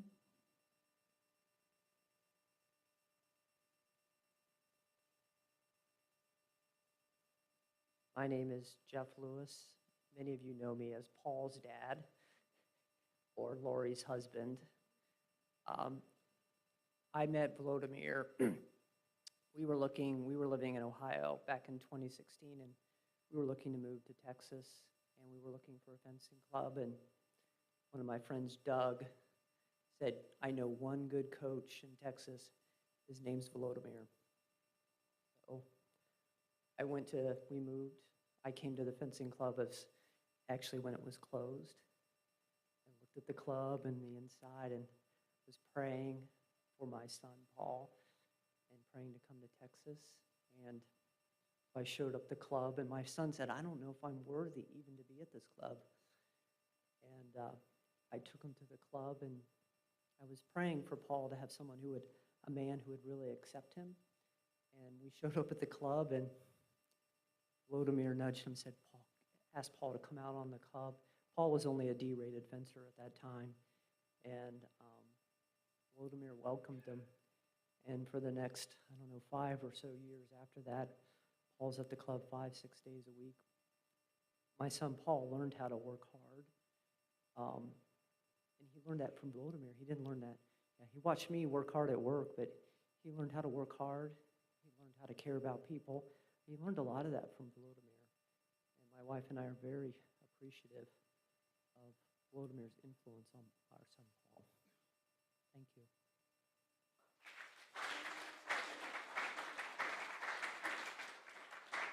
Thank you. We'll ask so one of my services, I'm the vice principal of a private school, TKG Academy, and I'm also a regional supervisor for 72 schools in North America. And I've had to step up my responsibility for the schools. And I generally always called Prema Sindhu for a pick-me-up. Like I would not call, but text. Like, oh my God, I'm so stressed out. And he would always say, you can do it. You are best of the best. Gopi, you got this. Of course, I thought it was like special to me, but now hearing from his students, he was encouraging everybody. He was like the cheerleader, you know? He was the strength behind your insecurities, your doubts, and yourself. That story that Darcy said about the seagull. And another one of our education leaders here in Dallas in our Kalachandji temple is Srinath Krishna Prabhu. And so I will request him to please come and speak.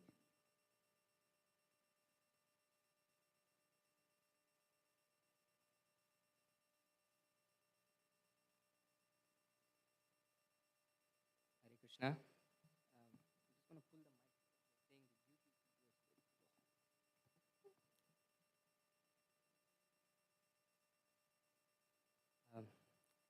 it's amazing to actually see all his students say such nice things about Prema Sindhu Prabhu, because we really never saw that side of Prema Sindhu Prabhu. For us, for me, it was Prema Sindhu. I never knew Vladimir from the other side, but I can relate so much to it because I was introduced to the practice of Krishna consciousness by my cricket coach. I used to play cricket back in India, and it was exactly like Prema Sindhu Prabhu. So I can relate to every single thing that you're saying of how, especially Vrinda Priya Mataji, where I have very similar experiences in my life, where he would be really hard on me practicing cricket and whatnot. At the same time, he introduced me to Krishna consciousness. So, but my experience was with Prema Sindhu Prabhu. So I'm going to say a few words about Prema Sindhu Prabhu. I actually wrote this to him a few days before he actually left his body, and sent it to one of the devotees that were there. Unfortunately, they couldn't read it to him. So I'm going to read a little bit and from what I wrote to him. So it might be from that time when he was about to leave his body, and then say a few things from my experience with him. So, dear Prema Sindhu Prabhu, please accept my humble obeisances. All glory Srila Prabhupada, all glories to you. I'm very sorry that you're going through so much pain, but this is going to be for a very short period of time. In the Srimad Bhagavatam, which is basically our core philosophical text, which is at the heart of all our practice, it says, when it was time for Narada Muni, who was a very exalted devotee of the Lord, it was like lightning and illumination. His journey from the material world to the spiritual world was so fast, like lightning, within a fraction of a second. I'm sure for all the wonderful services that you have rendered to your dear spiritual master, His Holiness Indradyumna Swami Maharaj, and our very dear Srila Prabhupada, Krishna is eagerly waiting to embrace you in the spiritual world, and you're so fixed in service. Then I was thinking about all the different kinds of things I've seen Prema Sindhu Prabhu perform in our temple. I remember you preparing beautiful arti trays every day for Srila Prabhupada's Guru Puja. So this is Srila Prabhupada, who's sitting here in the Vyasasana. Every day in the morning, we have a worship for Srila Prabhupada. And then it was Prema Sindhu Prabhu who used to prepare this very nice tray. The arti tray is not the worship tray. And he had a very nice method to doing it. So once in a week, me and my wife do this service of doing Srila Prabhupada's worship. So many of the things that I do, I've learned from Prema Sindhu Prabhu, because when COVID hit, not all of us were allowed to come into the temple room because of obvious reasons. So whoever did the service was the only person who had to be in the temple room.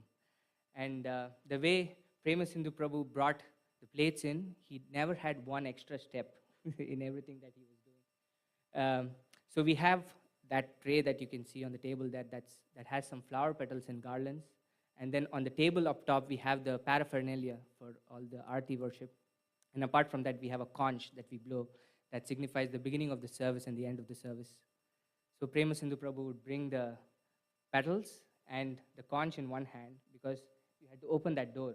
And it's a balancing act to actually do everything together. So he exactly had a method in which he would put the plate in one hand and then put the conch in another hand so that he could actually open the door, and then bring that and put that there. And like Rasaraj Prabhu was mentioning before, in our morning service, we have the holy basil, Tulsi Maharani, that we worship.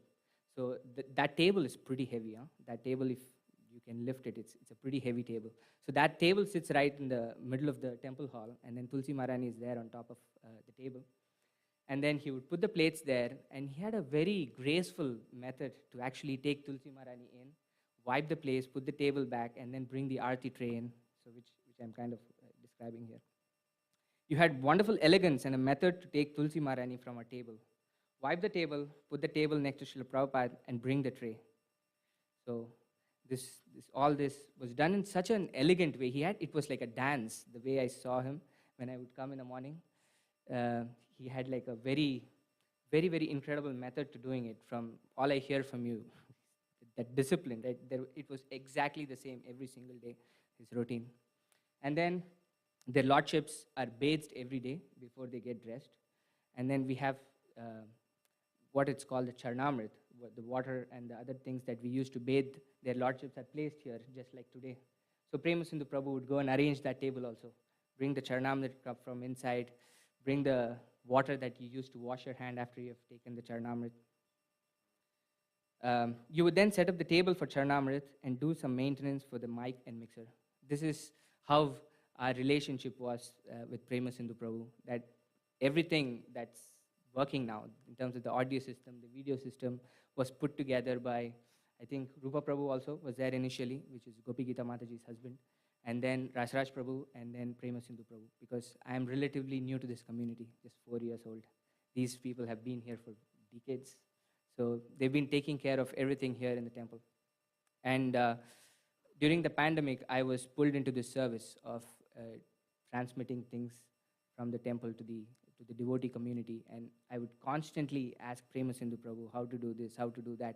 And he was so patient with me, and he was so kind to me in telling me exactly how things would work. So every single day he would come and do the maintenance of the audio systems and all the video systems that we have in the temple. And put the strap on the mic cable perfectly. So the strap is probably there. Like you can see now, it's all dangling and everything. He didn't like that. He had a very specific method. He would put everything just like how he put the trays and everything. So for the morning worship, this mic goes there. We sing in front of Srila Prabhupada. And he would come, put this here, so that the mic was not dangling at all. See, he had a very specific method and discipline in doing things. It had to be very clean. And then play the Govindam prayers when the altar would open. So we have a very specific prayer that plays when the altar opens every day in the morning after the deities are dressed.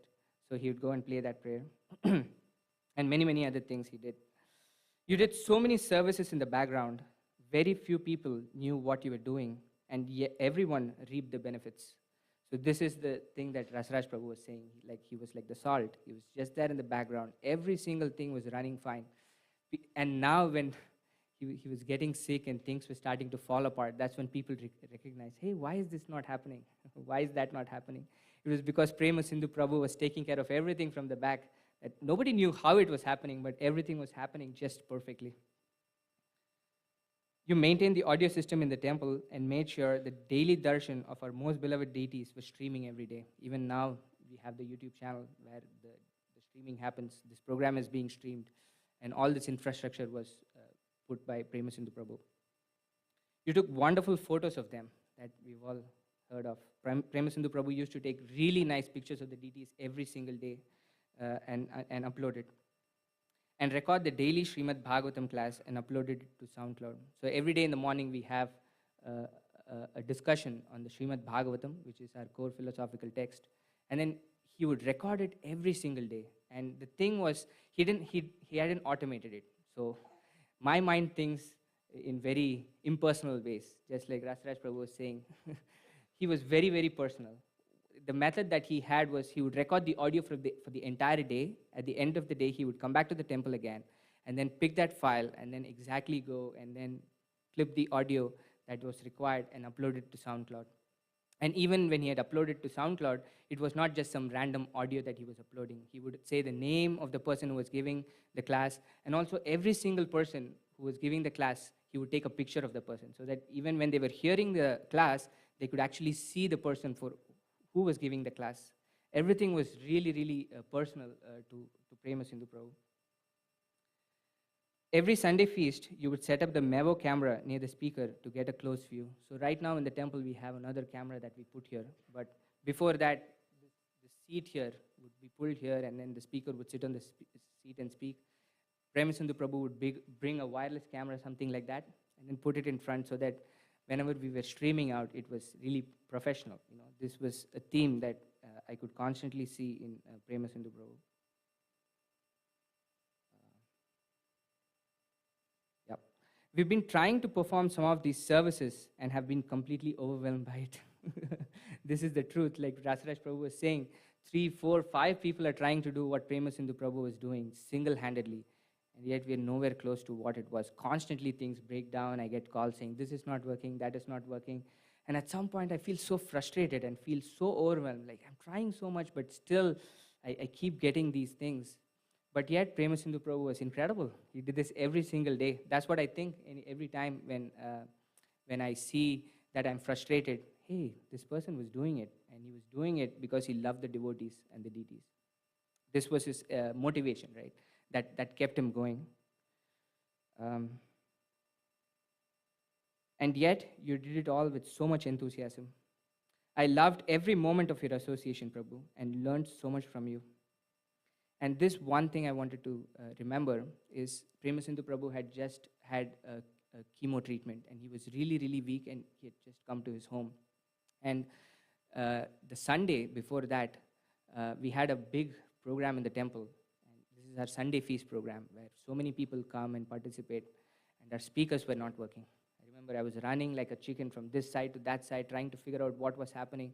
I had no idea what was happening, and then I texted Prema Sindhu Prabhu saying, Prema Sindhu Prabhu, I tried everything. I really don't know how to fix it. Do you have any idea? And then he texted me back saying, you come to the temple room the next day and then FaceTime me, and then I can guide you over how we can fix this problem. And I had come that evening at the time that we decided, and then I saw Prema Sindhu Prabhu outside, opposite to the shoe stand that you could see there, and he was crouching, sitting, and he was completely dizzy. He had no energy whatsoever. Every single ounce of energy that he had basically spent on walking from his place, which was like not even a block, but still it was very hard on him because he was completely drained after the chemo. And then when I said, Prema Sindhu Prabhu, this is not what our deal was. You were going to FaceTime me, but he had come in and fixed it. And then that was probably the last time he was physically present in the temple room, I think. I took him in, and then he came to darshan of the deities. And then he couldn't move. For half an hour, he was just sitting there, completely dizzy, completely gone, no energy whatsoever. Then I had to carry him from the temple all the way to his home in a car. But such was his dedication to service, you know. Although he could have just guided me, but he really wanted to be present and wanted to help.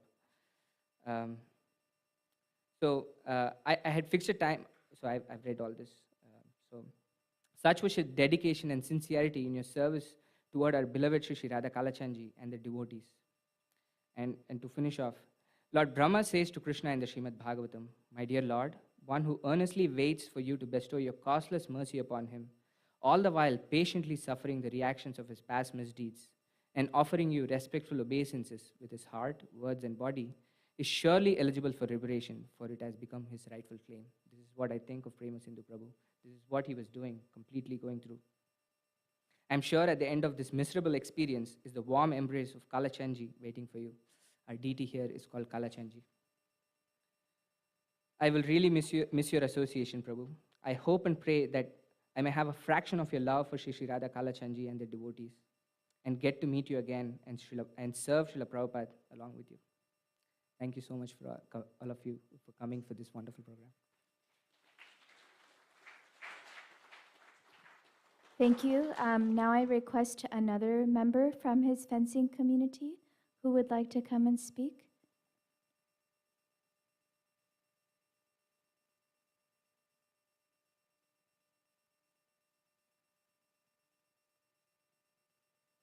Floors are very well worn. They're nice and smooth. I like them. Hello, everybody. My name is Irina. You may not know me. I was a student of Vladimir at his fencing club, and I don't have a script. So, first time I met Vladimir, my friend Jalen brought me there, and we were both very nervous because we had no idea what was going on. Only that we were at a new fencing club, and we were nervous. So as we lined up to practice, he looked at us both and said, "Hello," and nothing else. So that was our first impression of Vladimir. After that, we ran laps and all that. we never got hit by Vladimir physically, although he did have some very scathing remarks to say when we weren't doing things right or were slacking off. So we were not what we would classify as being child abuse, which is nice. That was really nice.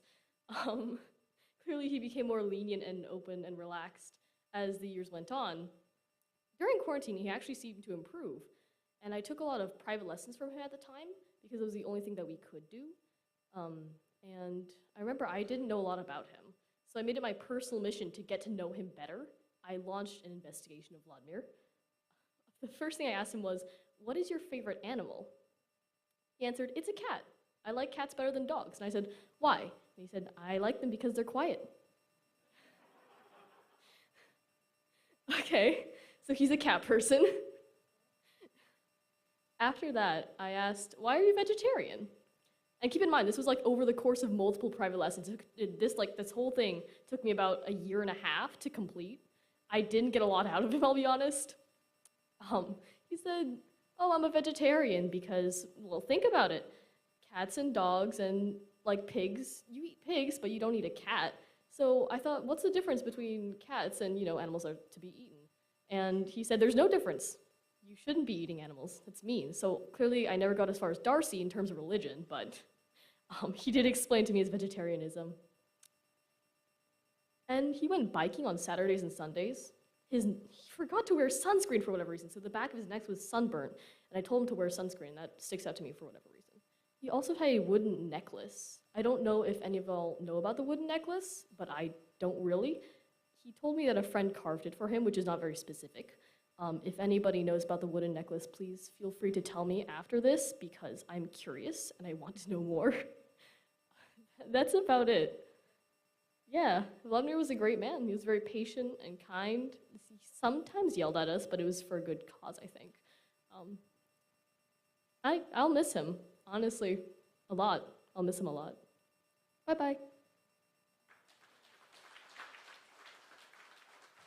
Thank you so much for speaking. Like most of us who loved him, we wanted to know more about all the different elements of his life. So when we hear you talk about what you knew about him, it fills in all those pieces. And maybe someone will tell you about his wooden necklace. Now I'll request, one of the things really dear to his heart was education for children and teenagers.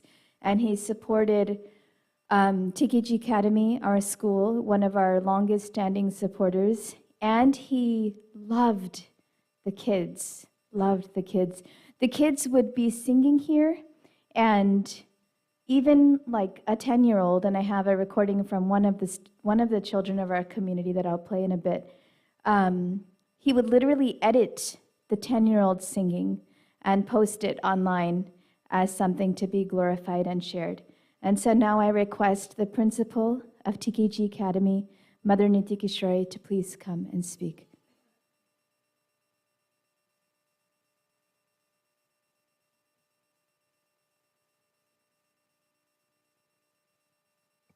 So this picture here is actually really rare. I know that when we were looking for pictures of him, only 2 came up. One that was taken at his fencing club. I'm assuming on the day that everybody had to take formal pictures, and otherwise there was another picture of him behind the camera.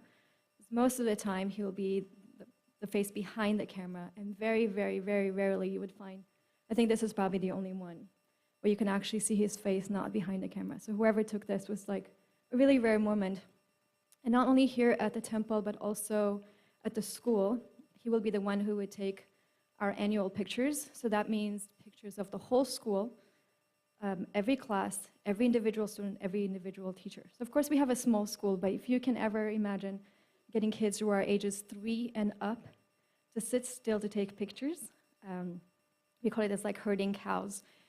But when you have Brahmasinapu with the one trying to take that pictures, that's an even more elaborate experience, because as many of you have mentioned, everything he did had to be done absolutely just right and perfect. So to try to get a group of 40 kids to sit just right and make it perfect took quite a bit of effort from everyone. And he would always be like, okay, one more. for everybody.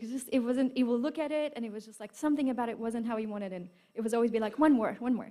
And so that's something that not only he would take the pictures very, very patiently, and I don't know how he did that while maintaining, because that would be like a whole morning of spending with us outside.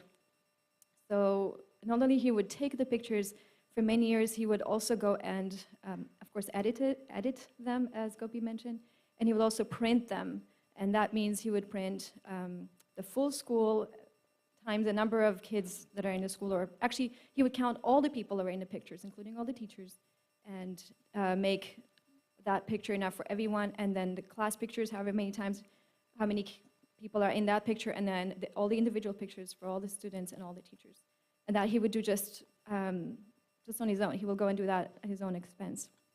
He also, as Gopi mentioned, was supporting the school in many other ways, and one of them was being a monthly donor for many years. I know he didn't have much, but whatever he had, he gave. So, and that's the other quality that stood out for all of us, as how much of a giving person he was, but not the kind that wants to be acknowledged and recognized for his giving, but like it was mentioned also here, that he was always in the background in his giving, very selflessly. Even when we would do something to recognize our donors give gifts, he didn't even want to take that. Like he didn't want to even hear the word thank you. Even just hearing it was something like, he would, like not necessarily physically, but you felt like he wanted to cover his ears not to even hear anything as a reward for what he was doing. He just wanted to give and just do it and just stay in the back and don't notice me, don't even look at me. Sometimes it looked like he was even uncomfortable, like any attention in his direction.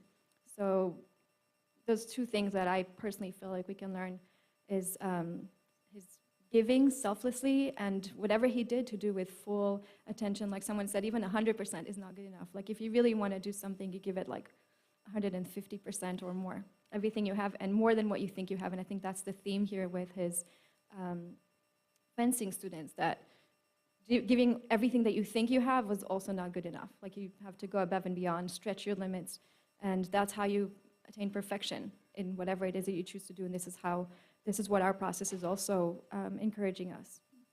So thank you so much.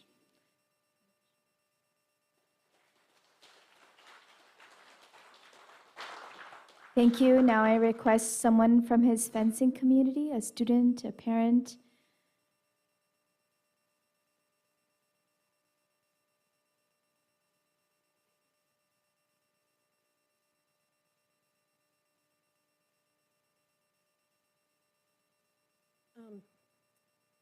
From the parents' perspective, Vladimir helped raise our sons. He helped make them into the young men that they became. We could not have raised the boys that we raised, the men that are here and not here, without Vladimir. And just wanted to recognize how much he meant to the parents, people who sat on the side of the club for hours watching him give of himself over and over with our kids, and what a difference he made in their lives. I think monolithic, invincible, inscrutable are all three words that both communities probably recognize in Vladimir. He was also generous, and although I think the fencers that were on the receiving end of his lessons may not have understood it at that time, but he was also very giving and very kind. I watched him and worked with him in the volunteer duties that I had at FIT, and listening to the Hare Krishna community that has so graciously welcomed us into their space, and listening to and watching our fencers. There is some intersection here, and I think that Darcy really hit on that when she said it is a huge collision of communities coming together. One of the things that Vladimir did was try to prepare students who wanted to go on with fencing for NCAA or other college fencing. And that's why so many of the lessons that the kids had involved tournaments, they involve team fencing, and why when you went to a tournament, as the fencers progressed through the tournament, you would see him gathering the fencers that were out to sit and watch their teammates. He told me that there was power when they came together, and that working together as a team made them better than working individually, which is interesting because fencing is an individual sport. But he wanted them to experience that power of being together and lifting each other up, which is the same power that he was getting from here in his community. And I think that as a parent, I'm very, very grateful that our son and all of our kids, including the kids from the school here, had the opportunity to witness that and have that power lifting them up in their lives. Thank you.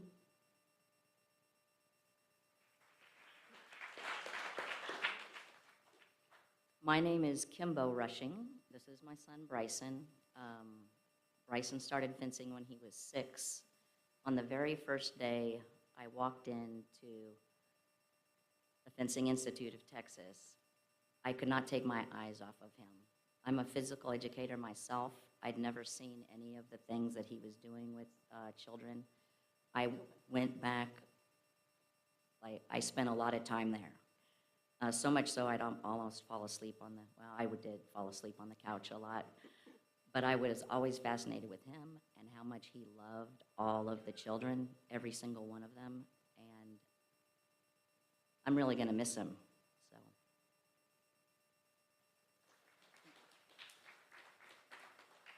Hi, everyone. I'm Lori. I am Paul's mom. And when I came to FIT, I met Coach Vladimir. He was I met 3 people when I first walked through the doors of FIT. I was supposed to meet, I think it was actually you. So I was coming in, and they wanted me to work there. And I'm like, oh, I'm going to work at FIT? This is interesting. I literally drove from Ohio 2 days prior to walking through the doors of FIT. So I was tired and I was a little lost. Driving in Dallas was a challenge for me. I was very nervous, and there was a lot of construction on the road at that time. When I came through the door, the first person I met was Coach Vladimir. And I said, oh, this must be one of the coaches. And he said hello to me, and he got me a seat so I could sit down. And I was waiting for, just to meet everyone. And I had arrived a little early, which, if anyone knows me, I'm not a person who arrives early to much, okay? But I did arrive early to that particular day. And I just watched the class. And through that one observation, I could see so much of who Vladimir was. Because the students, if you've ever watched a military academy of some kind, or imagined it, or watched it on TV, that's how he ran that class.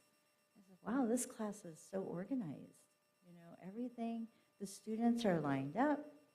He says a few things at the beginning and at the end, and he expected those students to do their thing for 2.5 straight hours. And to exercise that long, I was tired after just watching them for 15 minutes. Like, they do this every day? Wow, this is incredible. Which is why I thought, wow, my son will really grow as a person, because to work that hard in practice, day after day after day and year after year, you build up your character. And that is one thing I could see about Vladimir, is that he saw each student as building up, he's building them up in some way. And that's what coaches do. Strange enough, I go to the first tournament, and he doesn't say but maybe 3 words to Paul. I'm like, wow, this is different. I'm used to coaches yelling, saying things that they shouldn't always say. He is quietly coaching each of his students. And he always had his iPad so that he could follow where his students were at any given time. And he had his phone in case a parent had to tell him, hey, my student is not there, he's actually over here, because they had to move them to a different strip, is what they called it. And he would go right there. Very rarely did he, I would say, get a little angry on the strip. I only witnessed it maybe once, and it was a reasonable reason. The calls were really bad for a particular student. It was for Helen Tan. She's getting these really bad calls from the referee. And Vladimir was not happy, so he let the referee know, you know, you were wrong. And he was very passionate about it. Like, wow, he actually gets loud sometimes. And afterwards, he talked to the referee. He didn't just leave it. He wanted to make sure that the referee understood why he made the incorrect call towards his student. So I saw he was always very fair as much as possible. And the other thing I saw about him is that each student that he had, he really cared about them in such a way that he saw people in a generational way. So for instance, I see Zane and Bryson standing here, and I see Aiden in the background and some of the kiddos. He always felt that the older generation should help take care of the next generation.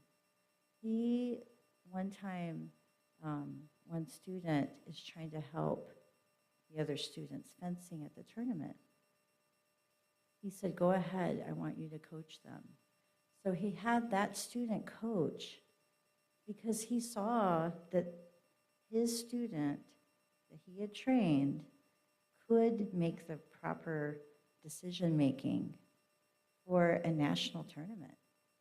It was a national tournament. It wasn't just a regional tournament. He had his student help do that coaching because he trusted that student, because he taught that student. So there was a way of him seeing, he trusted that what he taught you, you were going to remember, and you were going to teach the next person after you and the next after. One Saturday morning I came in, and this is early on, and he was training some of the girls to teach the little ones. We had a little bitty class, and those girls taught that class in a way that he had taught them. So he was very much about seeing into the future of how to raise up people and entrusting them to do so. He believed in all of his students. I can guarantee you he really, really believed in all of his students. And one time, and this is just a few years ago, we were putting up a Christmas tree. And he's of a different faith. And if you've ever walked into Fencing Institute of Texas, there's flags everywhere. We have denominations and different cultures and people from everywhere there. And he was so excited to put up this Christmas tree. And I said, wow, I wasn't expecting him to be the one that's helping me put this Christmas tree up, but now I know why.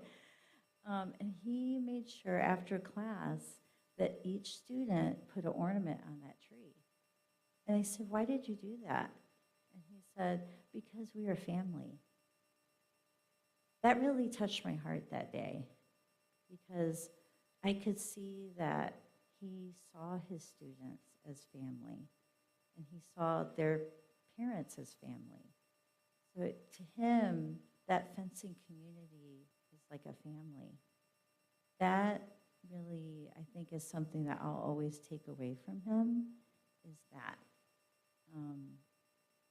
So throughout his being, when he became ill, I can see many of the stories, how they're all very similar, even though he's at the temple here. Oscar shared when he worked with him, and then those in the fencing community. I saw such a parallel in each part of his life. There was such a parallel. He did the same thing at Fencing Institute. He would come and clean those floors before class. He came and he swept those floors before the students walked through the door. I don't know if people always knew all that he did in the background at the club, but I got a chance to work with him. And the one thing he liked to do is he was a jokester. And so I don't know if people know that about him, because he always looked like the stoic Ukrainian coach. But he would come to the office and he would share a funny joke to make me laugh. And I'm like, oh, he's so funny. Like, he had a very dry sense of humor, but he was funny. I think the other thing that really I can see now, just from hearing everyone's stories, that does fill in some of those gaps. And Brenda will probably attest to this, and Avi, is that when you come to FIT, many of the pictures of the students are on the walls at our club. Those were all taken by him, most of them. And he was so proud of his students that every week they would do a tournament. And when they did that tournament, whoever won got their picture taken. And he would put a fresh picture up every single week of many of the students here. And their picture was on that wall in the one special spot, the winner's spot. And he wanted people to have a goal to always reach every week, every day, reach that goal, make it happen. And those kids would fight so hard because they would want to have their picture on the wall. Just a simple thing like that. That's how he was. So I see he's the same person no matter where he was. And he always liked to dress really like he was ready to coach that day, you know. He always looked so good. When you walked through the door, you saw your coach is ready for you.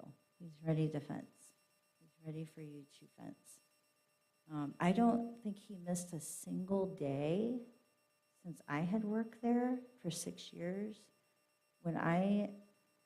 I'm pretty sure he never missed a single day except one day, and I think it was because he had an event here. So that is the only reason he may have missed. But he never missed a day, and he was hardly ever late. And he stayed late too, because the older students had to fence, and he would have to coach them one by one.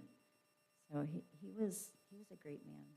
I am very thankful to have gotten to know him, and I can see a lot of Vladimir in the students.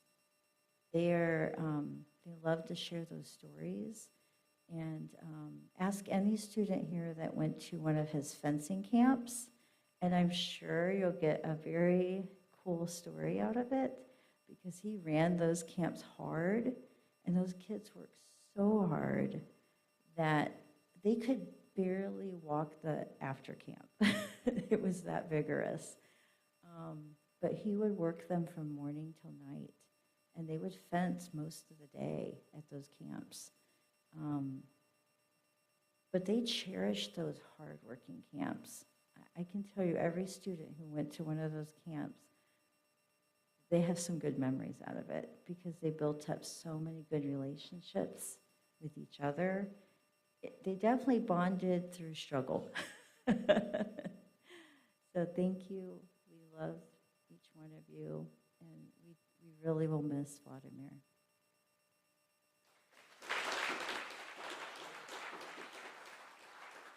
Thank you, Lori. It was beautiful hearing from the parents what a difference he made. In January, in November of last year, I was contacted by a publishing company for a book proposal that I had written on parenting. And I had asked him, as I had mentioned, I always asked him, like, what do you think? Should I do this? I have so much on my plate. Again, he said, you are the best of the best. That was his favorite phrase to use for me. And he said, do it. And so during his cancer treatments, I visited him on Thursdays, and I would read to him what I was writing, and he would give me tips. And this book,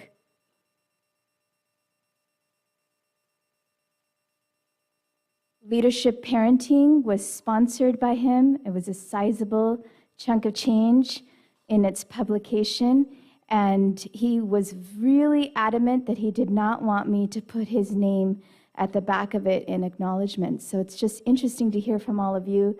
Really a saint in our midst that we didn't know, someone who is so determined, so conscious, so full of love, and yet so resilient. And so now I'm going to request two members of the community that he considered to be like his parents, Vishnupriya Mataji and Chakri Prabhu, who would spend their mornings with him every day, to please come up and say a few words.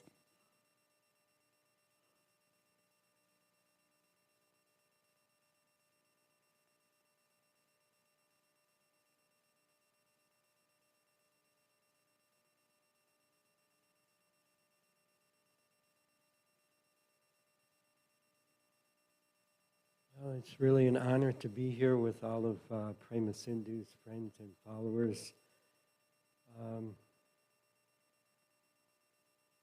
We didn't really know his exalted nature. We just knew him at the temple here, humbly, daily performing his service very regularly, very punctually. And he was the kind of person that wanted to serve others and not wanted to be served himself. Like nothing for himself and everything for everybody else.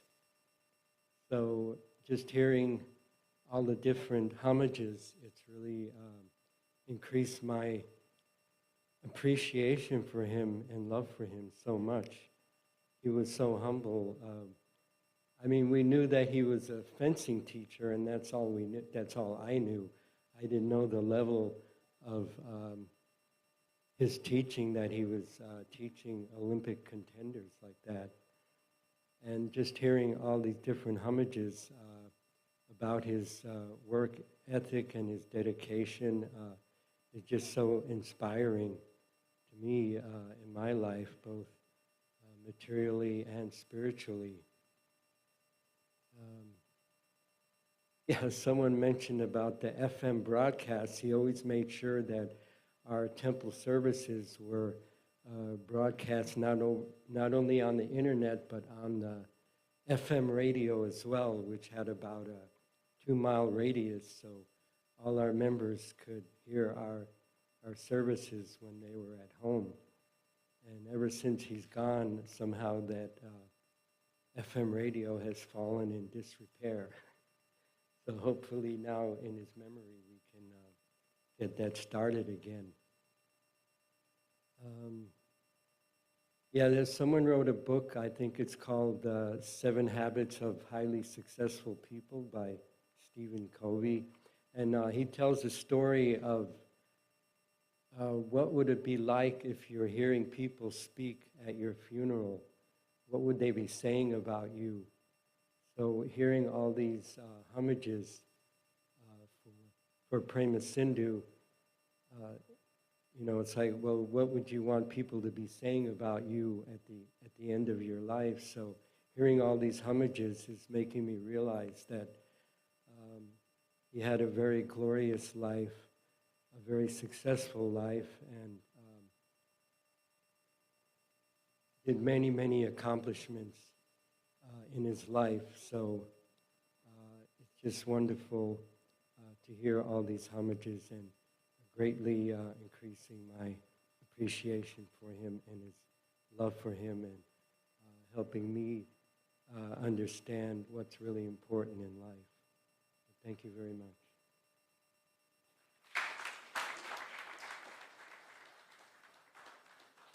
Hare Krishna. Firstly, I would like to thank all the devotees and friends that took such good care of Prema Sindhu Prabhu. He deserved the best and he got the best. So that's a great relief to all of us that he had the best care. And also, Prema Sindhu's passing is sad and happy. Sad is that we're all going to miss him. We're not going to have him here personally with us. But happy that he's on his spiritual journey. So that makes us happy. Prema Sindhu, he had a goal, he had a heart of gold. He was such a wonderful person. Whenever he was here, I was so confident that he's here. If he sees something wrong, he'll immediately fix it. One day, not so long ago, I think it was like about 2 months ago, the sound system wasn't working, and out of frustration, we texted him. We didn't know that he was so sick. We couldn't get others to come. So immediately he came. I was at the end of the hallway. I saw someone walking in. I thought, oh my God, who is that? Usually when someone comes in, I try to see who it is, try to talk to them. When I walked towards him, I saw it was Prema Sindhu, all hunchback. He couldn't walk. He got the message and he came. He came, he fixed it. I told Prema Sindhu, are you okay? He said, no, I can't sit, I can't walk. When we went outside, devotees had to put him in the car. He couldn't even walk, but he came. That was Prema Sindhu. I mean, it breaks my heart, to think about it. I mean, we are going to miss him like we were here every day in the temple. Every morning, he'd come to the temple, make sure everything was perfect. Even if the temple is dirty, he'll take a broom, he'll sweep, make sure everything was perfectly done, the sound system working, then he will go to work. This is how much he did. And I really, really miss him. Sometimes you see a light bulb out. I say, Prema Sindhu, the light bulb is out. He said, don't worry. I said, no, I'll get someone to get it done. He said, no, the next morning I'll come, I'll see it's all fixed. It's unbelievable. There's so much to say, and I'm just too emotional to speak about it. Thank you.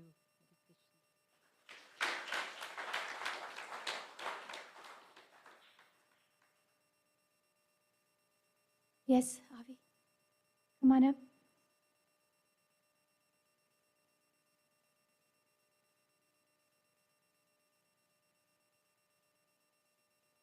To state the obvious, fencing is a combat sport. It's my job to destroy you in order that I win. That's how the sport works. If I'm a coach, it's my job to destroy your program so that my program survives. That's how the sport works. My wife just texted me.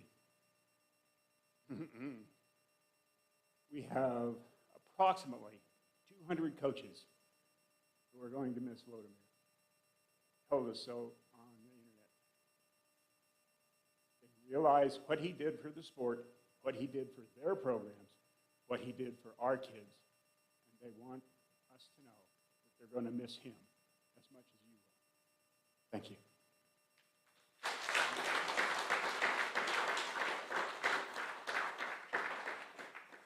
Thank you, Mr. Avi. So this month is a special month, the most special month of the year. And in here we talk about the strength of love. Prema means love. The name that he was given was an ocean of love. So the fencing community knew him for his intense strength and resilience and determination and get those kids to work hard. Our community, we knew him for his love, his dancing, his joy, his kindness, his compassion. And the month that he chose to depart in is a combination of both, that you can conquer the divine, conquer the supreme, conquer God through love. And we found, a small core crew of us found that we needed to be stronger than Vladimir. That was not easy because he was very stubborn. These past 4 months, the nurses would come in to give him the next medication. He would just say no, and they would step out. They wouldn't listen. The PT, physical therapy, OT, occupational therapy, speech therapists, they would all come in, and he would just say no to everyone. And he needed to keep moving and keep going. And he was, you know, when you've got nurses coming in every hour asking you all kinds of questions, it's natural for someone who did not like to talk, it's natural to just shut down. So 2 members of our community became his mother and his father under the guidance of Raj, Raj, and I will call them up today to share. They were the ones who were the most closely working with him, feeding him. Most of the mothers in our community made food. They did his laundry, they cleaned his home, they helped him get from one place to another while in the hospital. We drove all the way out to Fort Worth. They drove regularly. And I'll ask Achita Govinda Prabhu and Cham Keshav Prabhu to please come up and speak about their interactions with him. My memory of both of them, of Achita Govinda, is him standing next to Premasindhu Vladimir saying, eat, no, you have to eat. No, take one bite. No, you have to eat. And if you want to get him to do something, you got to talk about it and push it on him for about 30 minutes before he acquiesced and did it. And this gentleman, this Prabhu, was doing this for 4 or 5 months. So please come and share a few words.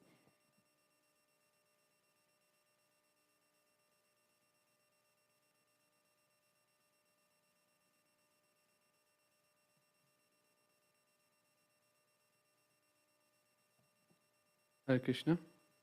I have known Premasindhu Prabhu or Vladimir for since I think 2008, around that time, since he moved to our community. And some of the qualities that I fondly remember about him are that he was a very grateful person. You know. He had this wonderful quality that on many occasions I remember, and anytime if we would do something for him, he would always say thank you, and with such a deep emotion. And even during his battle with cancer, sometimes I would go to give lunch or dinner, depending on our schedule. And after we give him the food, you know, we would stay there to make sure he eats. Somehow I didn't realize that I was pushing him until much later. Some of the other devotees told me. But at the end of it, he would say, "Thank you, Achyuta Govinda." Such a deep emotion, and not only during his battle with cancer, even on many occasions. Like once I gave him, my wife made some nice cupcakes, and I gave him some, and he was like so grateful, you know. That was one of the wonderful qualities that I pray that, you know, I could imbibe even to a small extent. The second quality is like many of you all have mentioned, he was so steadfast, whether at his work or at the temple here. And I would see him on many mornings during the week, you know. He would bring his camera, take beautiful pictures of the lordships, Radha Kalachandji and other deities. And then even he would so professionally take those pictures and do all his audio work in a very, very efficient manner, like everyone has mentioned. And there were many people out there, you know, who were eagerly waiting to watch those pictures on Facebook or hear to those classes on SoundCloud. In fact, he was the one who actually started the SoundCloud for our temple. And of course, Mother Gopi's husband also definitely contributed towards that. And then the other quality that I cherish in him was he was so simple. Once I was just talking to him and I was asking him about his work at the Fencing Institute of Texas, and I asked him, "Hey, Fort Worth is such a long drive from here." He's like, "No, it's okay." With a sweet smile, he was like, "It's okay." And the last but not the least was his detachment for wealth, you know. All the time he was giving, you know.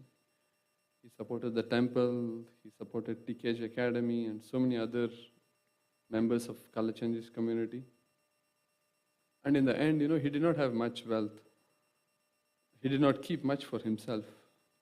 But, you know, the Lord provided in the end, everything that he needed through this wonderful group of friends, Kalachanji's community members and his students. And in the end, everything was taken care of him. And I strongly feel this was the Lord's arrangement on him for his life of selfless dedication. These were few things that come to my memory. But I'm sure there's much, much more to be spoken about this great personality. And my sincere thanks to all of you for coming all the way and spending your precious Sunday morning remembering Premasindhu Prabhu. Thank you. Hare Krishna.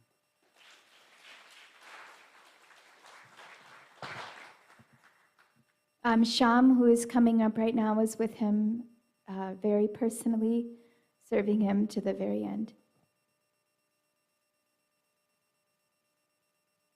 Hare Krishna. Thank you, Mother Gopigita, for giving this opportunity to say something about Premasindhu Prabhu. I'm not a speaker, I'm not very well organized also, but I would like to take this opportunity to share something what I have experienced in the association of Premasindhu Prabhu. I've known him since 2015, but as all of you know that he was kind of private. So until January of 2022, my association with Premasindhu was only Hare Krishna Prabhu, and that's it. Sometimes late night he used to come to set the audio video system, and whenever I am here, he would speak few words here and there, but he used to preserve a lot of his words and spoke only when it is required. But Rasaraj Prabhu very kindly allowed me to assist him in his service to Premasindhu Prabhu, and since Jan of 2022, I slowly started getting to know Premasindhu Prabhu.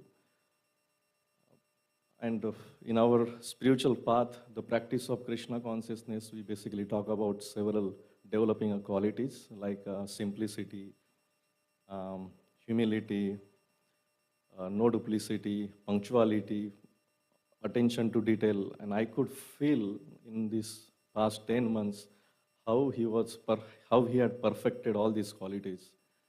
So absolutely beautiful inside-out personality, Premasindhu Prabhu. As all of you, as everyone has shared, no wonder why all of you, the fencing club and all his friends and the community members are here spending good amount of their time on Sunday because of his great qualities. As Srinath Krishna Prabhu was mentioning that he had a particular method of arranging the trays and doing any service, attention to detail.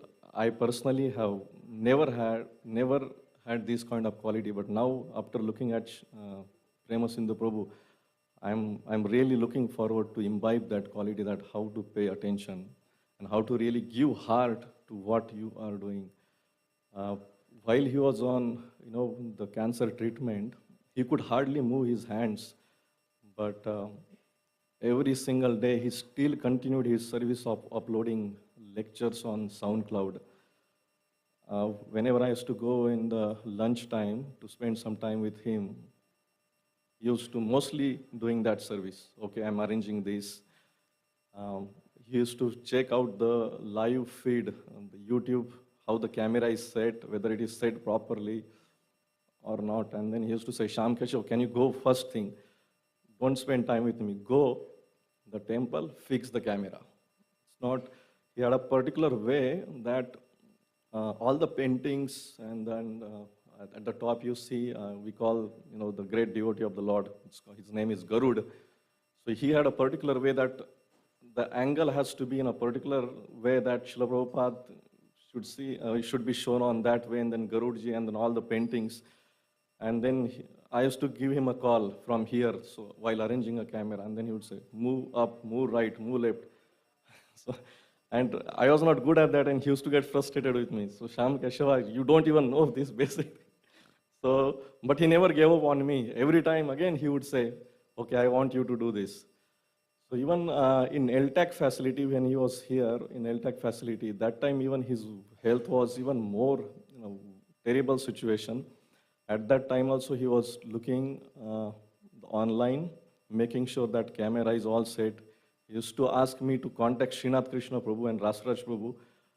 He would not say to Rasraj Prabhu directly because he knew Rasraj Prabhu is busy in so many things. So he would say, tell Rasraj Prabhu, get him together, get Srinath Krishna Prabhu together and do this thing. So, such an amazing personality. I mean, he really loved his service and truly did from the core of his heart, his service of arranging audio and video. Also, another thing I wanted to let you all know that his punctuality, his credit card bills and rent, he would pay always well in advance. So when he was on bed, he used to tell me, Shyam Keshava, is my rent payment done? And I did not know that. And I said, Prabhu, this is not important. What is important is your cancer treatment. That can be taken care of. Do not worry about it. First day, he just heard me and he did not say anything. Next day I went and again he said, Shyam Keshava, do you know whether the rent payment is done to Chaitanya Chandra Prabhu or not? So I said, Prabhu, I don't know. I'm not dealing with that part. He said, I want you to make sure that it is done. So I again told him, Prabhu, it is not important. We will take care of it. He said, no, it is very important for me. I always do 3 days, minimum 3 days in advance. That's how he was. So he followed up with me 3-4 days until the payment was done. Same thing with credit card payments or his insurance, always ahead of schedule. His insurance was still valid for 3 months and he started looking for his insurance. So his no duplicity, beautiful inside out, simplicity of the heart, at the same time, very meticulous about arranging whatever he's doing, perfect. Everything was perfect and everything was, done in a very perfect manner. So many things to learn from him. I'm really going to miss him.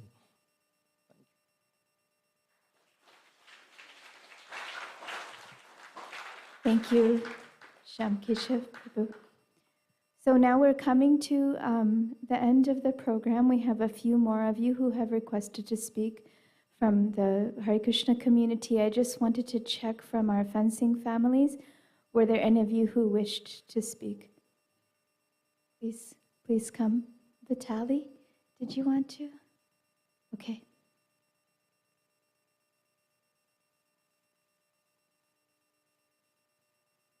Hello, I am Shailin. I was one of his probably first students, at least over the age of 6. I had been fencing for about 10 years at that point. I worked with him for 20 years. He created many great students. I was not one of them. I was adequate for my standards, less so for his. I had, over my career, before I met him, I had dealt with several coaches beforehand. Mostly I was fencing universities that didn't have a coach. We just fenced. We got the best we could. And, but I had, over the years, encountered several other coaches. And there is a fairly common and unfortunate thing that happens with a lot of coaches. They are looking for the great students that will make them, national champions. And they frequently, those get all the attention, and the other ones are just sort of, it's okay, just give them some lessons to keep the doors open, whatever. Vladimir did not do that. He blessed me with the brutal lessons and training that he gave everybody up to the Olympic fencers.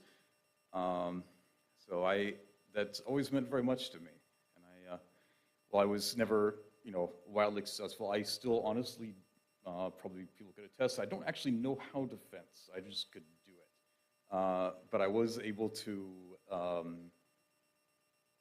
like to think I was able to help him by essentially being the training dummy for generations and generations of students. A lot of them are sitting here and smiling at me because I had a number of them tell me, it was like, oh, I remember the day I first beat Shailin, because I was kind of like a, I don't know, like one of the belts you get in karate or something like that. I don't know, wherever the bottom one is. So I don't know, I now was,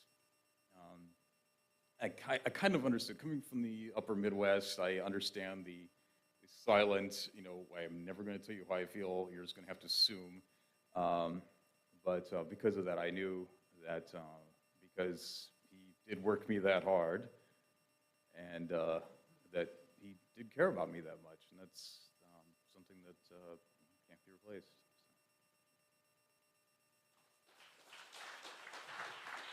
Thank you. We had three more, Premacharu Prabhu, Naimi Sharnya Prabhu, and Devdarshan Prabhu. Would you like to take a minute each and please come and speak? Devdarshan Prabhu? Yes? And for the rest of you, we do have a presentation coming, and if you do feel like your heart calls to say something, please do come up here and speak. We can make it a minute each. Time is expandable in Krishna's world, and we will get to our meal soon enough. Thank you. In my community from South India, there is a saying that when people come together, when someone passes away, they've lived a good life. Right? I mean, we can see, I wouldn't say polarizingly opposite, but we have different things. One is a warrior class, the other one is a little bit very soft and mild-hearted kind of people, but we have come together under the beautiful vision of Sri Sri Radha Kalachandji. In his presence, we are talking about a very unique person in our midst that we have just recently lost.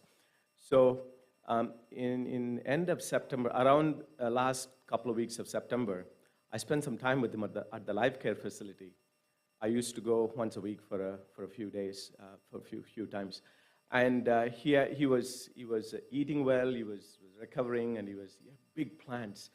And he was telling me that, I need to be on my feet for 15 hours a day. But he was barely able to stand up. I mean, he would walk 50 meters, maybe. But and he would push the PTs to make him walk more. They'll say stop, but he wants to go more. But he was barely able to do that, but he had a long list of plans. I need to do this, I need to get my act together, I need to start getting my nourishment together, I need to be on my feet for 15 hours to train my students, I need to get going, I cannot be here. And you can see the frustration, the guy that is active, being so active and doing the things that he was doing for you and doing with you, now he is bedridden and he's alive, he's conscious, he's well, he knows what's going on around him. It's just very difficult for him. And then I was away for a few weeks, and then his health deteriorated, and unfortunately the things happened the way they are. And someone asked a question about the wooden beads. One of the things about it in the Krishna consciousness movement is when you are formally recognized as a disciple of someone, you start to wear these 3 beads around your neck. And you can see many of the devotees here wearing 3. Anyone can wear 1, 2, or 4 or whatever, but 3 is typically reserved. No one will want to stop you if you want to. But it's made of holy basil plant. And we have over there, we have a big greenhouse of holy basil plants. And typically these are made in India. It's a little bit harder to make, and you have to string it together. And I've known Vladimir when he was here and then became a Prema Sindhu, and we were initiated by the same spiritual master, so we share the same guru. So it's a very unique relationship with me. So I asked him when I was going to India, and I asked him what he wanted, and then he said, get me one of these beads. So which is, he has never asked me for anything. He never asked for anything, and that's one of the beautiful things that everyone said. He always gives and never asks for anything.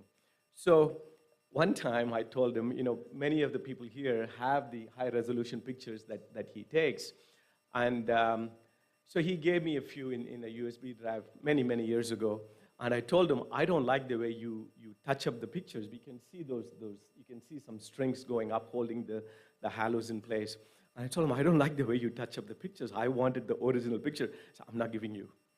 So why not? These are mine. I said, it's okay to share with me. He gave me many, many pictures like that, but I also, if you look at the calendars, you can see the love that he puts into it. It's not just the picture that he takes and he publishes it or uploads it. He takes meticulous care to hide all the, I won't call it imperfections, but these are things that are necessary for the deities to be like this. And he would hide them, he would color them painstakingly. And he takes just a few minutes, but every single day, a few minutes is a lot for him because he needs to be somewhere at 8:30, 9 o'clock in the morning at his eyeglass store.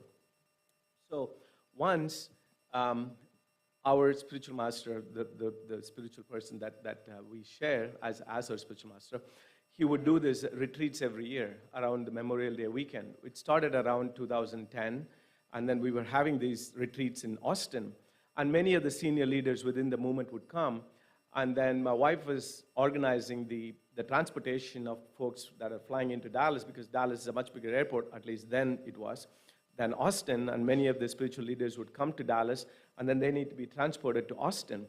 And then we were asking several devotees, and one of the things my wife asked him was, would you be able to take some? No, these are very senior people. I'm not dealing with them. And everybody would jump up to spend some time with them, because you have like a 3-hour drive with them, and it's one-on-one. You can ask some questions and get spiritual enlightenment. That's what we're all looking for. But he was like, no, I'm not. If you tell me somebody else to do, I will. But I'm not taking any of the senior members. That's how he was. He's little withdrawn, but always in the background, like many of you said.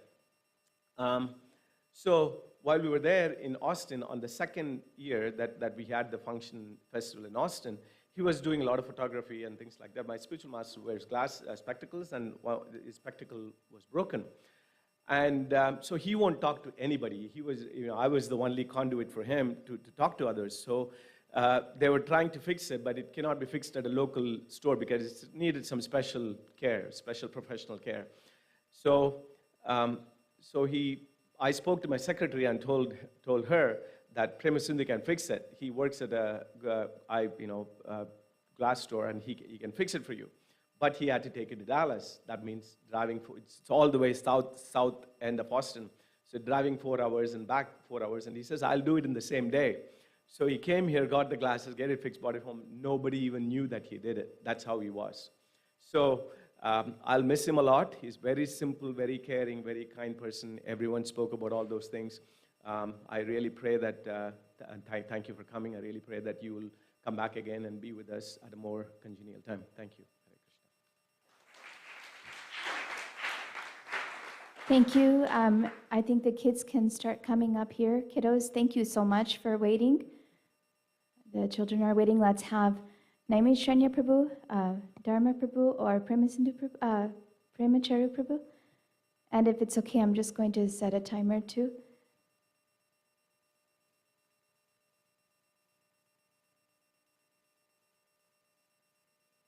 Hare Krishna. So I thought I'll read something, but seeing the current situation. So most of my interactions happened with him on Saturday evenings, and he was making the garlands for the Lordship. And especially after his initiation, when I came to know his name was Prema Sindhu Prabhu, I would tease him in a way. I would say, you are Prema Sindhu, ocean of love. And then very instantly he replied, and you are Prem Charu. So we shared our name. But he was very, very kind. And one thing definitely, I'll just read, there is a verse in Chaitanya Charitamrita, and he exemplified this verse.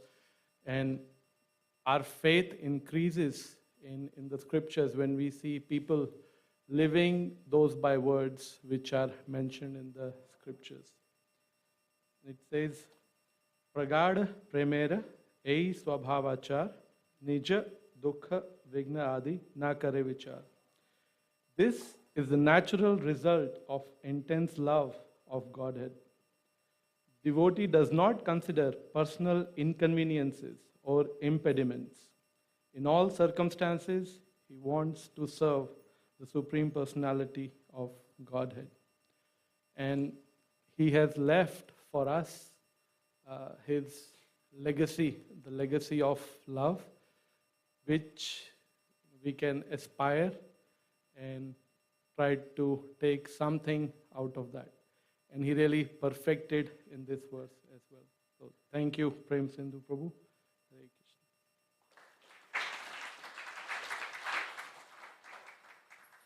Thank you. Naimi Shranya Prabhu.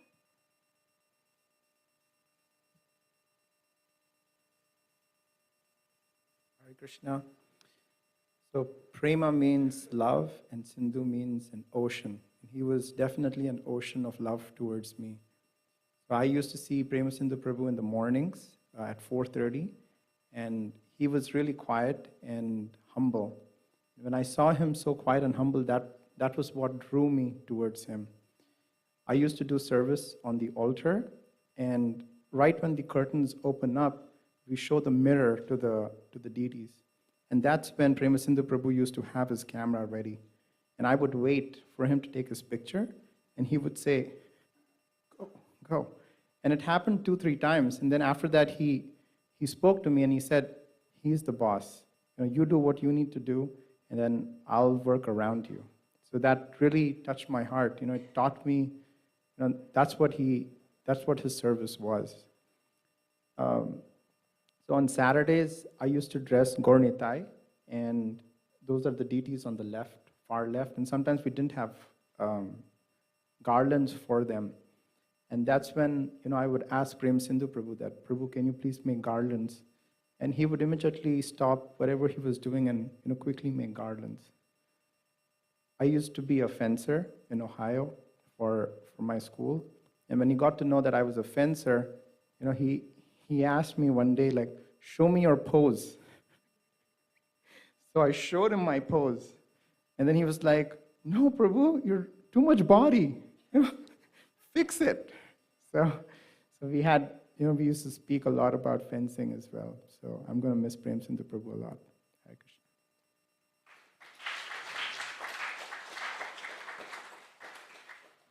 Dharma Prabhu. Thank you. I'm very honored to be here and get to speak to you all, and our family meet your family.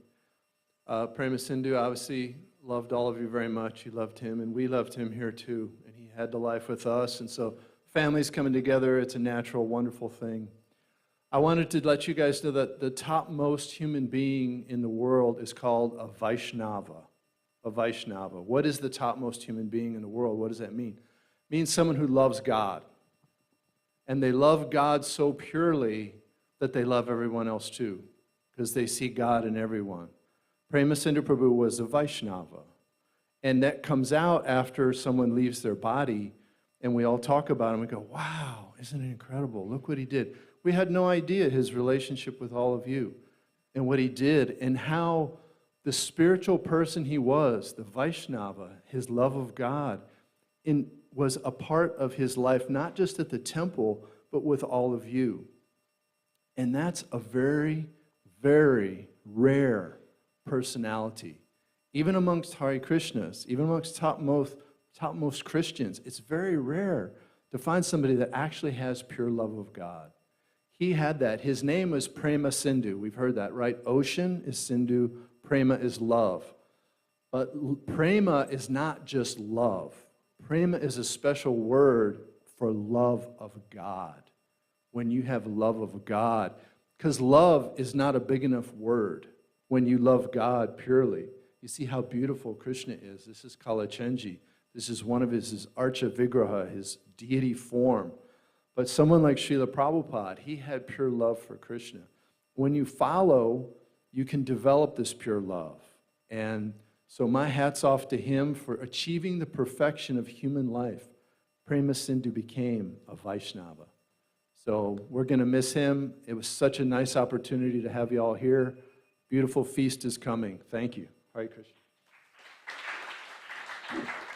Thank you. And with that, we will now introduce the TKG Academy students. So what they did this week, he left Tuesday morning, and he actually said bye to me a few times. I was there at nighttime with him as he was trying to conquer his pain. Only after I met Mona and spoke to Darcy a bit about how he was always pushing his students to conquer their pain, I realized that I needed to step up my support with him instead of helping him cope with the pain physically through massage.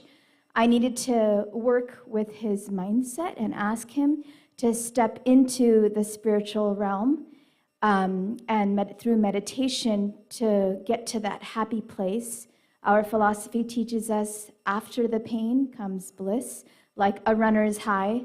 when you're running and you push past that point where you can't go anymore, and you get past that point, you're like the adrenaline kicks in, the oxytocin, and that's what he did, and he showed us.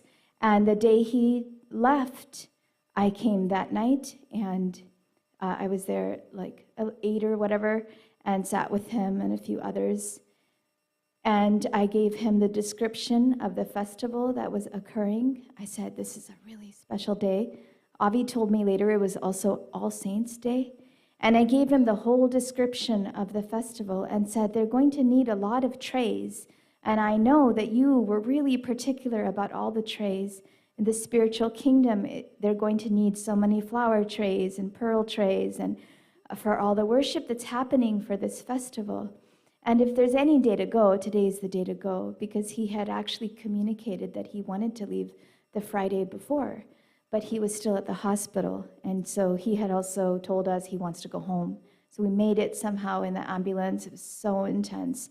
And then came home, and the devotees had put together such a beautiful space for him.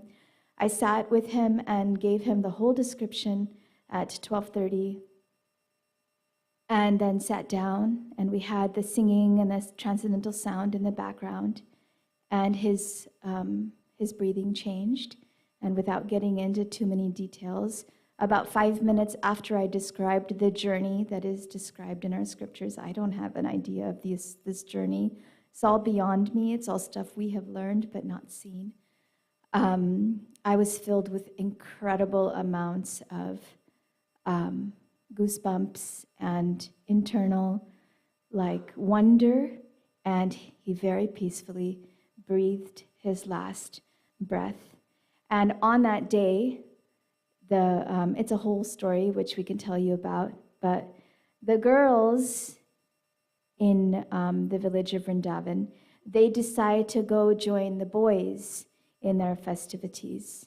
So in the evening, a few of the girls in our community who also play the drum, they present a drum ensemble with dance. Now, we have this picture of prema dancing because it's really important that if this Ukrainian coach can dance, every single person in this room can dance.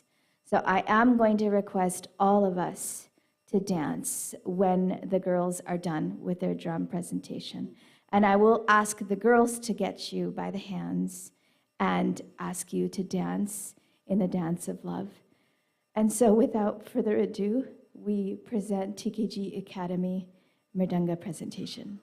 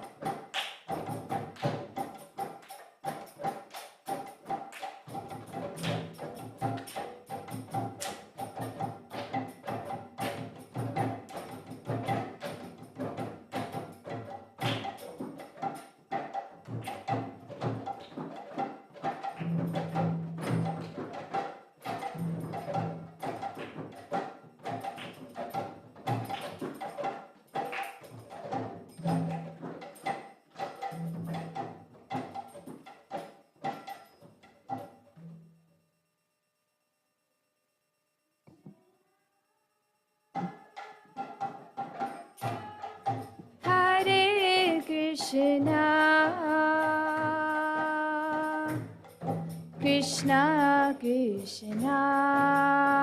Alrighty, everybody can please stand up. Hare, Hare. The girls will show you the Swami step.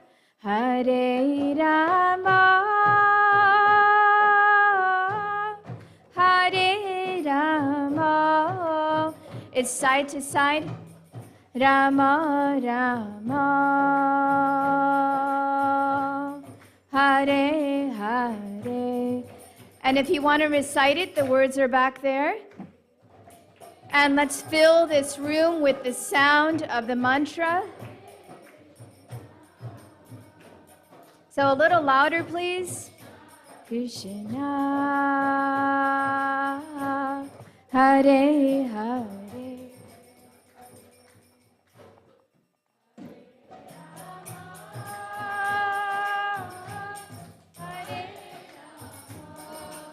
Can I have the mothers in the back please come forward all the way up here so we have others who can dance?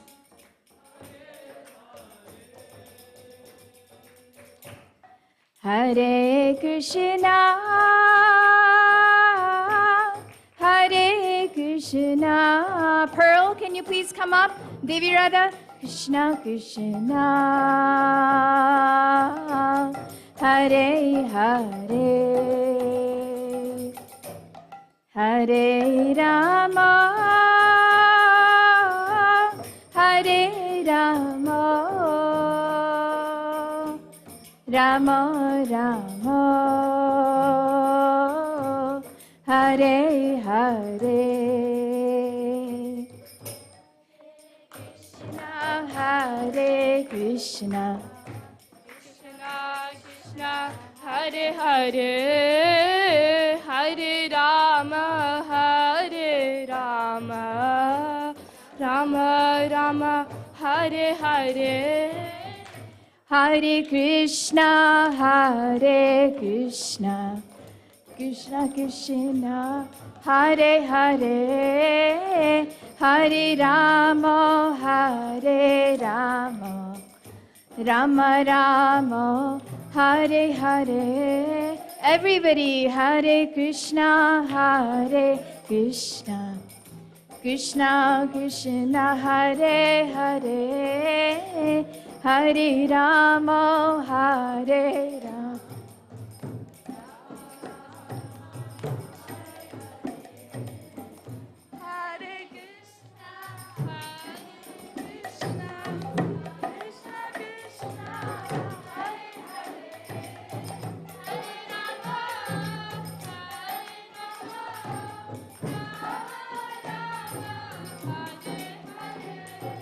Hare Krishna, Hare Krishna, Krishna Krishna, Hare Hare, Hare Rama, Hare Krishna, Hare Krishna, Krishna Krishna, Hare Hare, Hare Rama, Hare Rama, Rama Rama, Hare Hare.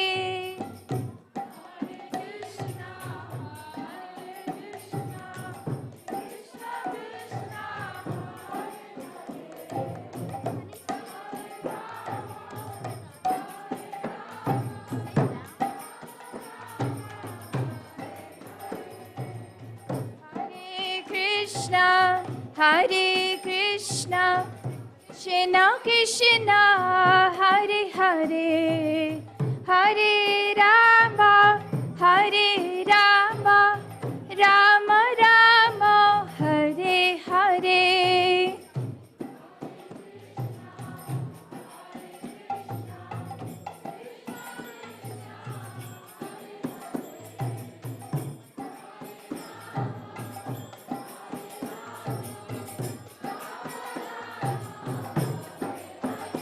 Oh, Hare Krishna, Hare Krishna, Krishna Krishna, Hare Hare, Hare Rama, Hare Rama, Rama Rama, Hare Hare.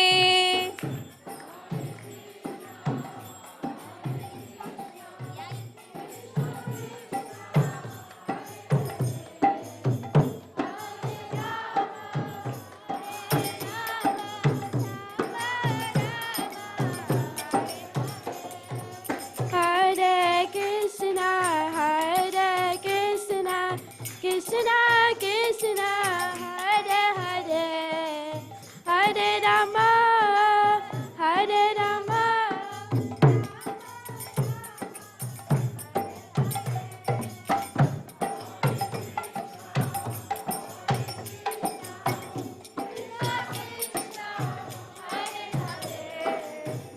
Hare Rama,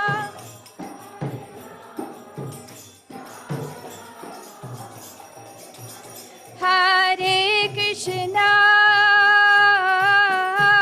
Hare Krishna, Krishna Krishna, Hare Hare, Hare Rama, Hare Rama, Rama Rama, Hare Hare.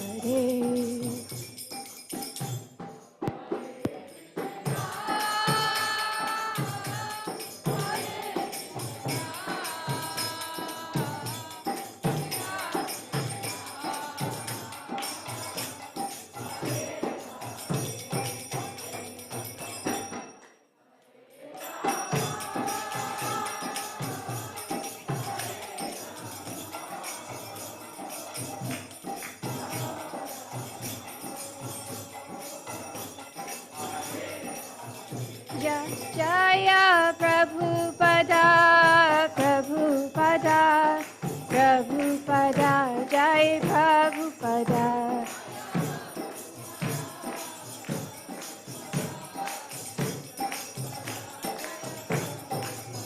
Jaya Prabhupada, Jaya Prabhupada, Prabhupada. Jaya Prabhupada, Jaya Prabhupada. Nitai Gaura Haribo, Haribo, Haribo, Gaur Haribo.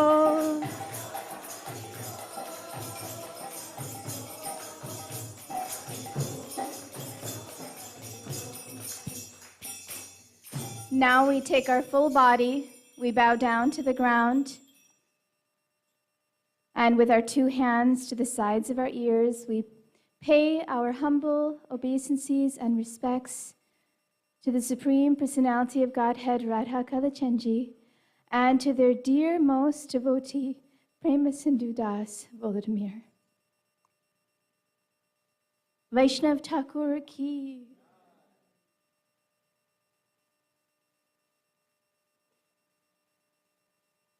And the last, very last, will be a quote from one of his students, and then we can head outside to the park for the meal, the sumptuous meal. To everyone who wasn't here before, this is read by Mona, who was just like his daughter, 3 times Olympic champion.